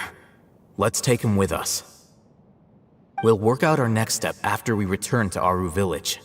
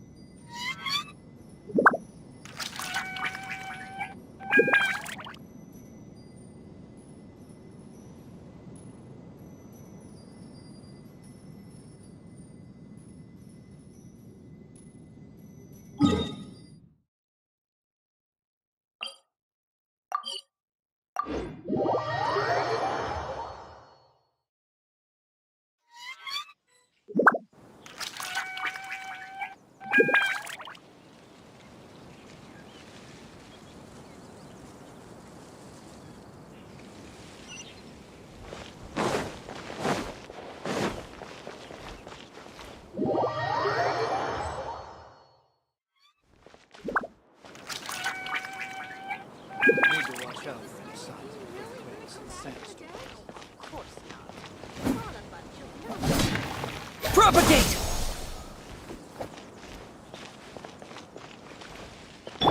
No touching!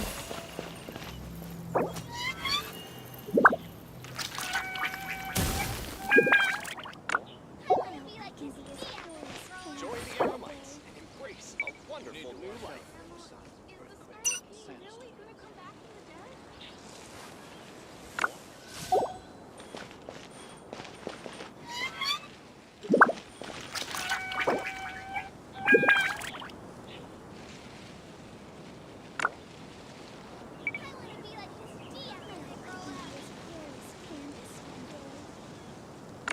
If you lie on the grass, you can feel the heartbeat of the world. Need to watch out.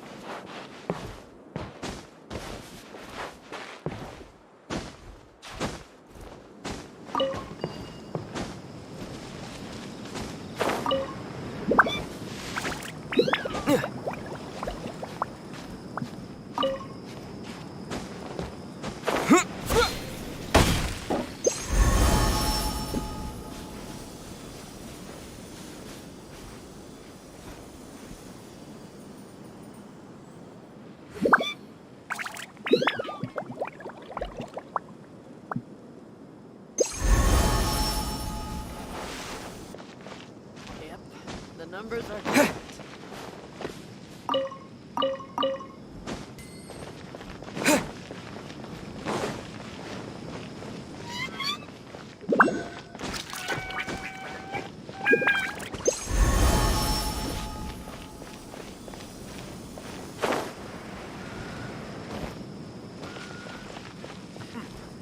Those who betray the Scarlet King.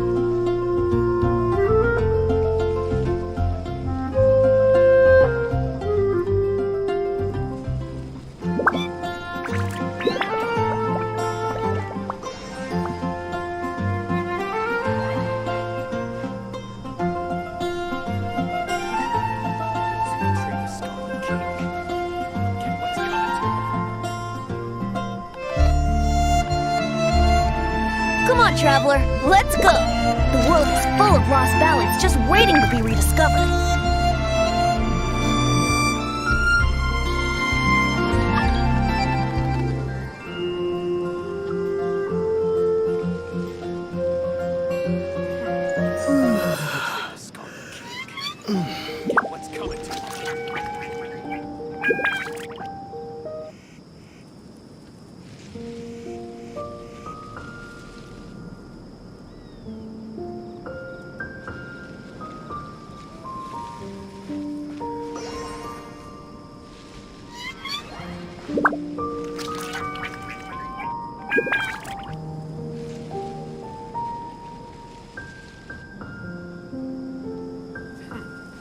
Those who betray the Scarlet King, they'll get what's coming to them.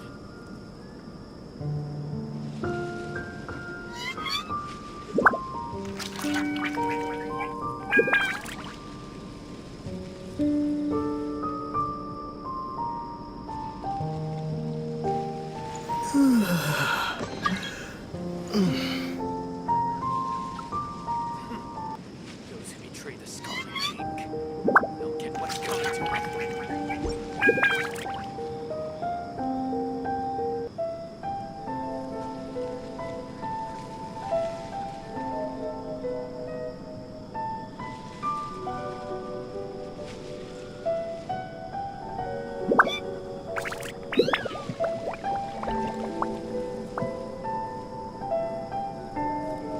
The world remains constant over the centuries, but human life is like the dew at dawn, or a bubble rising through water.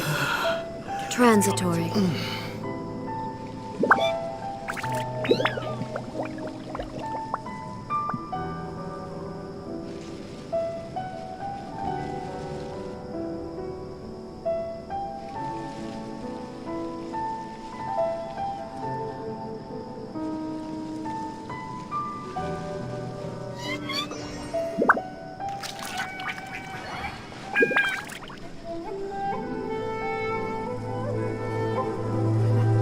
Those who betray the Scarlet King, they'll get what's coming to them. Those who betray the Scarlet King, they'll get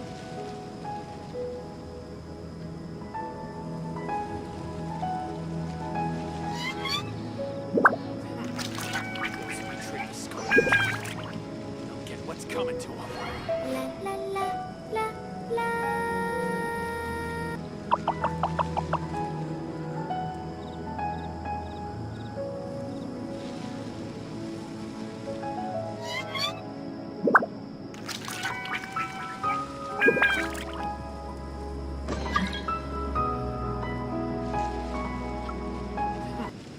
Those who betray the Scarlet King, they'll get what's coming to them.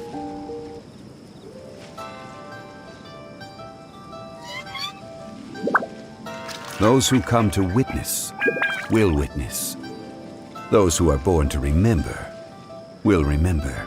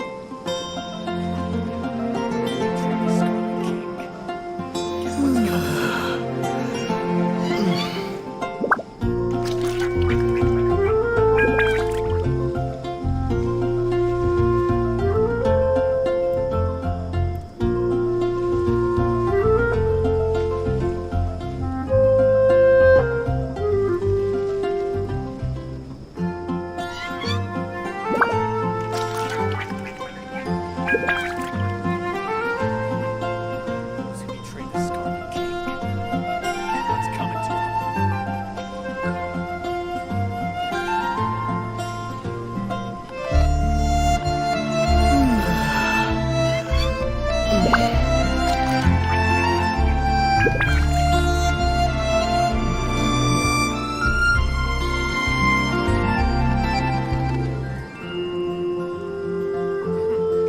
Those who betray the Scarlet King. Get what's coming to them.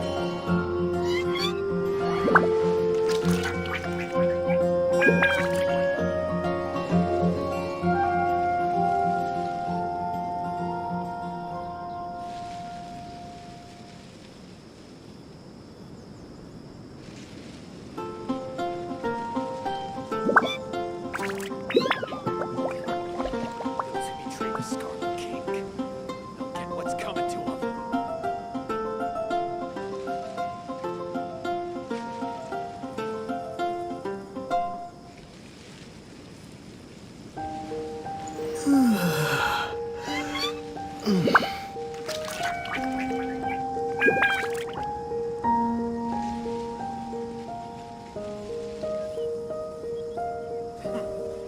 Those who betray the Scarlet King. They'll get what's coming to them.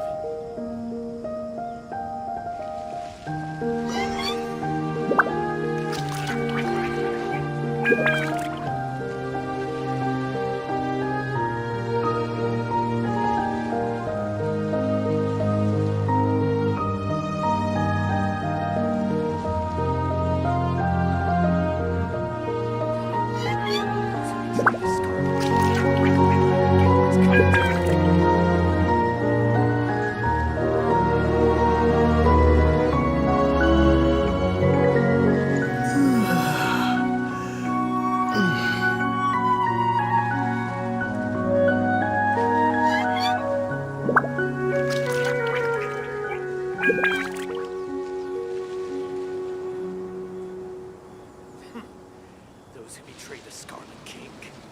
They'll get what's coming to them.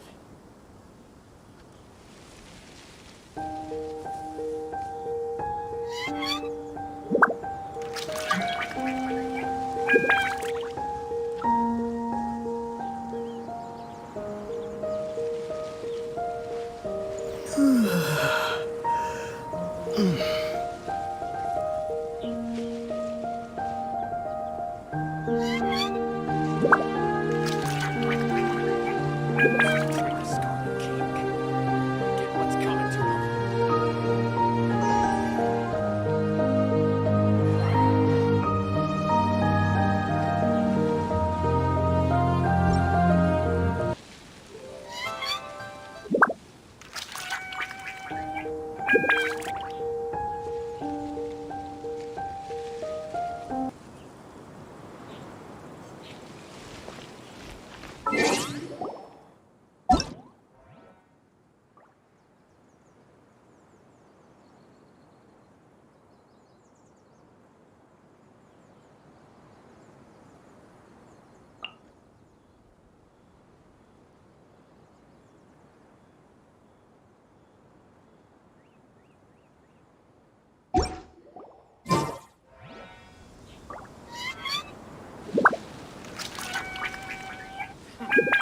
Those who betray the Scarlet King. They'll get what's coming to them.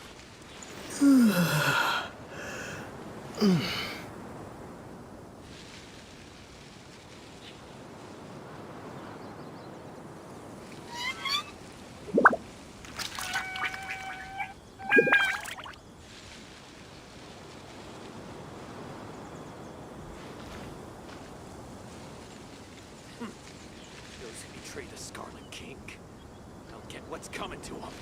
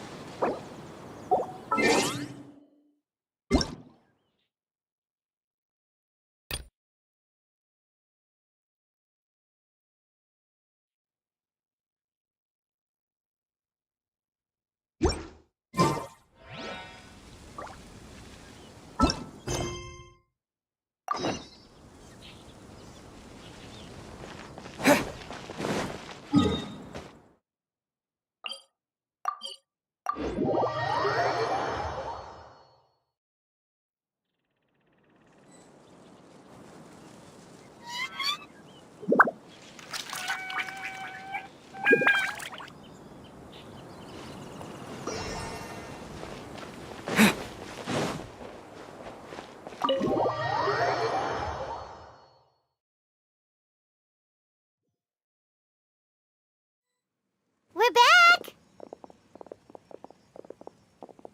You must be tired. You should rest and take some water.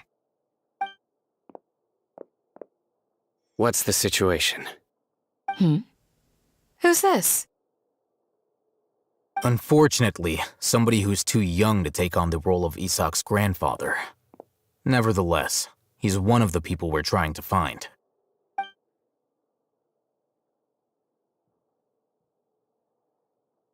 So, at one point in time, the abandoned Elazar Hospital served as the Academia's site for extracting divine cant knowledge. Yep, pretty much! Their plan must have been implemented at some point before we arrived at Aru Village, since divine cant knowledge has been in circulation for a while now. Yet, they fled once we were headed to the village, almost as if they knew we were on their trail. Why is that? Yeah, why is that? We may have a mole in our midst. One of us could be secretly revealing our whereabouts to the Academia. Huh? Are our friendships that shallow? Looks like none of you have realized wherein lies the issue.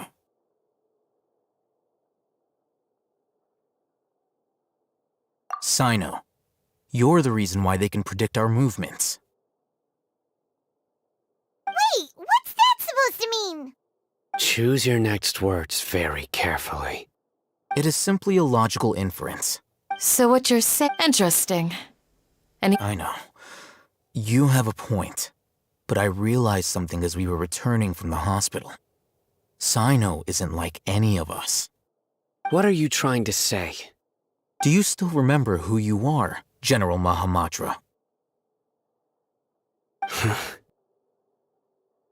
As a Matra, you are no doubt privy to certain kinds of information. Before you can take action against someone, you are required to have all the facts available, including the less than savory details.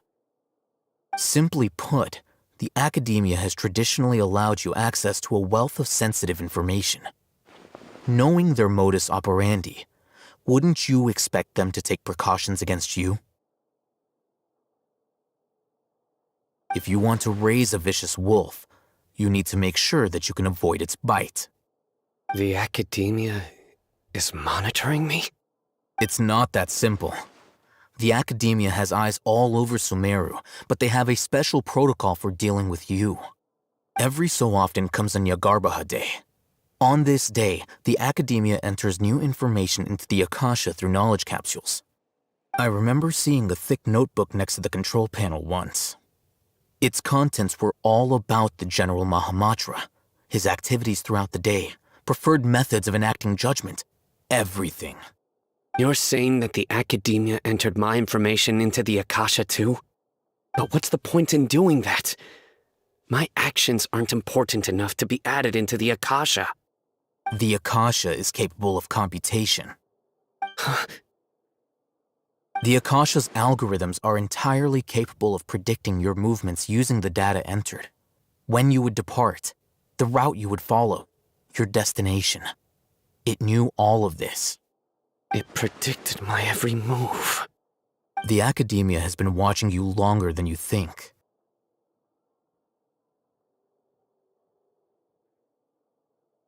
So that's how it is. Sino adheres to his principles so strongly that he's actually a thorn in their side. Tenacity of will and steadfast faith are worthless to the Academia. They need scholars who are easily pliable and mindlessly go after anything they can profit from. Sino, don't take it to heart. This just proves how much of a trustworthy ally you are. They escaped because of me. Don't blame yourself. It's not like any of us would have known.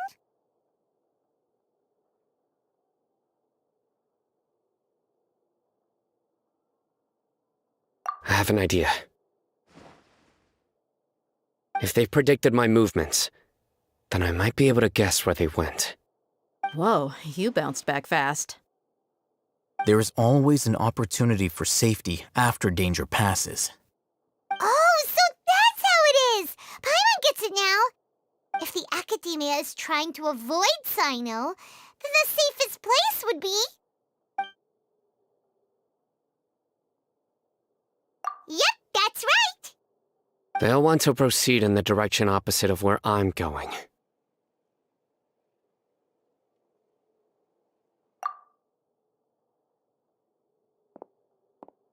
I must go. There's also something I want to investigate. Let's go, guys! After 'em! Please, wait! I want to go too! You want to go too? If so, you have to promise you'll stay safe. I want to find Grandpa. I promise I'll be careful and not cause any trouble. Everyone, I leave him in your hands.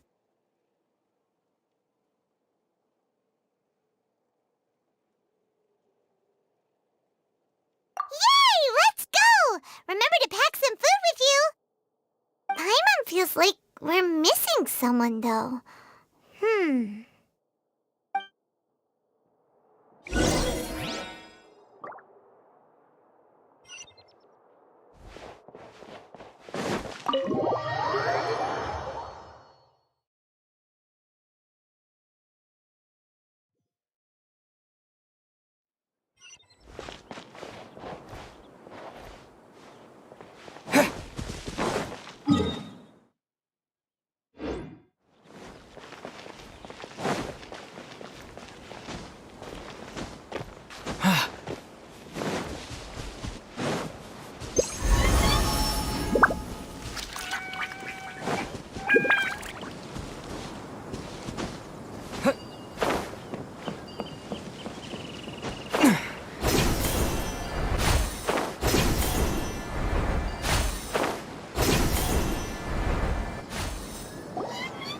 So, where do we go from here?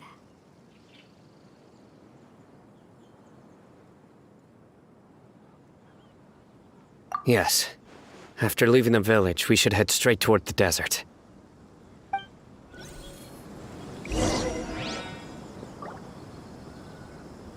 I know the desert like the back of my hand. Is that because you play here a lot? Yep. One time, Grandpa almost got lost in the desert, but I was the one who brought him back.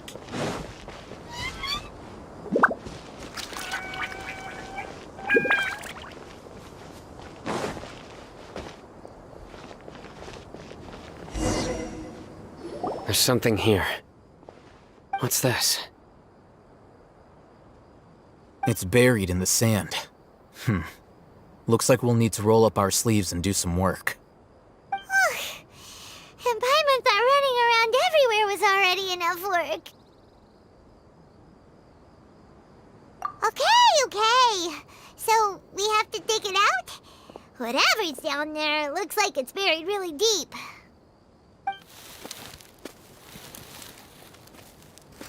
These are likely fragments of an Academia-developed device, something akin to a headset. Looks like there were more than one village keeper. They must have been escorted this way because there are device fragments scattered around here.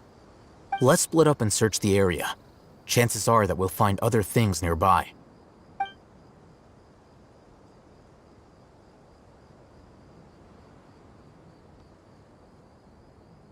Is this what we're searching for? It looks kind of scary.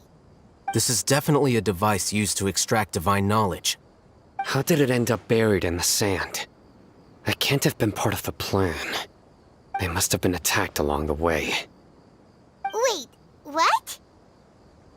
Grandpa, I hope you're okay. Don't worry. Your grandpa's gonna be fine. Razak didn't display any signs of starvation or dehydration, which means that they left fairly recently. We should be able to catch up. One more thing. Given that the device had been entirely covered by sand, I believe the attack must have happened prior to the sandstorm.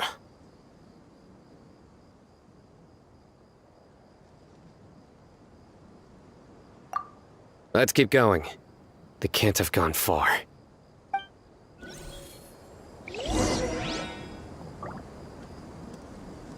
Ugh, running on sand is so tiring. But you're flying, aren't you, Paimon? Is flying over sand tiring too? Ugh, of course it is.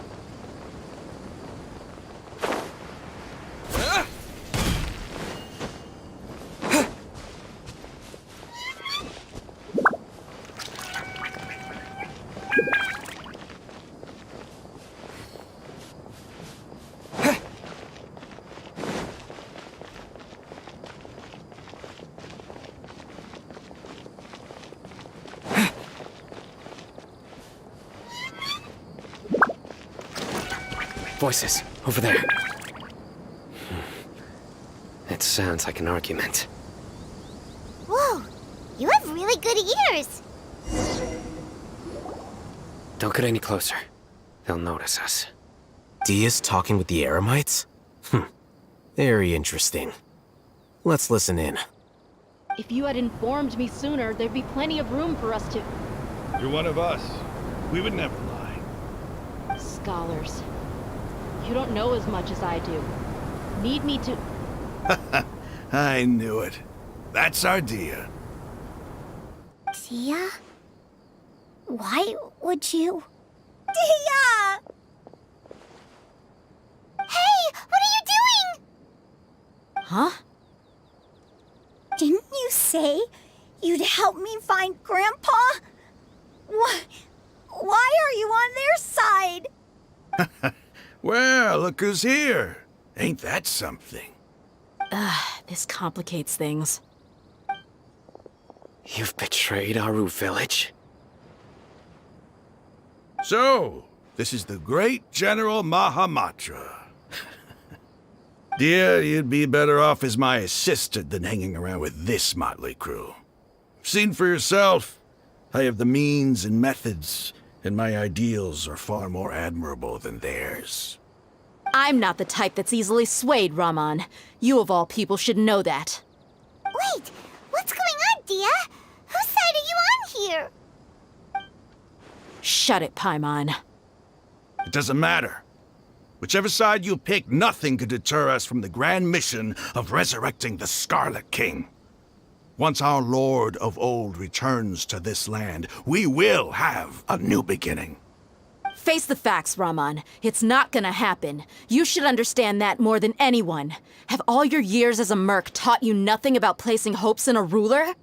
I'm a desert dweller and a proud follower of the Scarlet King. Whether I live by the edge of the sword or in peaceful comfort, my soul will always carry this conviction. It's not too late yet. The village mad scholars aren't gonna bring the Scarlet King back to life. You don't understand, my dear lady. Pursuing our faith is our purpose in life. Even if the chance of success is 1 in a million, we must be willing to give everything we have. Even if it'll expose you to the academia? Even if they end up disbanding the Eremites? Your Eremites, which you've worked so hard for all these years? Yes. We've waited a long time for this day to come. The sun and the moon no longer shine here. All you see now is cracks in this desiccated land. But fate has finally dealt me a hand to play against the academia. With these scholars in our custody, we'll stomp the Academia's forces and fight our way beyond the wall of Samiel. Ridiculous. Think about it. The Academia controls the entirety of Sumeru. Your powers are negligible in comparison. If you still don't believe me, then try asking these two men. They're also against the Academia, but neither of them are as arrogant as you are. They look more like pawns of the Academia to me. Why would I listen to anything the people of Greater Lord Rukkhadevata have to say? Filthy traitors. Your god abandoned all honor and betrayed the Scarlet King. We desert dwellers will never trust the likes of you. It's impossible to communicate with someone so hostile. Perhaps we should. Do you really believe that by kidnapping the scholars, you'll be able to negotiate with the Academia? These people have no value as bargaining chips, but I could be persuaded to take their place as your next hostage. These scholars were exiled from the Academia. I, on the other hand, am their current scribe, and will be a much greater asset to you. Wait, you can't be serious. So, you want to trade places with the hostages, do you? Precisely. Any wise person would gladly accept my offer. What if they decide to kill you instead? Well, that would be bad luck for me. However, I'd get the chance to observe the scholars, perhaps even find out the truth. Think you can talk me over with that confident look of yours? I'm not trying to persuade you. I'm using this as a means of joining forces against the Academia. You are the scribe. What do you have against the Academia? Not all desert dwellers believe in the Scarlet King, and the same applies to the Academia. Why must all knowledge seekers approve of the Academia's way of doing things? You Academia scum. Every last one of you is nothing but a hypocrite, just like everyone else on the other side of that wall. I've made myself clear enough. I won't listen to another word from the Dendro Archon's people. Not so fast. I'll hate them. Do you stand by everything you just said? I never make empty promises. You know you're making a dangerous decision, right? I do.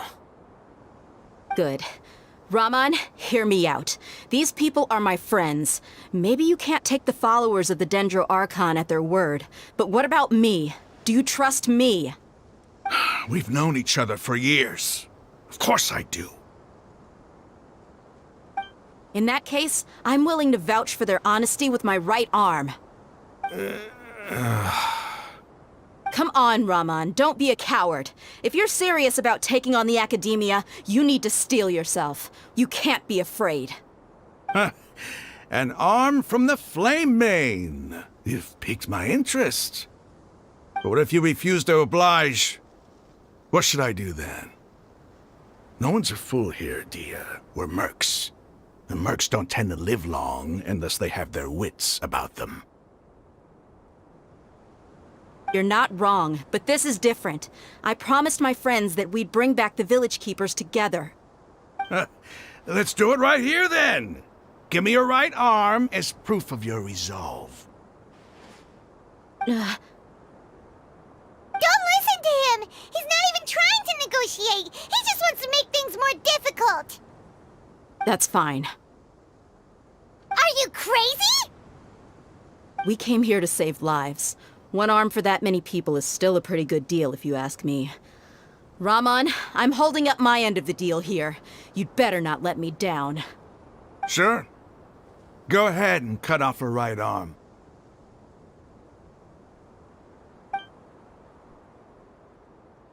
No! Dia! What are you gonna do? Think of something! You don't have to go this far. That's not for you to decide. Do it!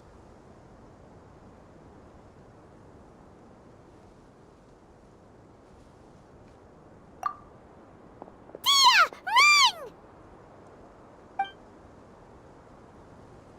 Run!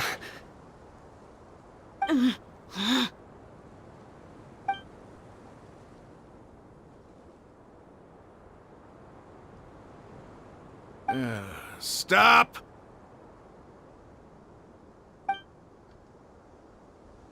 What's wrong? Can't do it? Flame Mane, you and I are both desert folk. Cutting off your arm is no different than cutting off my own fingers. Where's the sense in cutting my own kin to pieces? You've shown me that you're serious. Go on now, take your friends and leave. Meet me in the desert at noon tomorrow.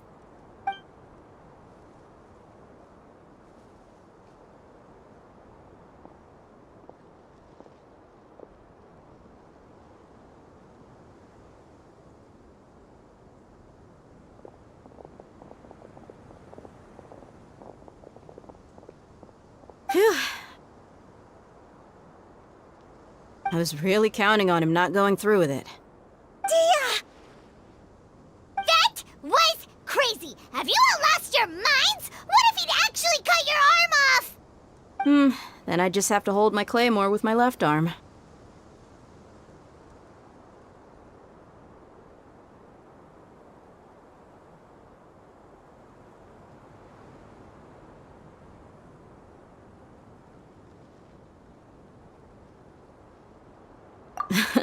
Okay, I'm sorry. But sometimes when you're out on a limb, you gotta double down to seal the deal, you know? Don't ever make a promise like that again. I can deal with the likes of them. If it came down to it, you would not lose to them either. I don't doubt it, Sino. But this is about more than me and them. There's a lot more where they came from. Even if we got rid of one bunch of radicals, there are others out there. Wiping them out would do more harm than good. As you wish. I'm sorry, Dia. I should have stayed put and listened. I should have trusted you. It's okay. I promised you I'd help find your grandpa, so I'll do whatever it takes. Whatever it takes? You just might be scholar material. Huh? Are you serious? The Eremites once said that I was a lunatic. Perhaps a little madness is essential to be successful in research. Why does it feel like he's using his praise for me as an excuse to brag about himself?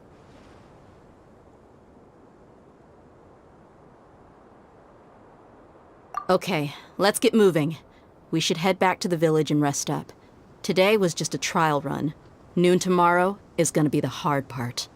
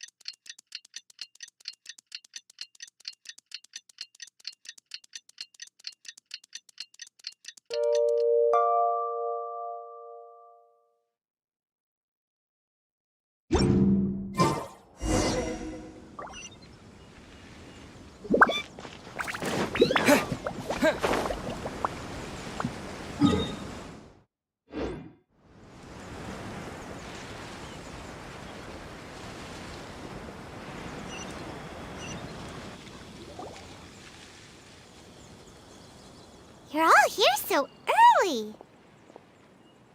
Looks like we have everyone here. Isak, are you sure you want to come with us? I'll watch from a safe distance. Dia, I want to be there to bring Grandpa home. Okay, let's go then. Dia, wait. What's the matter? I heard that you were quite reckless yesterday. No more of that today, understood? Or I'll be very upset with you. Fine.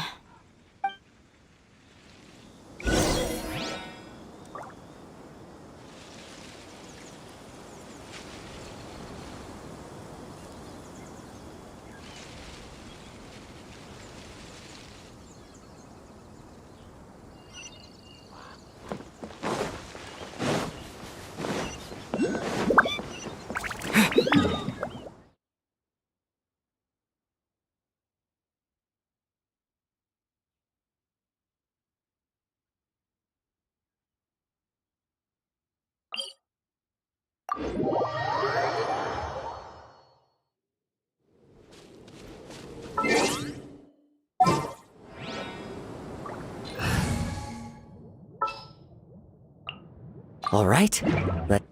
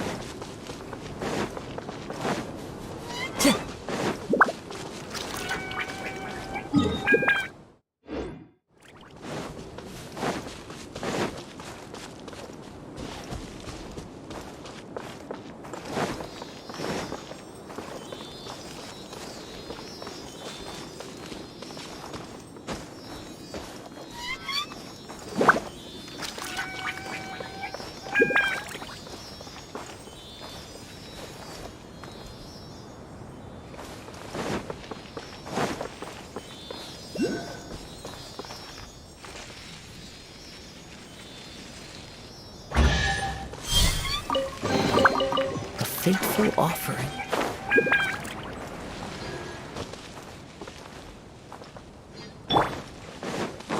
You are not welcome. Access denied. The wind knows me.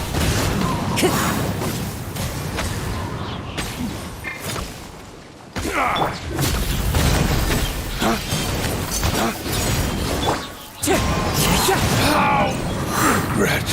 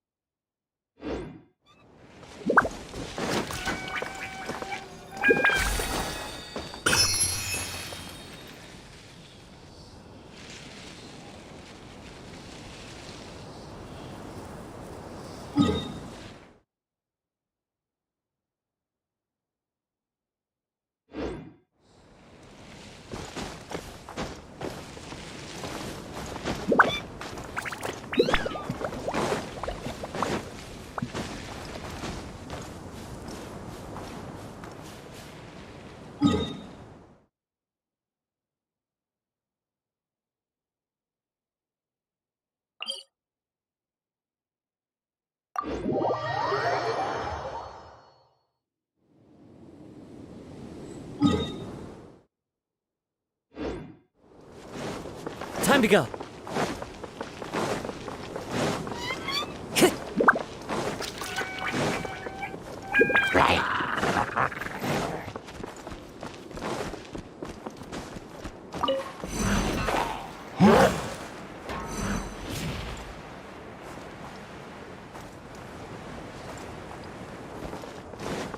Time to go.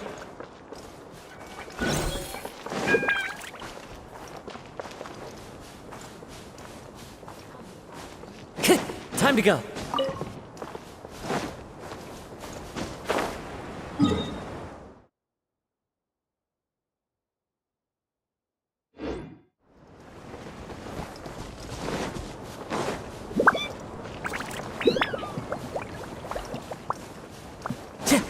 Wind Strider.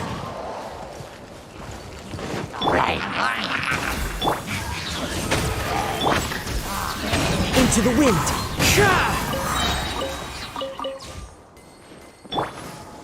As you wish, main Fräulein. Time to go. Who says there aren't benefits to a life of wandering?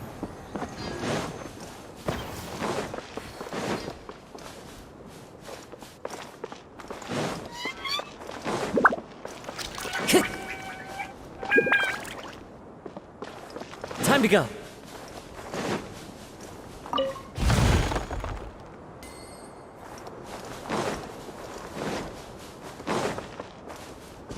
Wind Strider.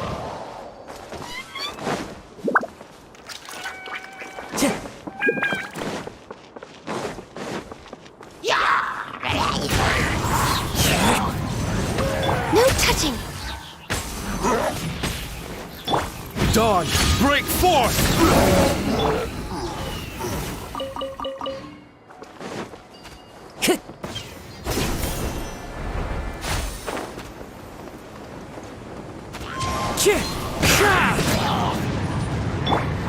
Born of ice and frost. By royal decree.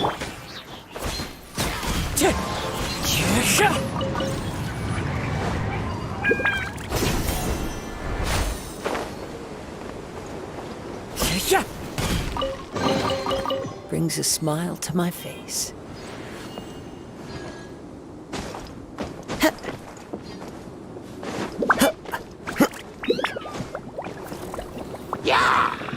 The wind knows me. Oz, reveal thyself.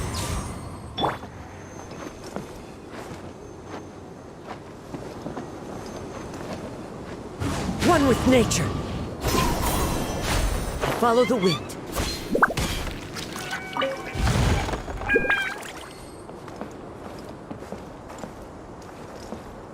Into the wind.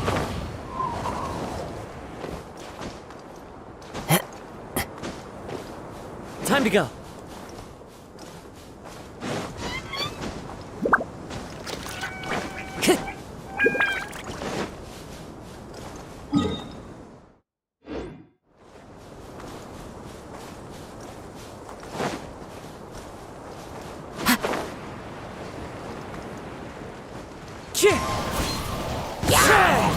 As one with wind and cloud!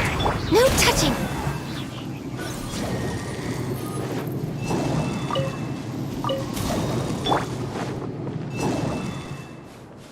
Time to go.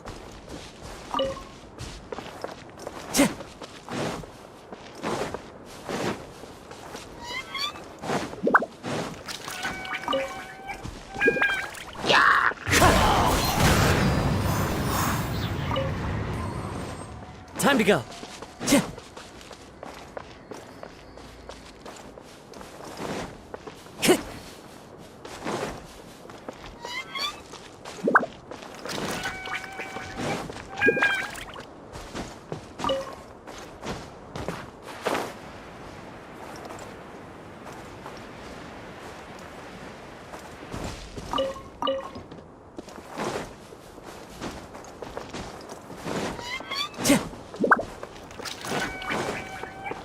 Wind Strider!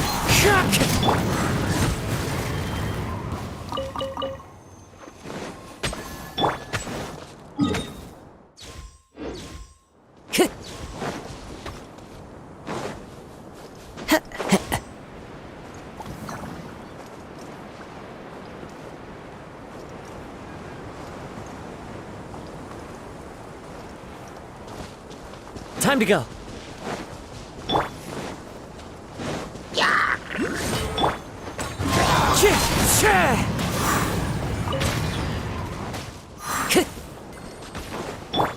Dawn, break forth! Midnight Phantasmagoria. Blaze over.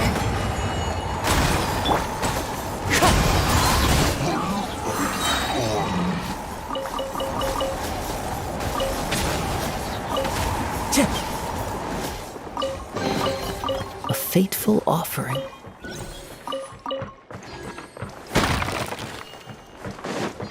Time to go.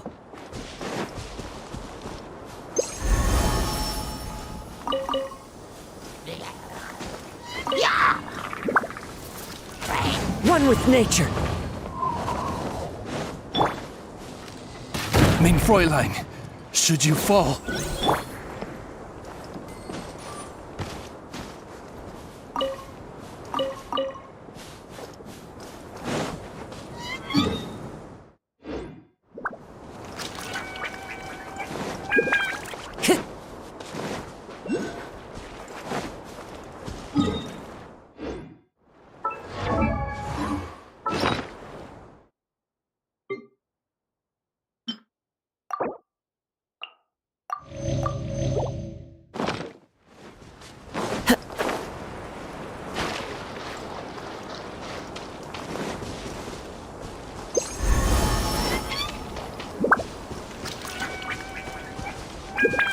The wind knows me.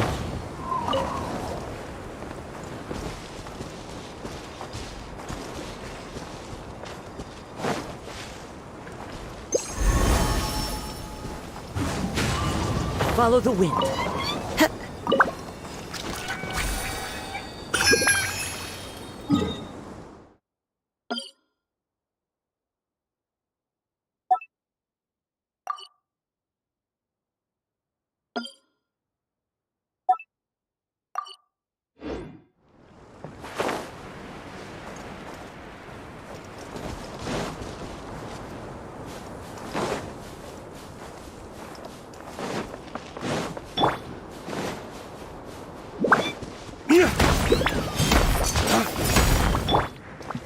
One with nature.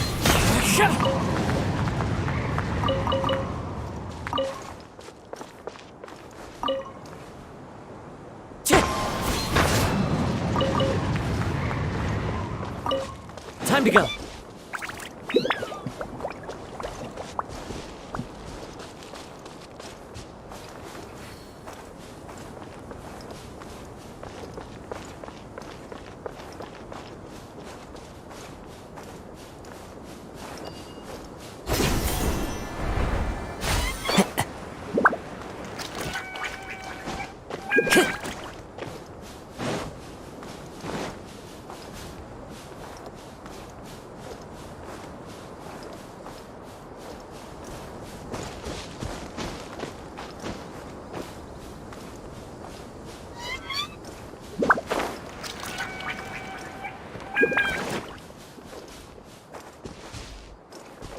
Time to go.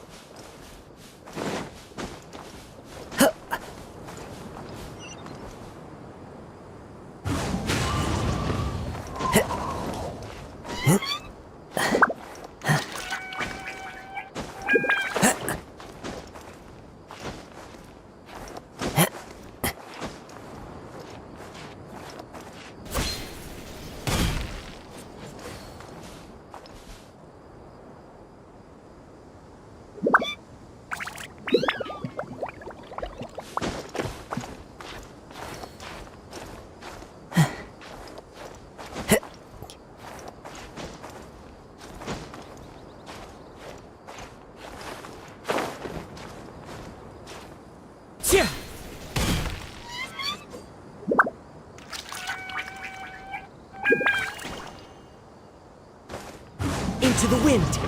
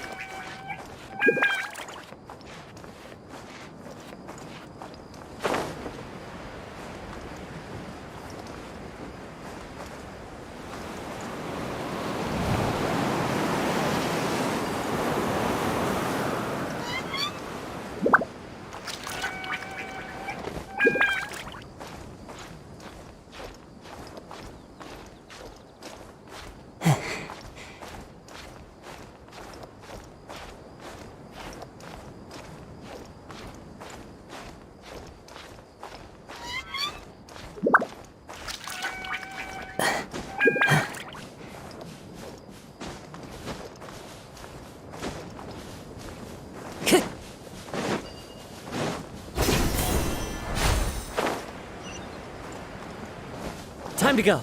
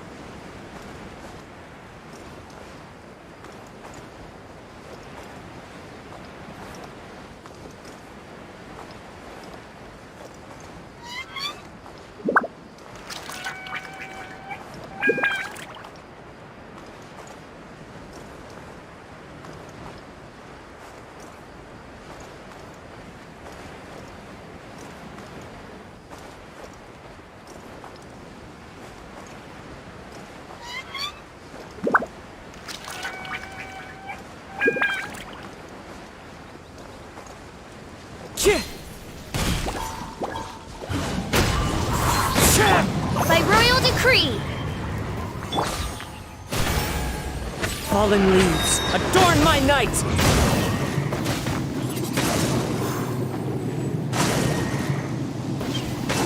Wind Strider! Access denied.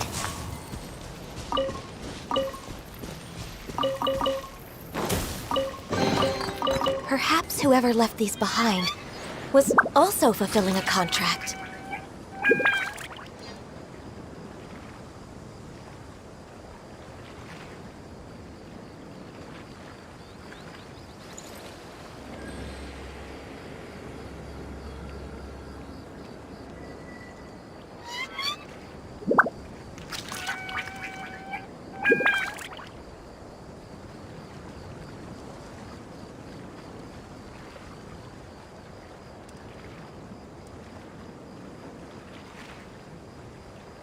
It's so nice to de-stress.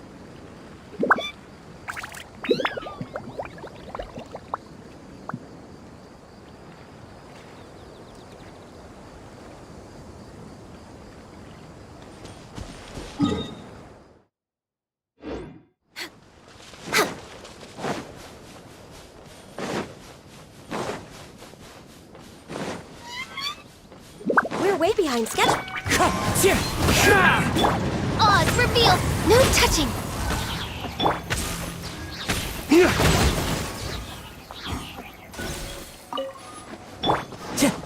Time to go.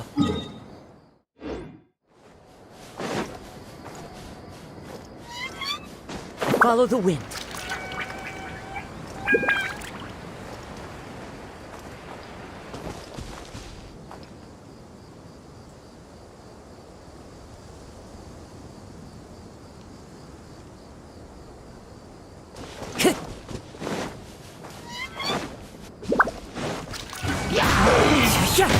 Born of ice and frost. By royal decree. Waste to the wicked! One with nature.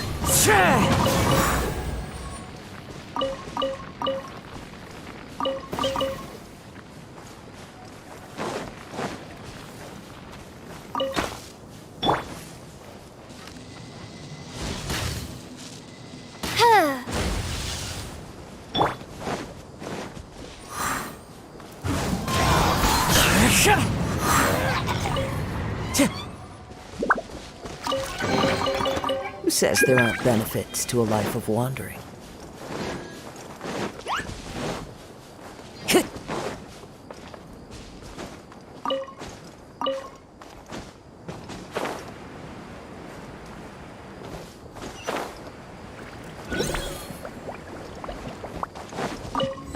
Time to go.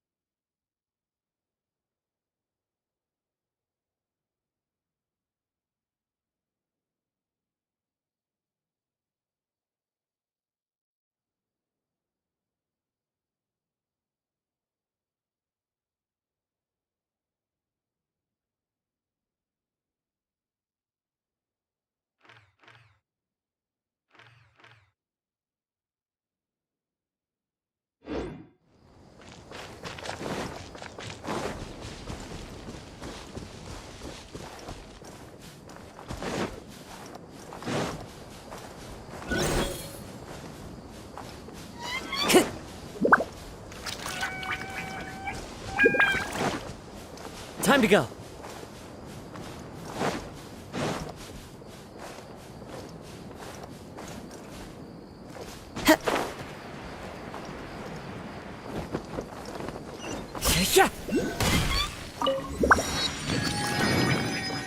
Time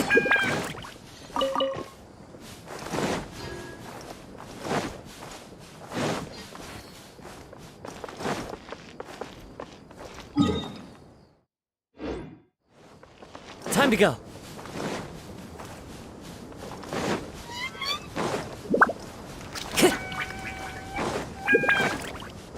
Midnight Phantasmagoria. You are not welcome. For Rex Lapis!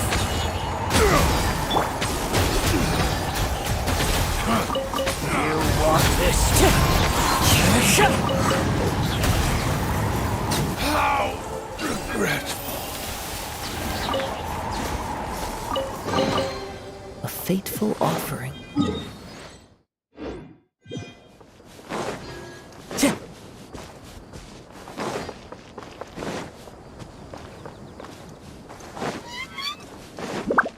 Time to go.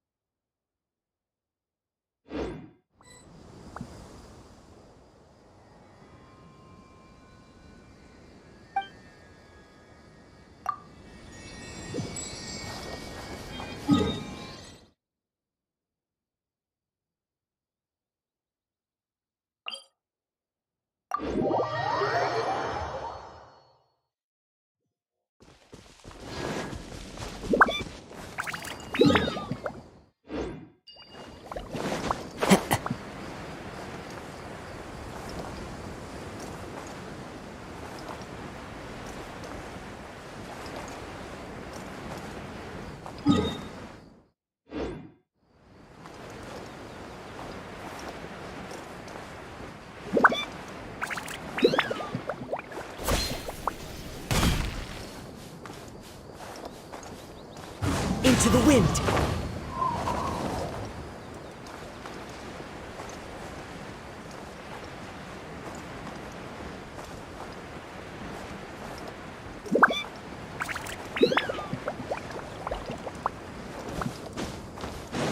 Time to go.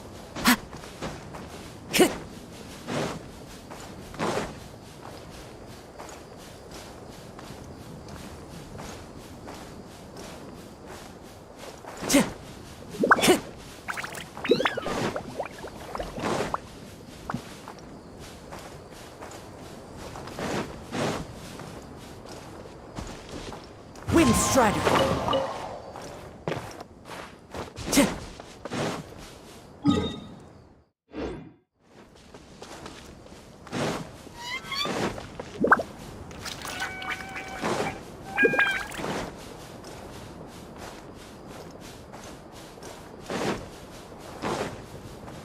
Time to go.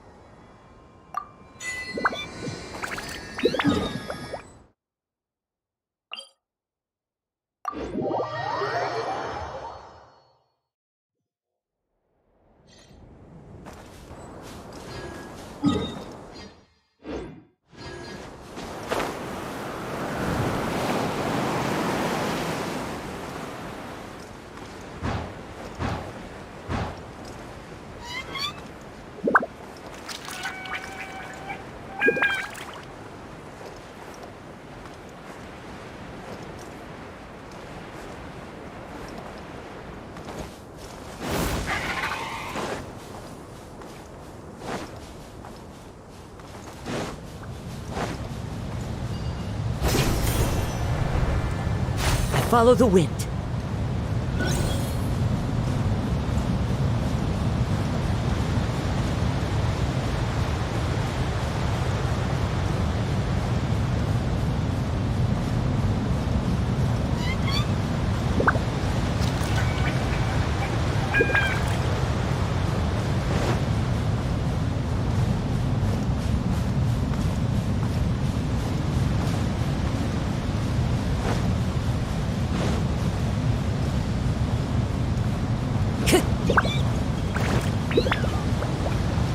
Time to go. Time to go.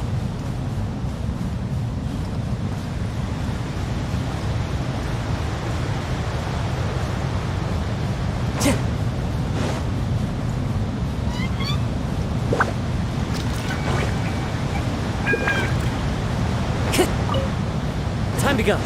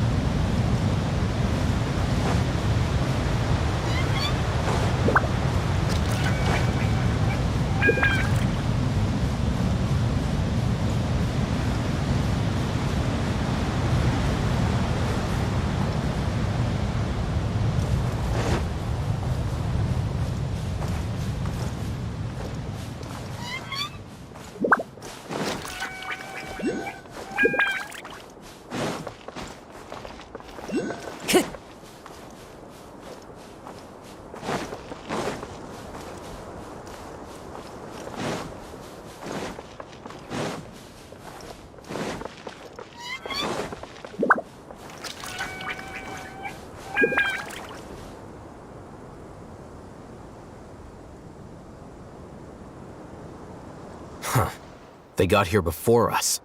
Uh-oh. Is it because Paimon overslept by 5 minutes and... Is everything ready? Absolutely. Although, you brought fewer people than I imagined. Bring him over.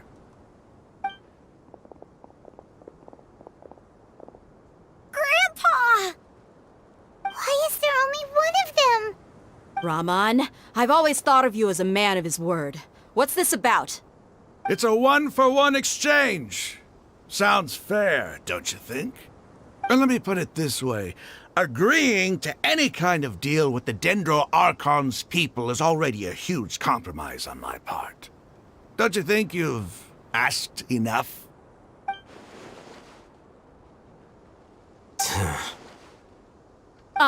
You stay right...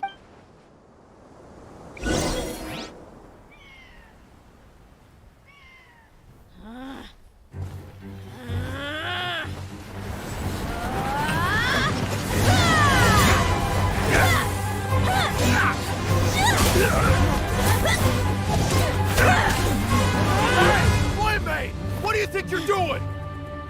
Grandpa! Don't you see this blade here? You coward! Why are your hands shaking? Wait a second! It's a earthquake!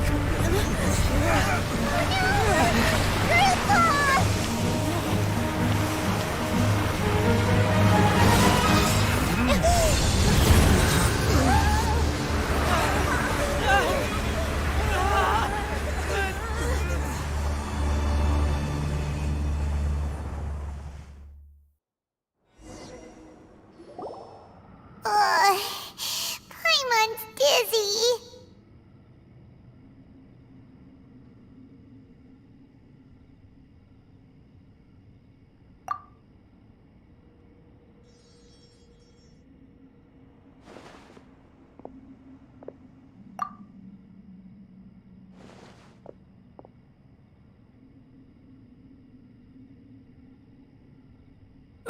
This day's going just great.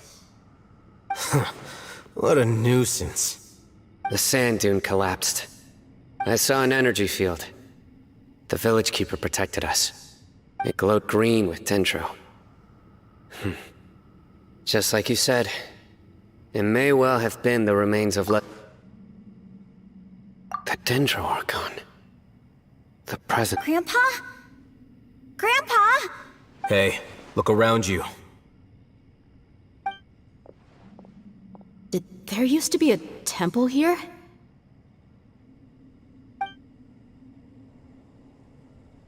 It seems that when the sand dune collapsed, it exposed these underground structures. The symbols on the gate belong to the Scarlet King's civilization. This structure must be ancient. Over time, the sandstorms completely buried it and left it in the state we see now. It could have been an underground palace in the distant past. Oh, a miracle. Praise the Scarlet King! What's he doing here? And his men too? They must have fallen down here with us. Pretty lucky if you ask me. Most of them seem in really bad shape. Except for him. He got off lightly. Mind your head. No, this isn't the time for conflict. Our exalted lord has shown us the way to his sacred palace. He's not actually gonna go in there, is he? As it happens, I want to take a look inside too. What are you doing? Don't you think it's curious? 1 minute, Lesser Lord Kusanali's power protects us from harm, and the next, remnants of the Scarlet King's civilization appear. 2 major deities are vying to showcase their power to us. It would be a shame not to witness them both. Paimon thought you weren't interested in gods. Indeed. In my view, gods are just a higher form of living being, or creature, you could say. New discoveries are always worth investigating. Whether they have anything to do with gods is neither here nor there. Raman, what are you gonna do about your men? I'll just let them lay here. The Scarlet King will take care of his people. Right now, I'm going inside.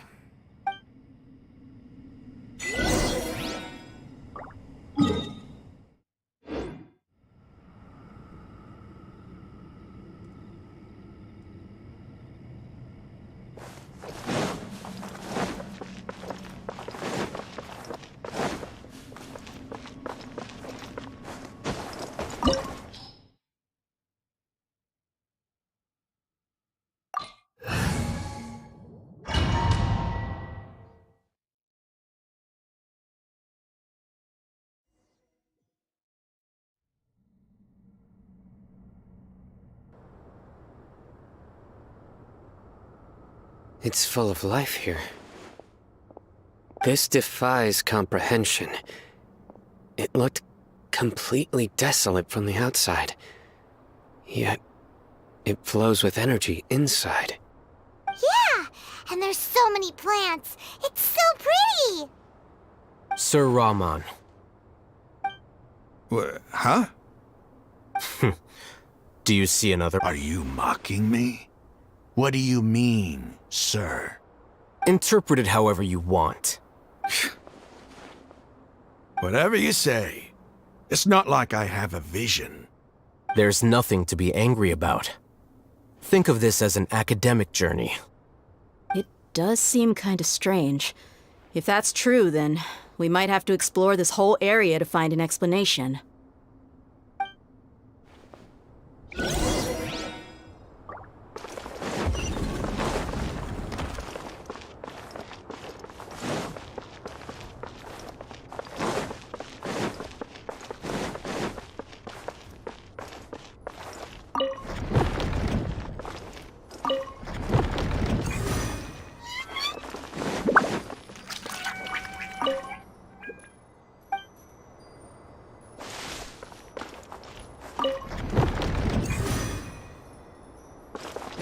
Time to go.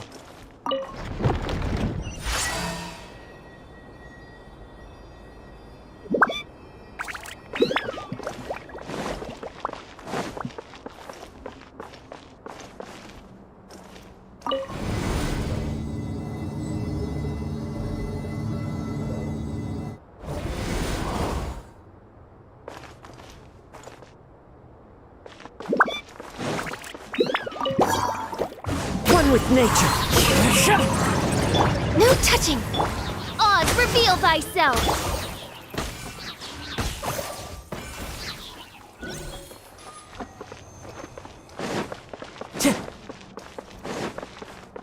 Time to go.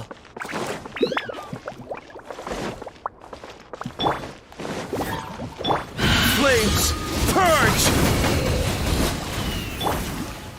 The wind knows me.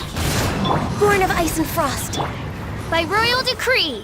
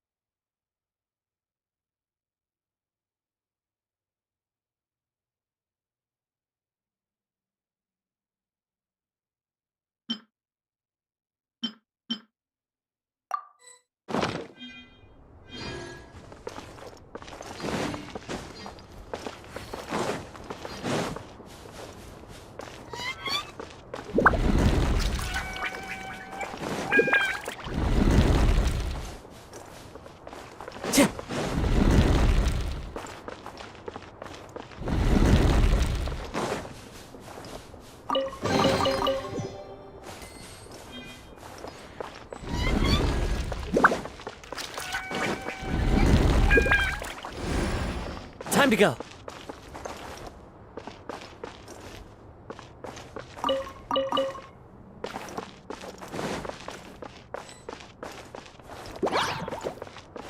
As one with wind and cloud. Access denied. Wind Strider.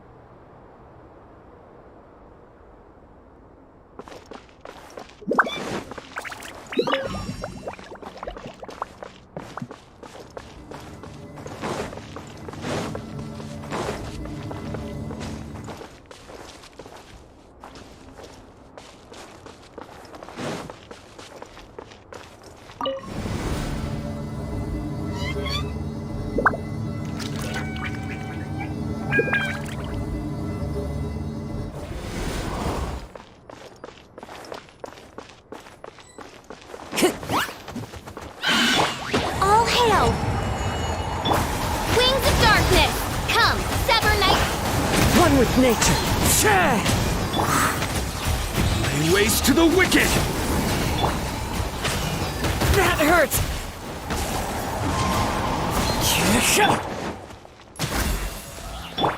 Oz, reveal!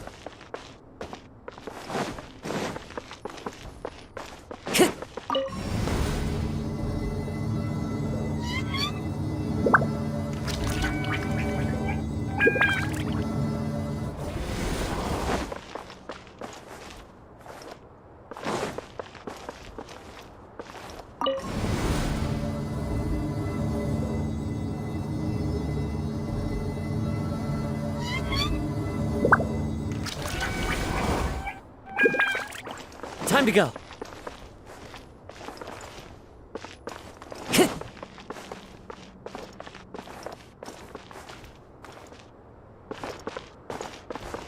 Time to go.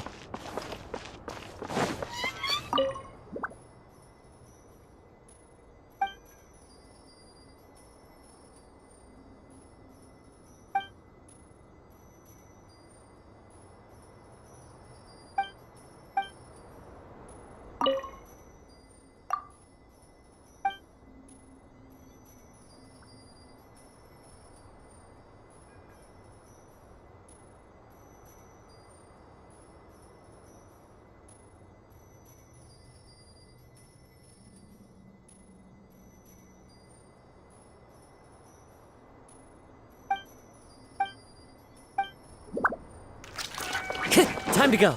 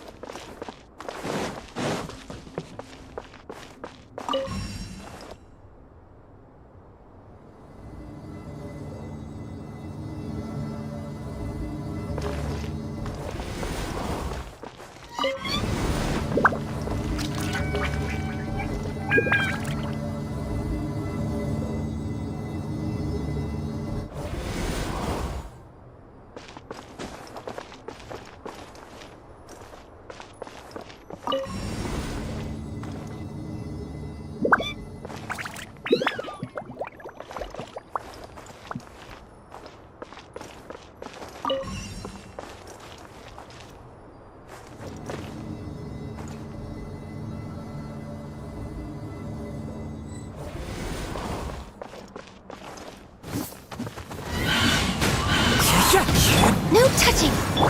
By royal decree! Clouds high. The birds call.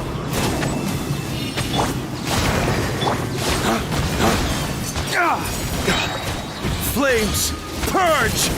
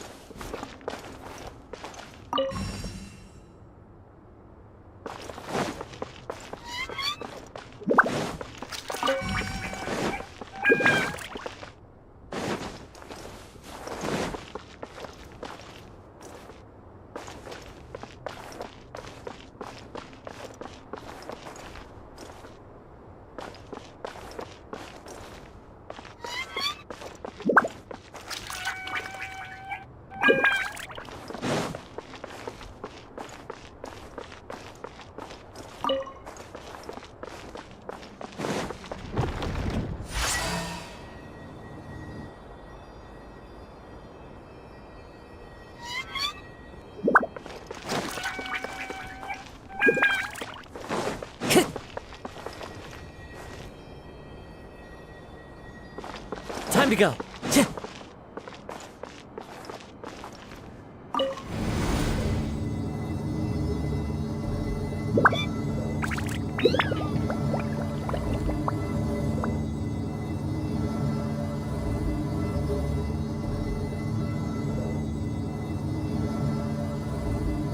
Now that's a sight to see. The Scarlet King's splendor surrounds us. There's so much vegetation here. It's different than what I expected. Sure are a lot of plants for a desert. That's what I call divine providence of the Scarlet King.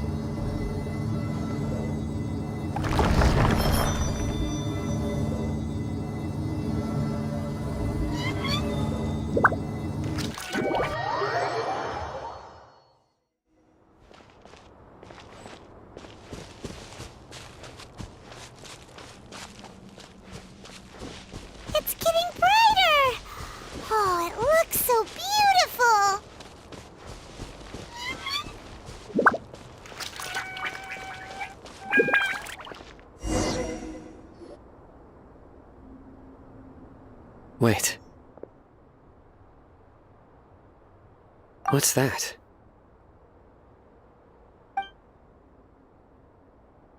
A load of flowers. And it looks like there's something among them. These are Scarlet King runes.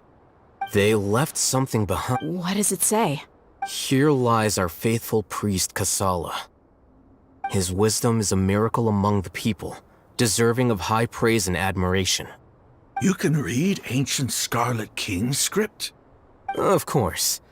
Every student needs to master at least 20 languages before they graduate. He's not serious, right? There's still something off about this place. The elemental energy here is too concentrated. The scent of life. Is it trying to tell us something? Is this it? Analyzing.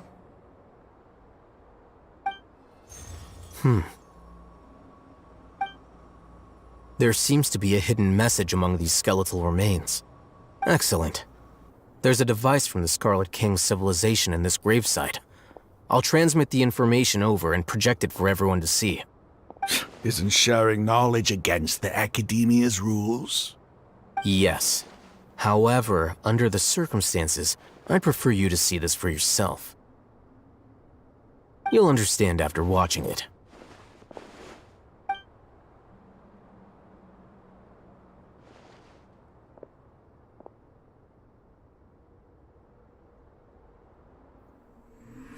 Civilization is born of knowledge, but so too can knowledge be its demise. A disaster caught us unaware. It was knowledge that did not belong to this world. The Scarlet King brought this forbidden knowledge into our world, and it quickly spread like a plague. People's minds were filled with crazed whispers. Dark gray scales spread across their bodies. Even the land was stripped of its vigor. Only a desperate, deathly silence remained. Were it not for greater Lord Rukkhadevata from the forests, the damage would have been irreversible. She summoned the priests to build temples and infused into them the divine power of life.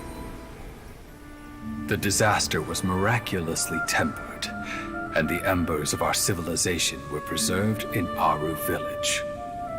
Alas, the miracle could not last. As long as forbidden knowledge continued to exist, it would forever blight this world. In the end, the proud king of the desert, my eternal lord, chose to sacrifice himself. I have spent my whole life since guarding one of these many temples. But now, my duty is coming to an end. As I close my eyes for the final time, the sight of that noble deity will appear in my vision once more. In helping the Scarlet King to eradicate forbidden knowledge, she exhausted her strength, and her form became that of a small child. How strange. Now that I think of her, I no longer have any fear of death, for I sense that the spirit of life will abide with me during my eternal sleep. Children of the desert, cling no longer to past grievances, but hold tight to the memory of this act of benevolence. What was that? The priest's memories. No, impossible. Greater Lord Rukkhadevata. So the former Dendro Archon and the Scarlet King were never enemies at all. But this doesn't make any sense. The Dendro Archon's followers, they're clearly... Was that the former Dendro Archon? She became so tiny in the end.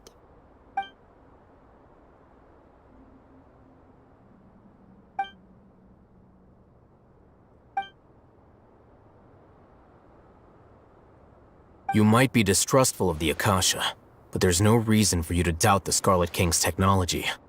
You've just witnessed his priest's last words. I've never heard about any of this before. The surviving followers of the Scarlet King all gathered in Aru village. The Scarlet King's death. The all but total annihilation of our civilization. It was all Greater Lord Rukkhadevata's doing. We saw her as nothing more than a traitor, who stabbed us in the back in our moment of crisis. Just like us humans. Fighting, feuding, double-crossing each other to survive in the desert. You were blinded by your prejudice.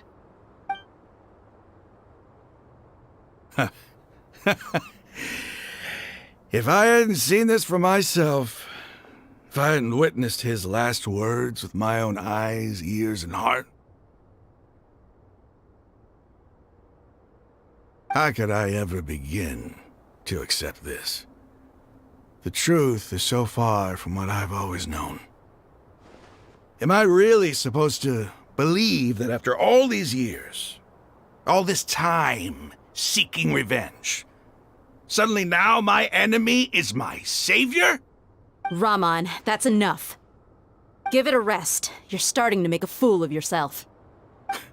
Dia, tell me, my Aramites and I, what are we even fighting for?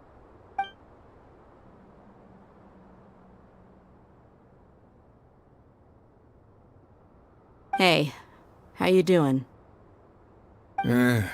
I'll live. Thanks. I should probably go. Can't just stay here forever. What's your next move gonna be? Oh, I know what you're going to ask. I feel deeply ashamed of everything I've done. You'll get everything you're asking for. But please, give me some time. After everything that's happened here today, somehow I need to explain it to the others. It's not gonna be easy. Well, I guess that's for me to deal with. Dia, this is where our camp's located. Make a note of it. When would be a good time for us to go?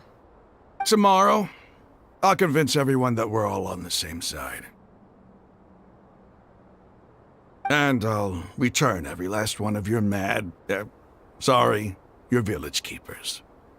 We'll share our other resources with you, too.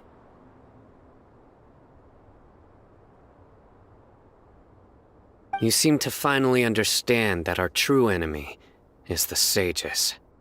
Yes. The gods never gave up on anyone. It's the people responsible for all this that need to face the consequences of their actions. That must have been rough, but he seems to have figured things out now. Raman's no fool. Being the leader of your own faction in the desert is no easy feat. It's too bad he was held back by his belief in the Scarlet King. But now that that's changed, I guess we have a few more people on our side.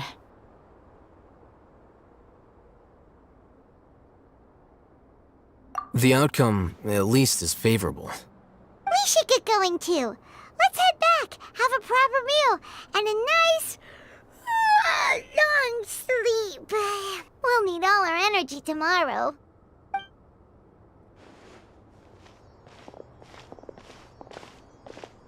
Sino, we're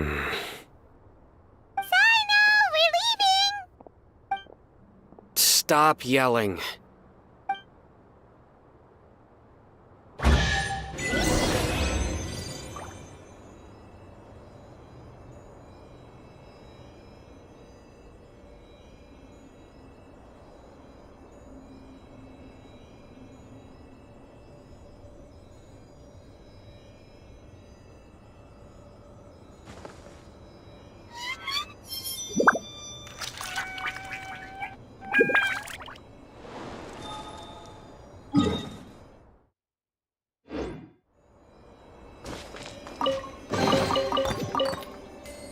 Time to go.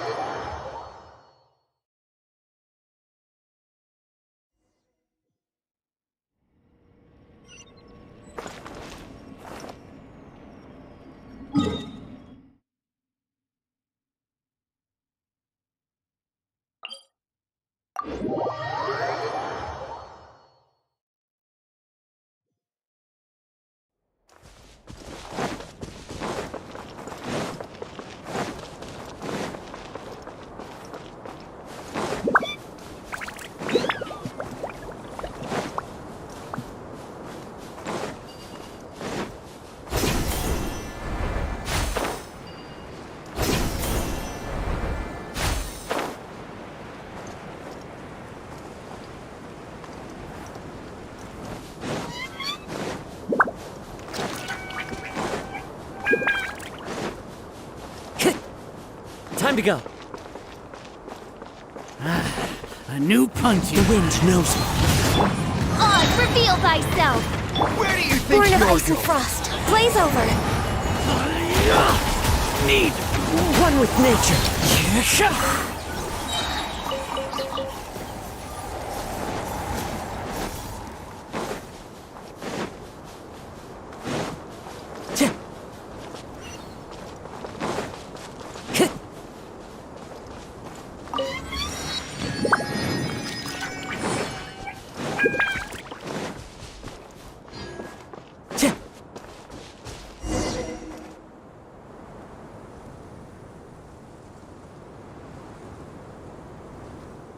Raman, we're here.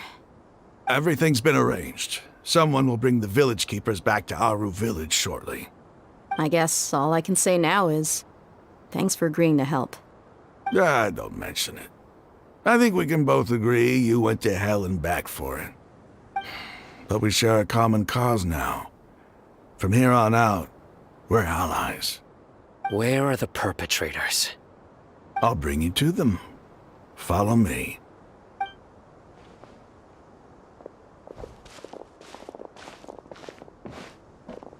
So these are the people who kidnapped the village keepers. Oh no, it's the scribe! There's no need to yell. No one can help you now. We've been all over the desert trying to find you! That's right.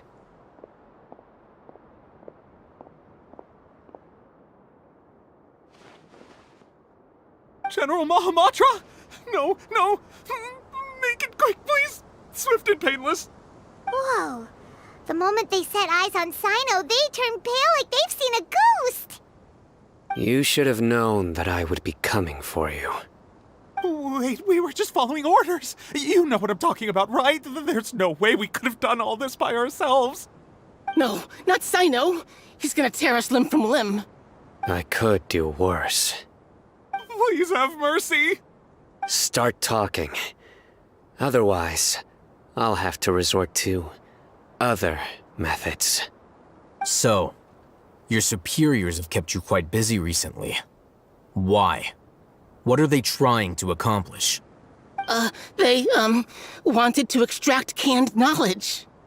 Don't play dumb. You know what I'm really asking. They extract divine canned knowledge. Then what? I really don't know how to explain it. Well, you better start talking or you'll be sorry!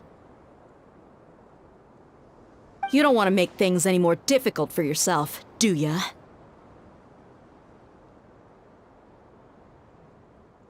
Be my guest.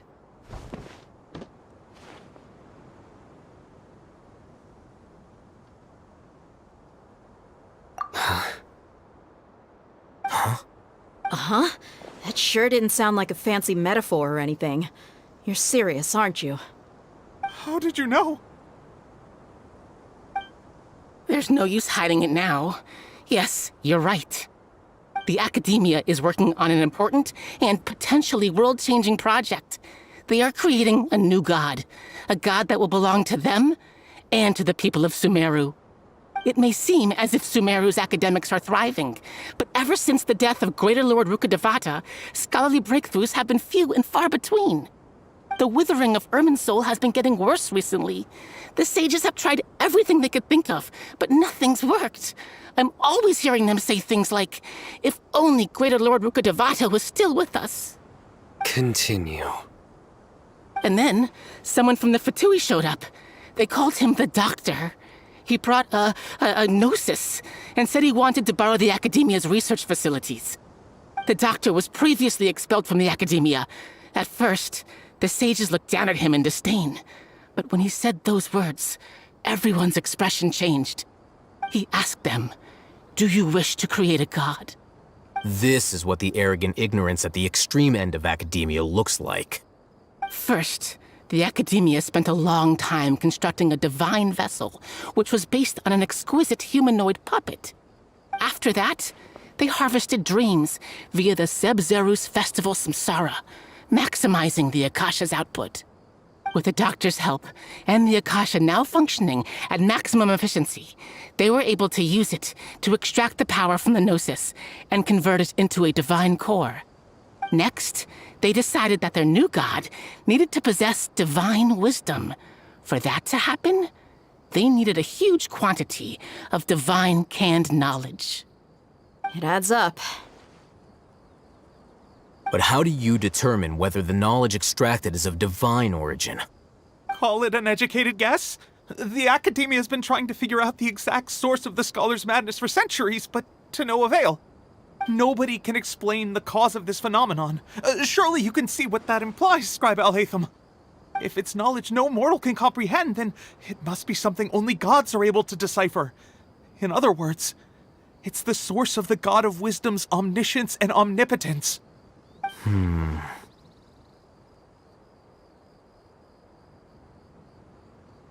You must have noticed by now.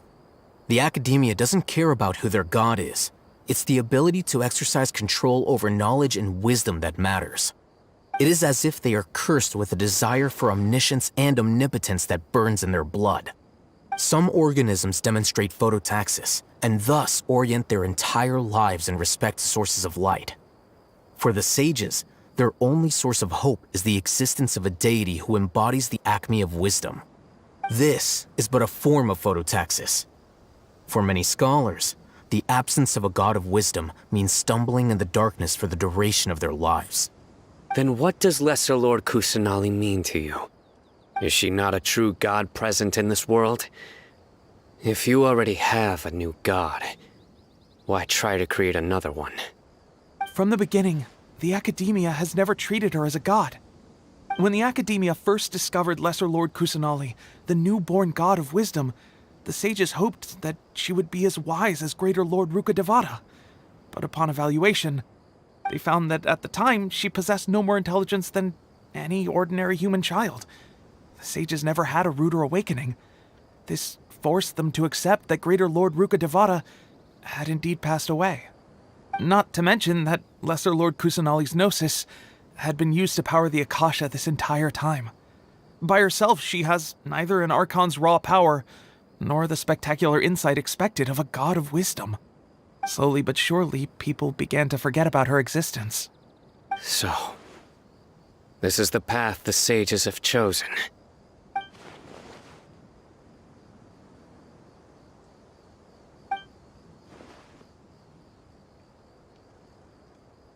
All right, let's try to keep our cool. If everyone's in a bad mood, then let's change up our scenery. Rahman, give me a few men to help us escort the village keepers back to the village. And these two scholars, they're coming too.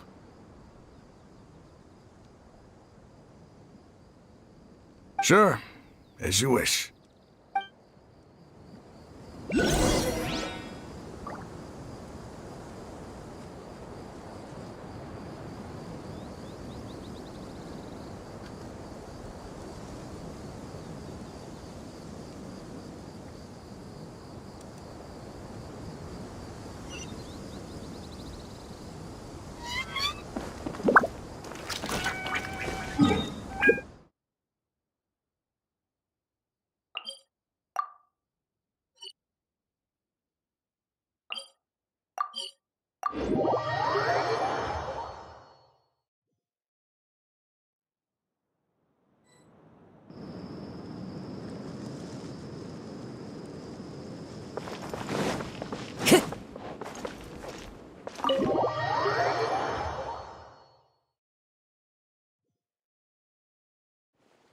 The village keepers you found have all been returned to their homes. and each one has a dedicated caregiver to look after them. The 2 new scholars are being kept under close supervision, too. Really great work, everyone. The atmosphere is so heavy.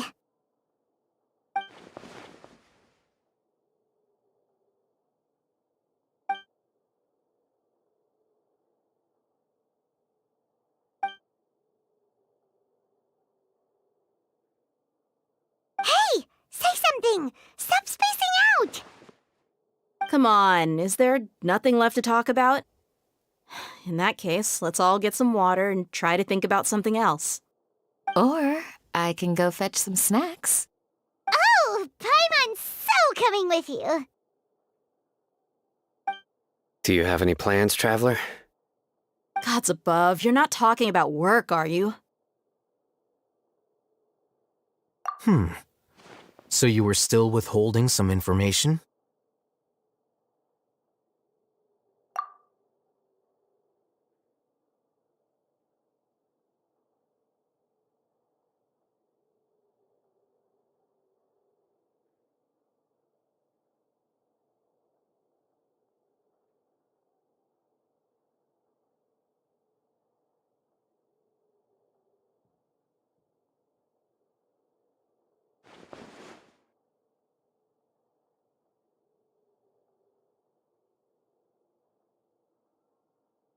Even though we lived through all of this firsthand, it's... What a whirlwind of a story. I felt like I was holding my breath the whole time. It seems like there'll be more issues to face in the days ahead than I'd anticipated. Still, now's a good time to make our next move. Now that Ramon's joined us, we'll be an even stronger team. It's time to make a plan. Indeed. These events are a flagrant transgression of the rules in every sense. We cannot allow it to continue. So, everyone, are we on the same page? Crush the sages and rescue our god. That is our ultimate goal.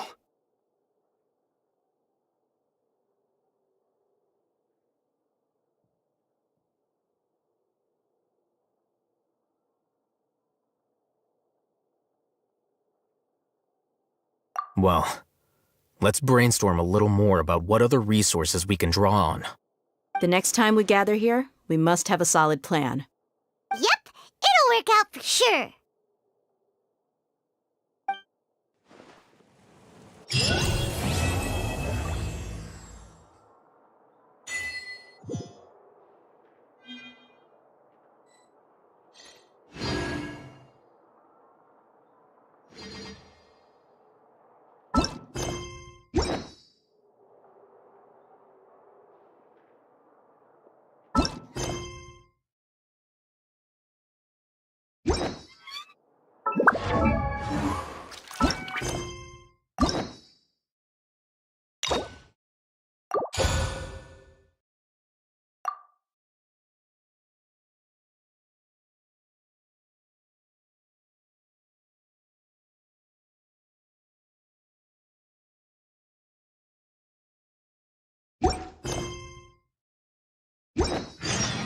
Wherever in this world I roam, I carry memories of my home.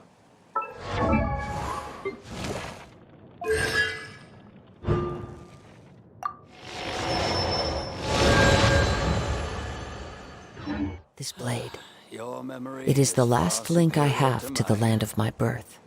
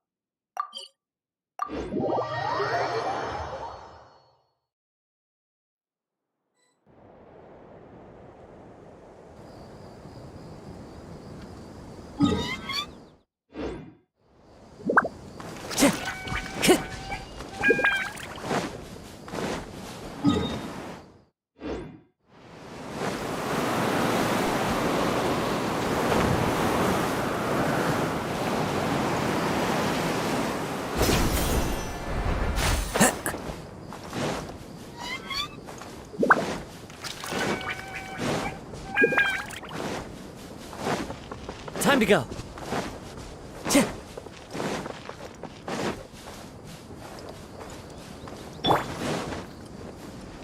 Shadow Raven, let night fall! Flames, purge! No touching! As one with wind and cloud!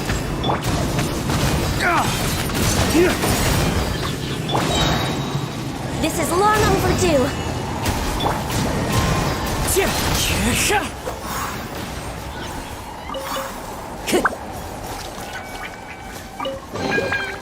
Who says there aren't benefits to a life? Wandering. Time to go.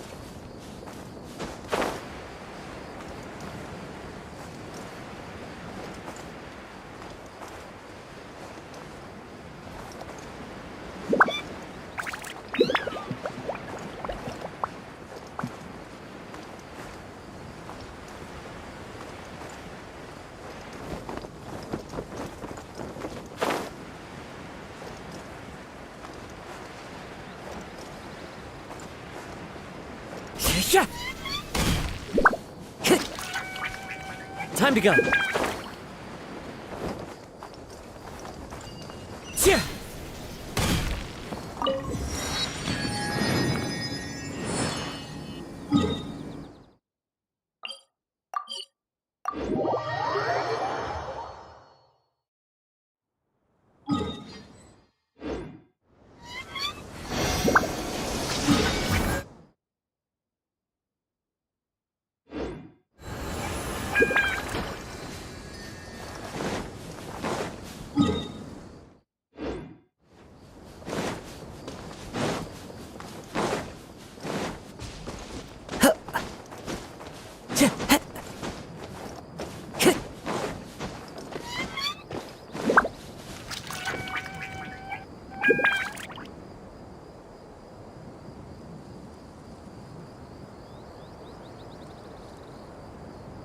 Time to go.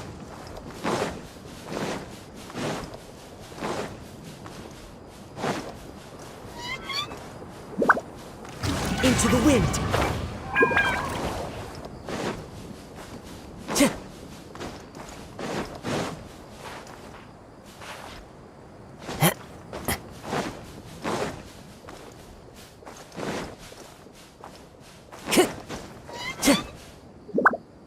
The wind knows me.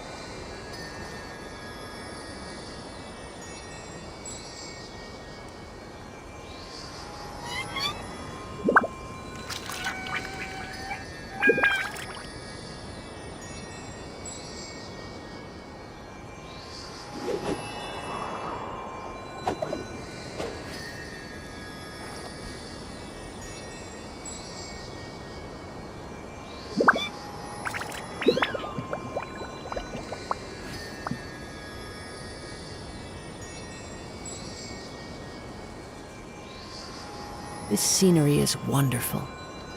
Surely enough to convince anyone to become a wanderer.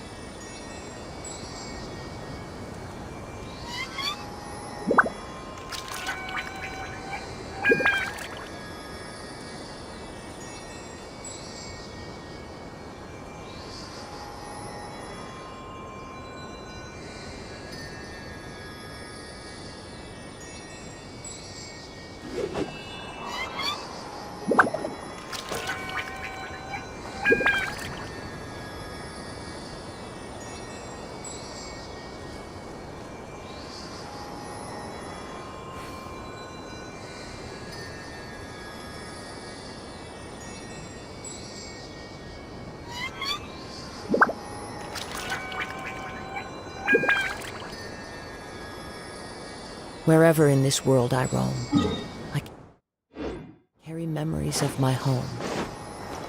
This blade, it is the last link I have to the land of my birth. Time to go.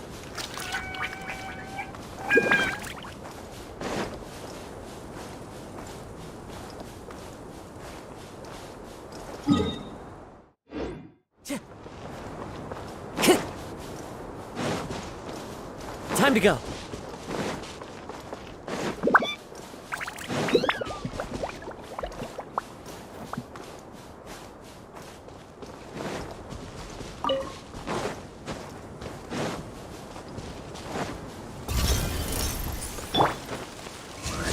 Access denied. Next up. Dawn, break forth!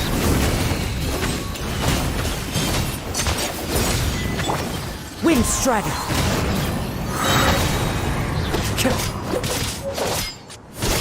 Clouds high. The birds call! No touching! As you wish, mein Fräulein.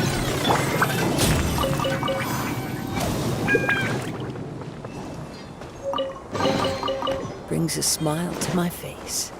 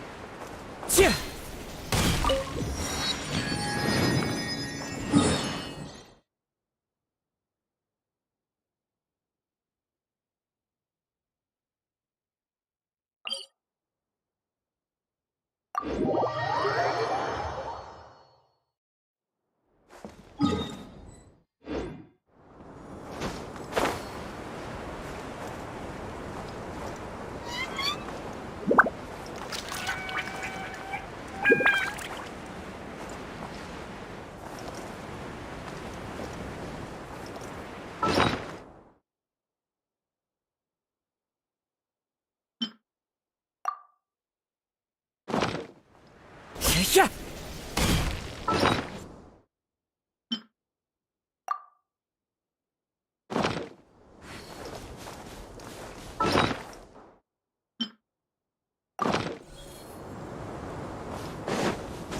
Follow the wind.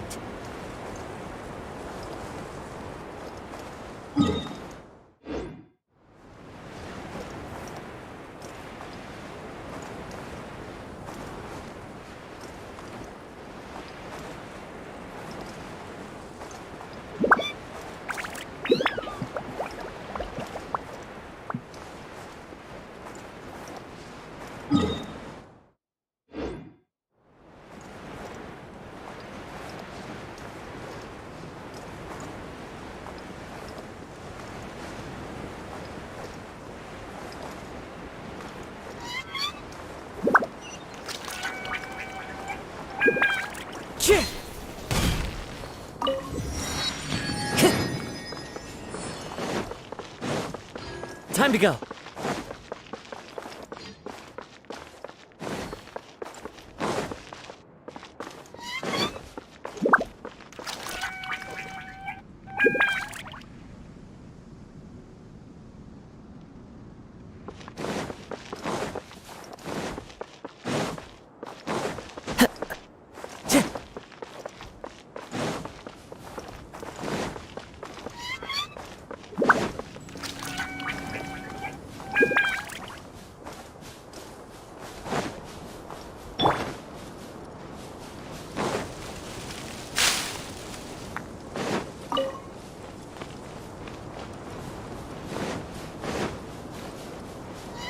By royal One with nature. access denied.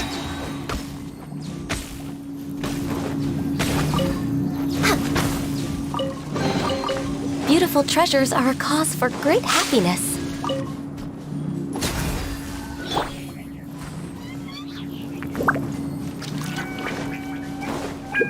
Time to go.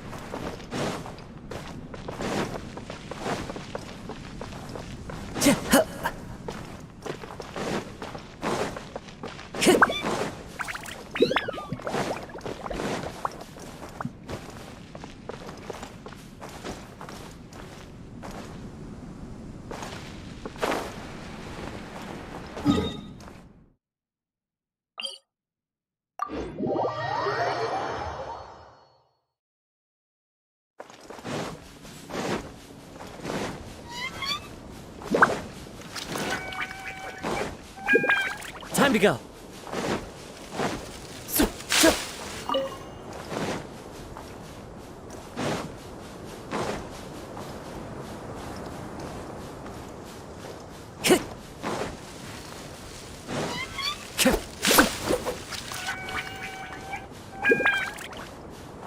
Time to go.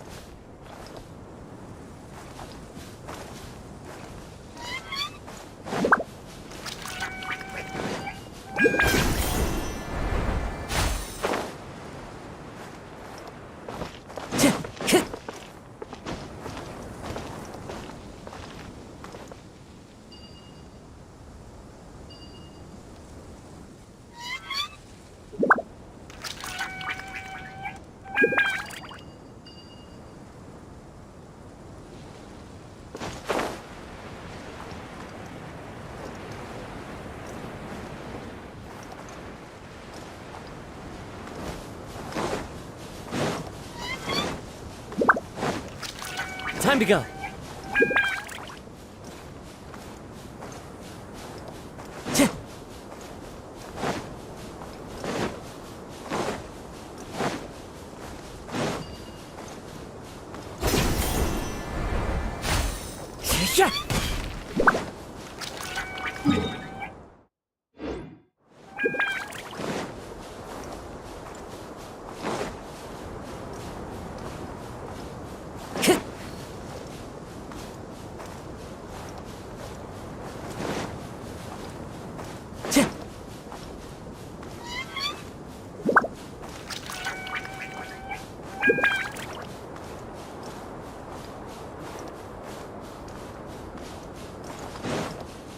Time to go.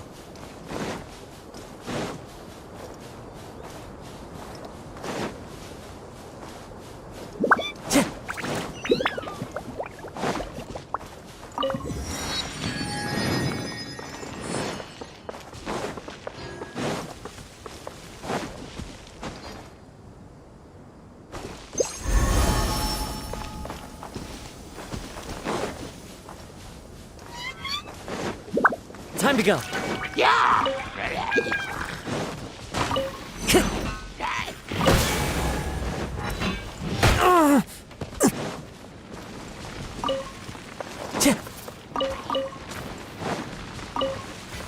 Into the wind. Born of ice and frost.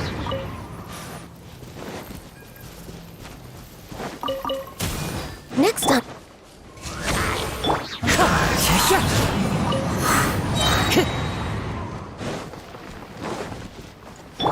Access denied. No rest for the wicked. Wind strike.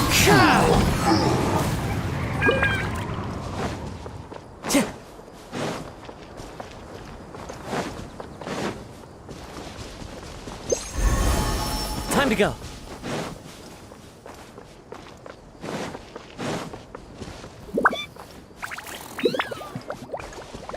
One with nature.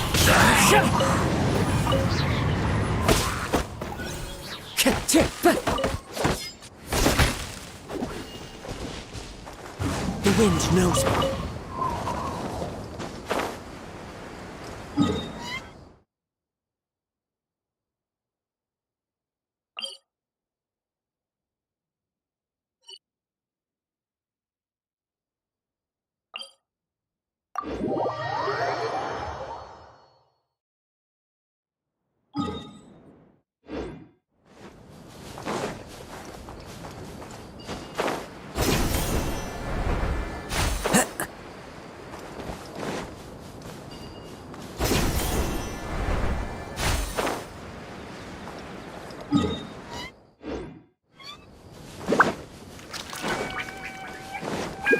Follow the wind.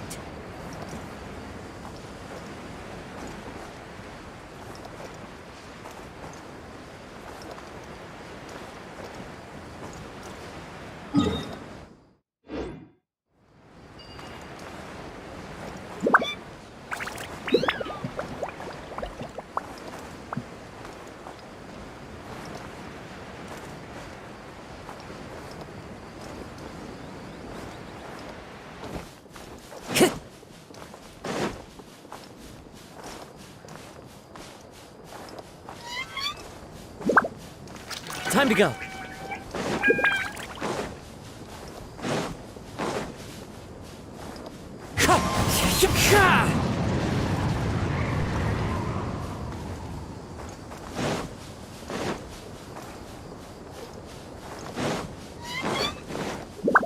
Wind strike.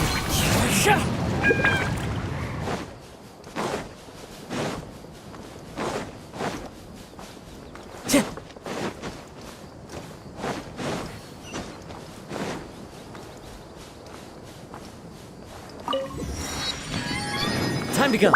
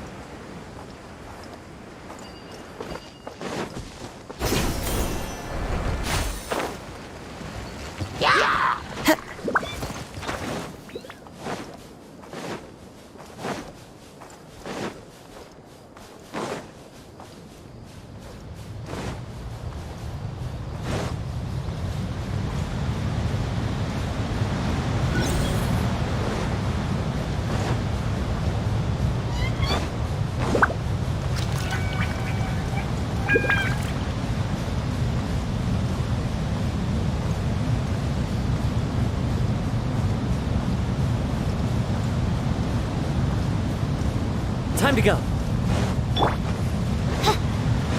Shadow Raven! Black Knight Ball! Wind Strider.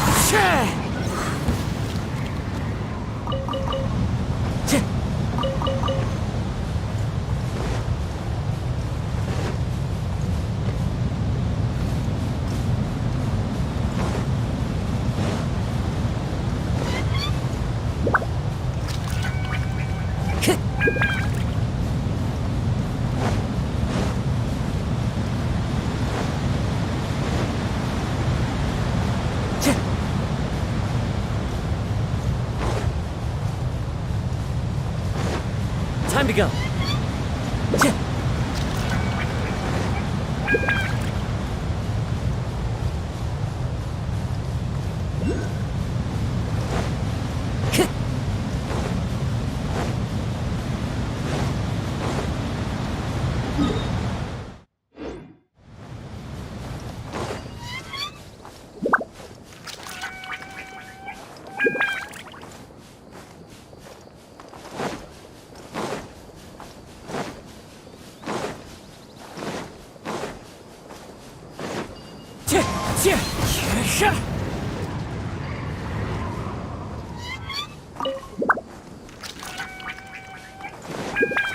Time to go.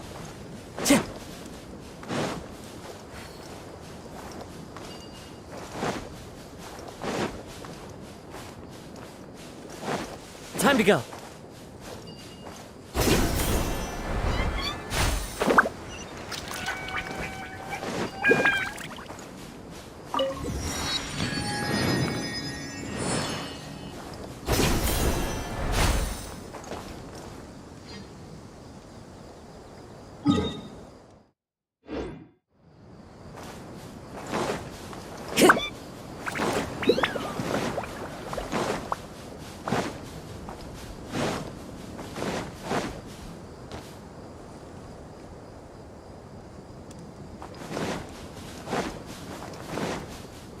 Time to go.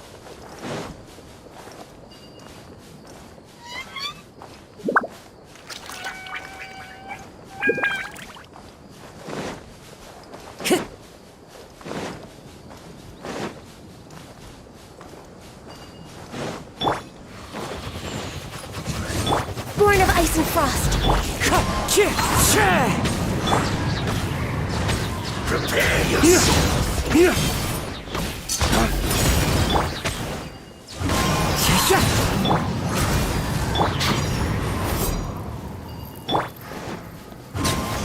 Can't run from death.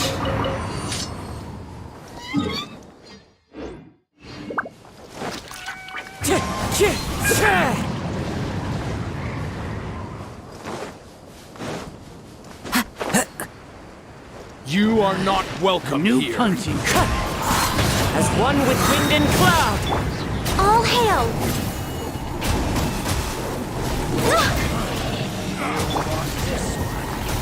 Into the wind.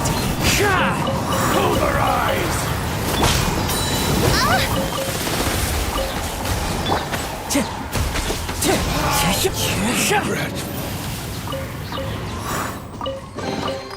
Who says there aren't benefits to a life of wandering?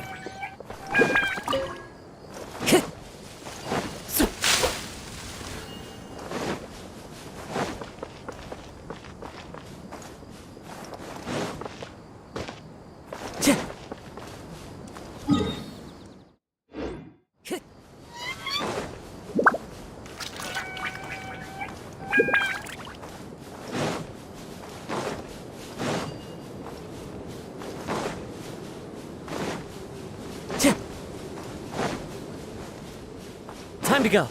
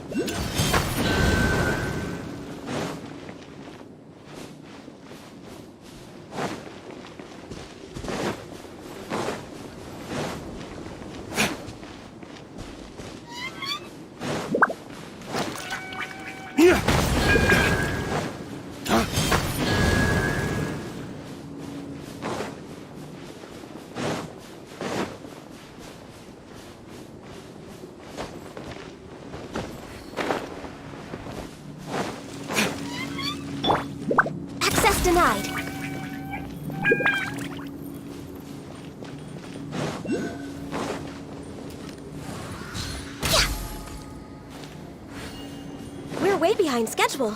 Next on the agenda.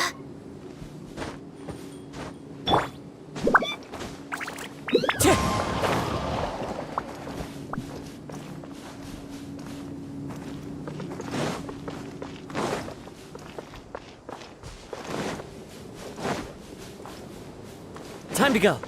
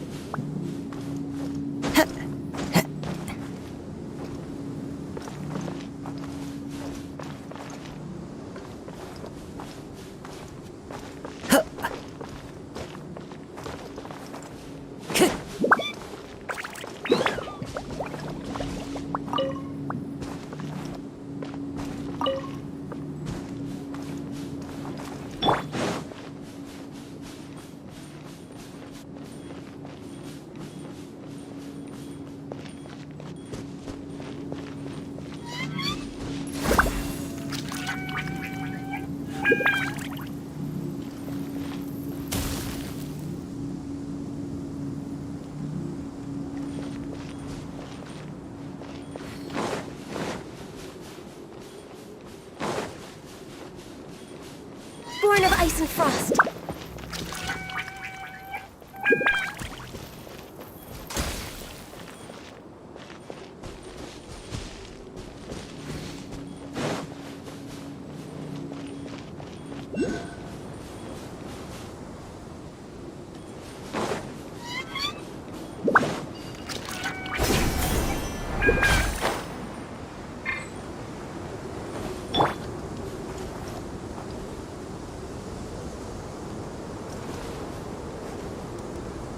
One with nature.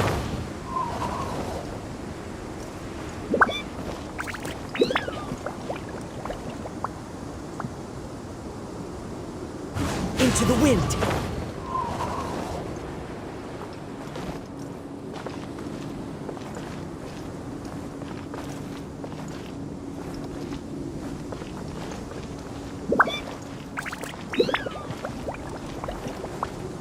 One with nature.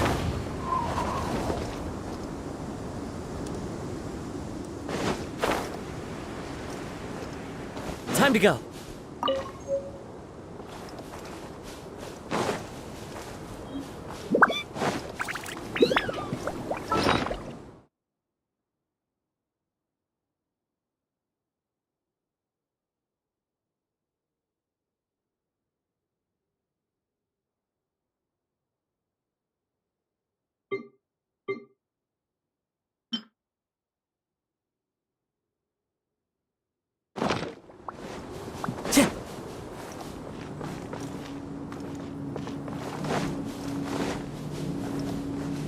Time to go.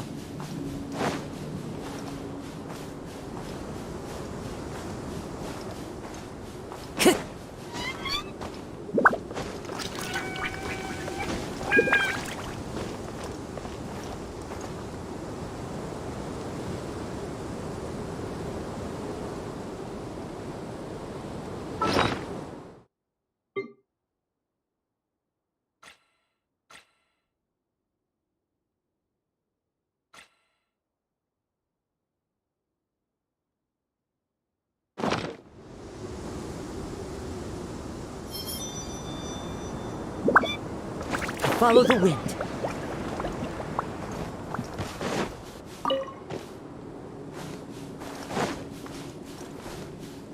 Time to go.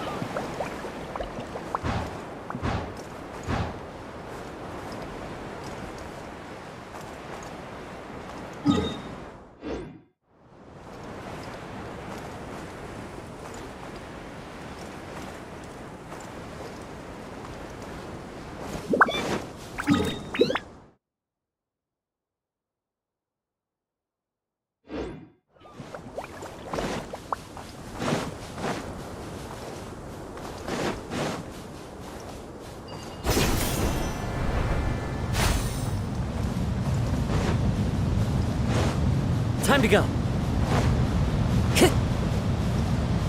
Time to go.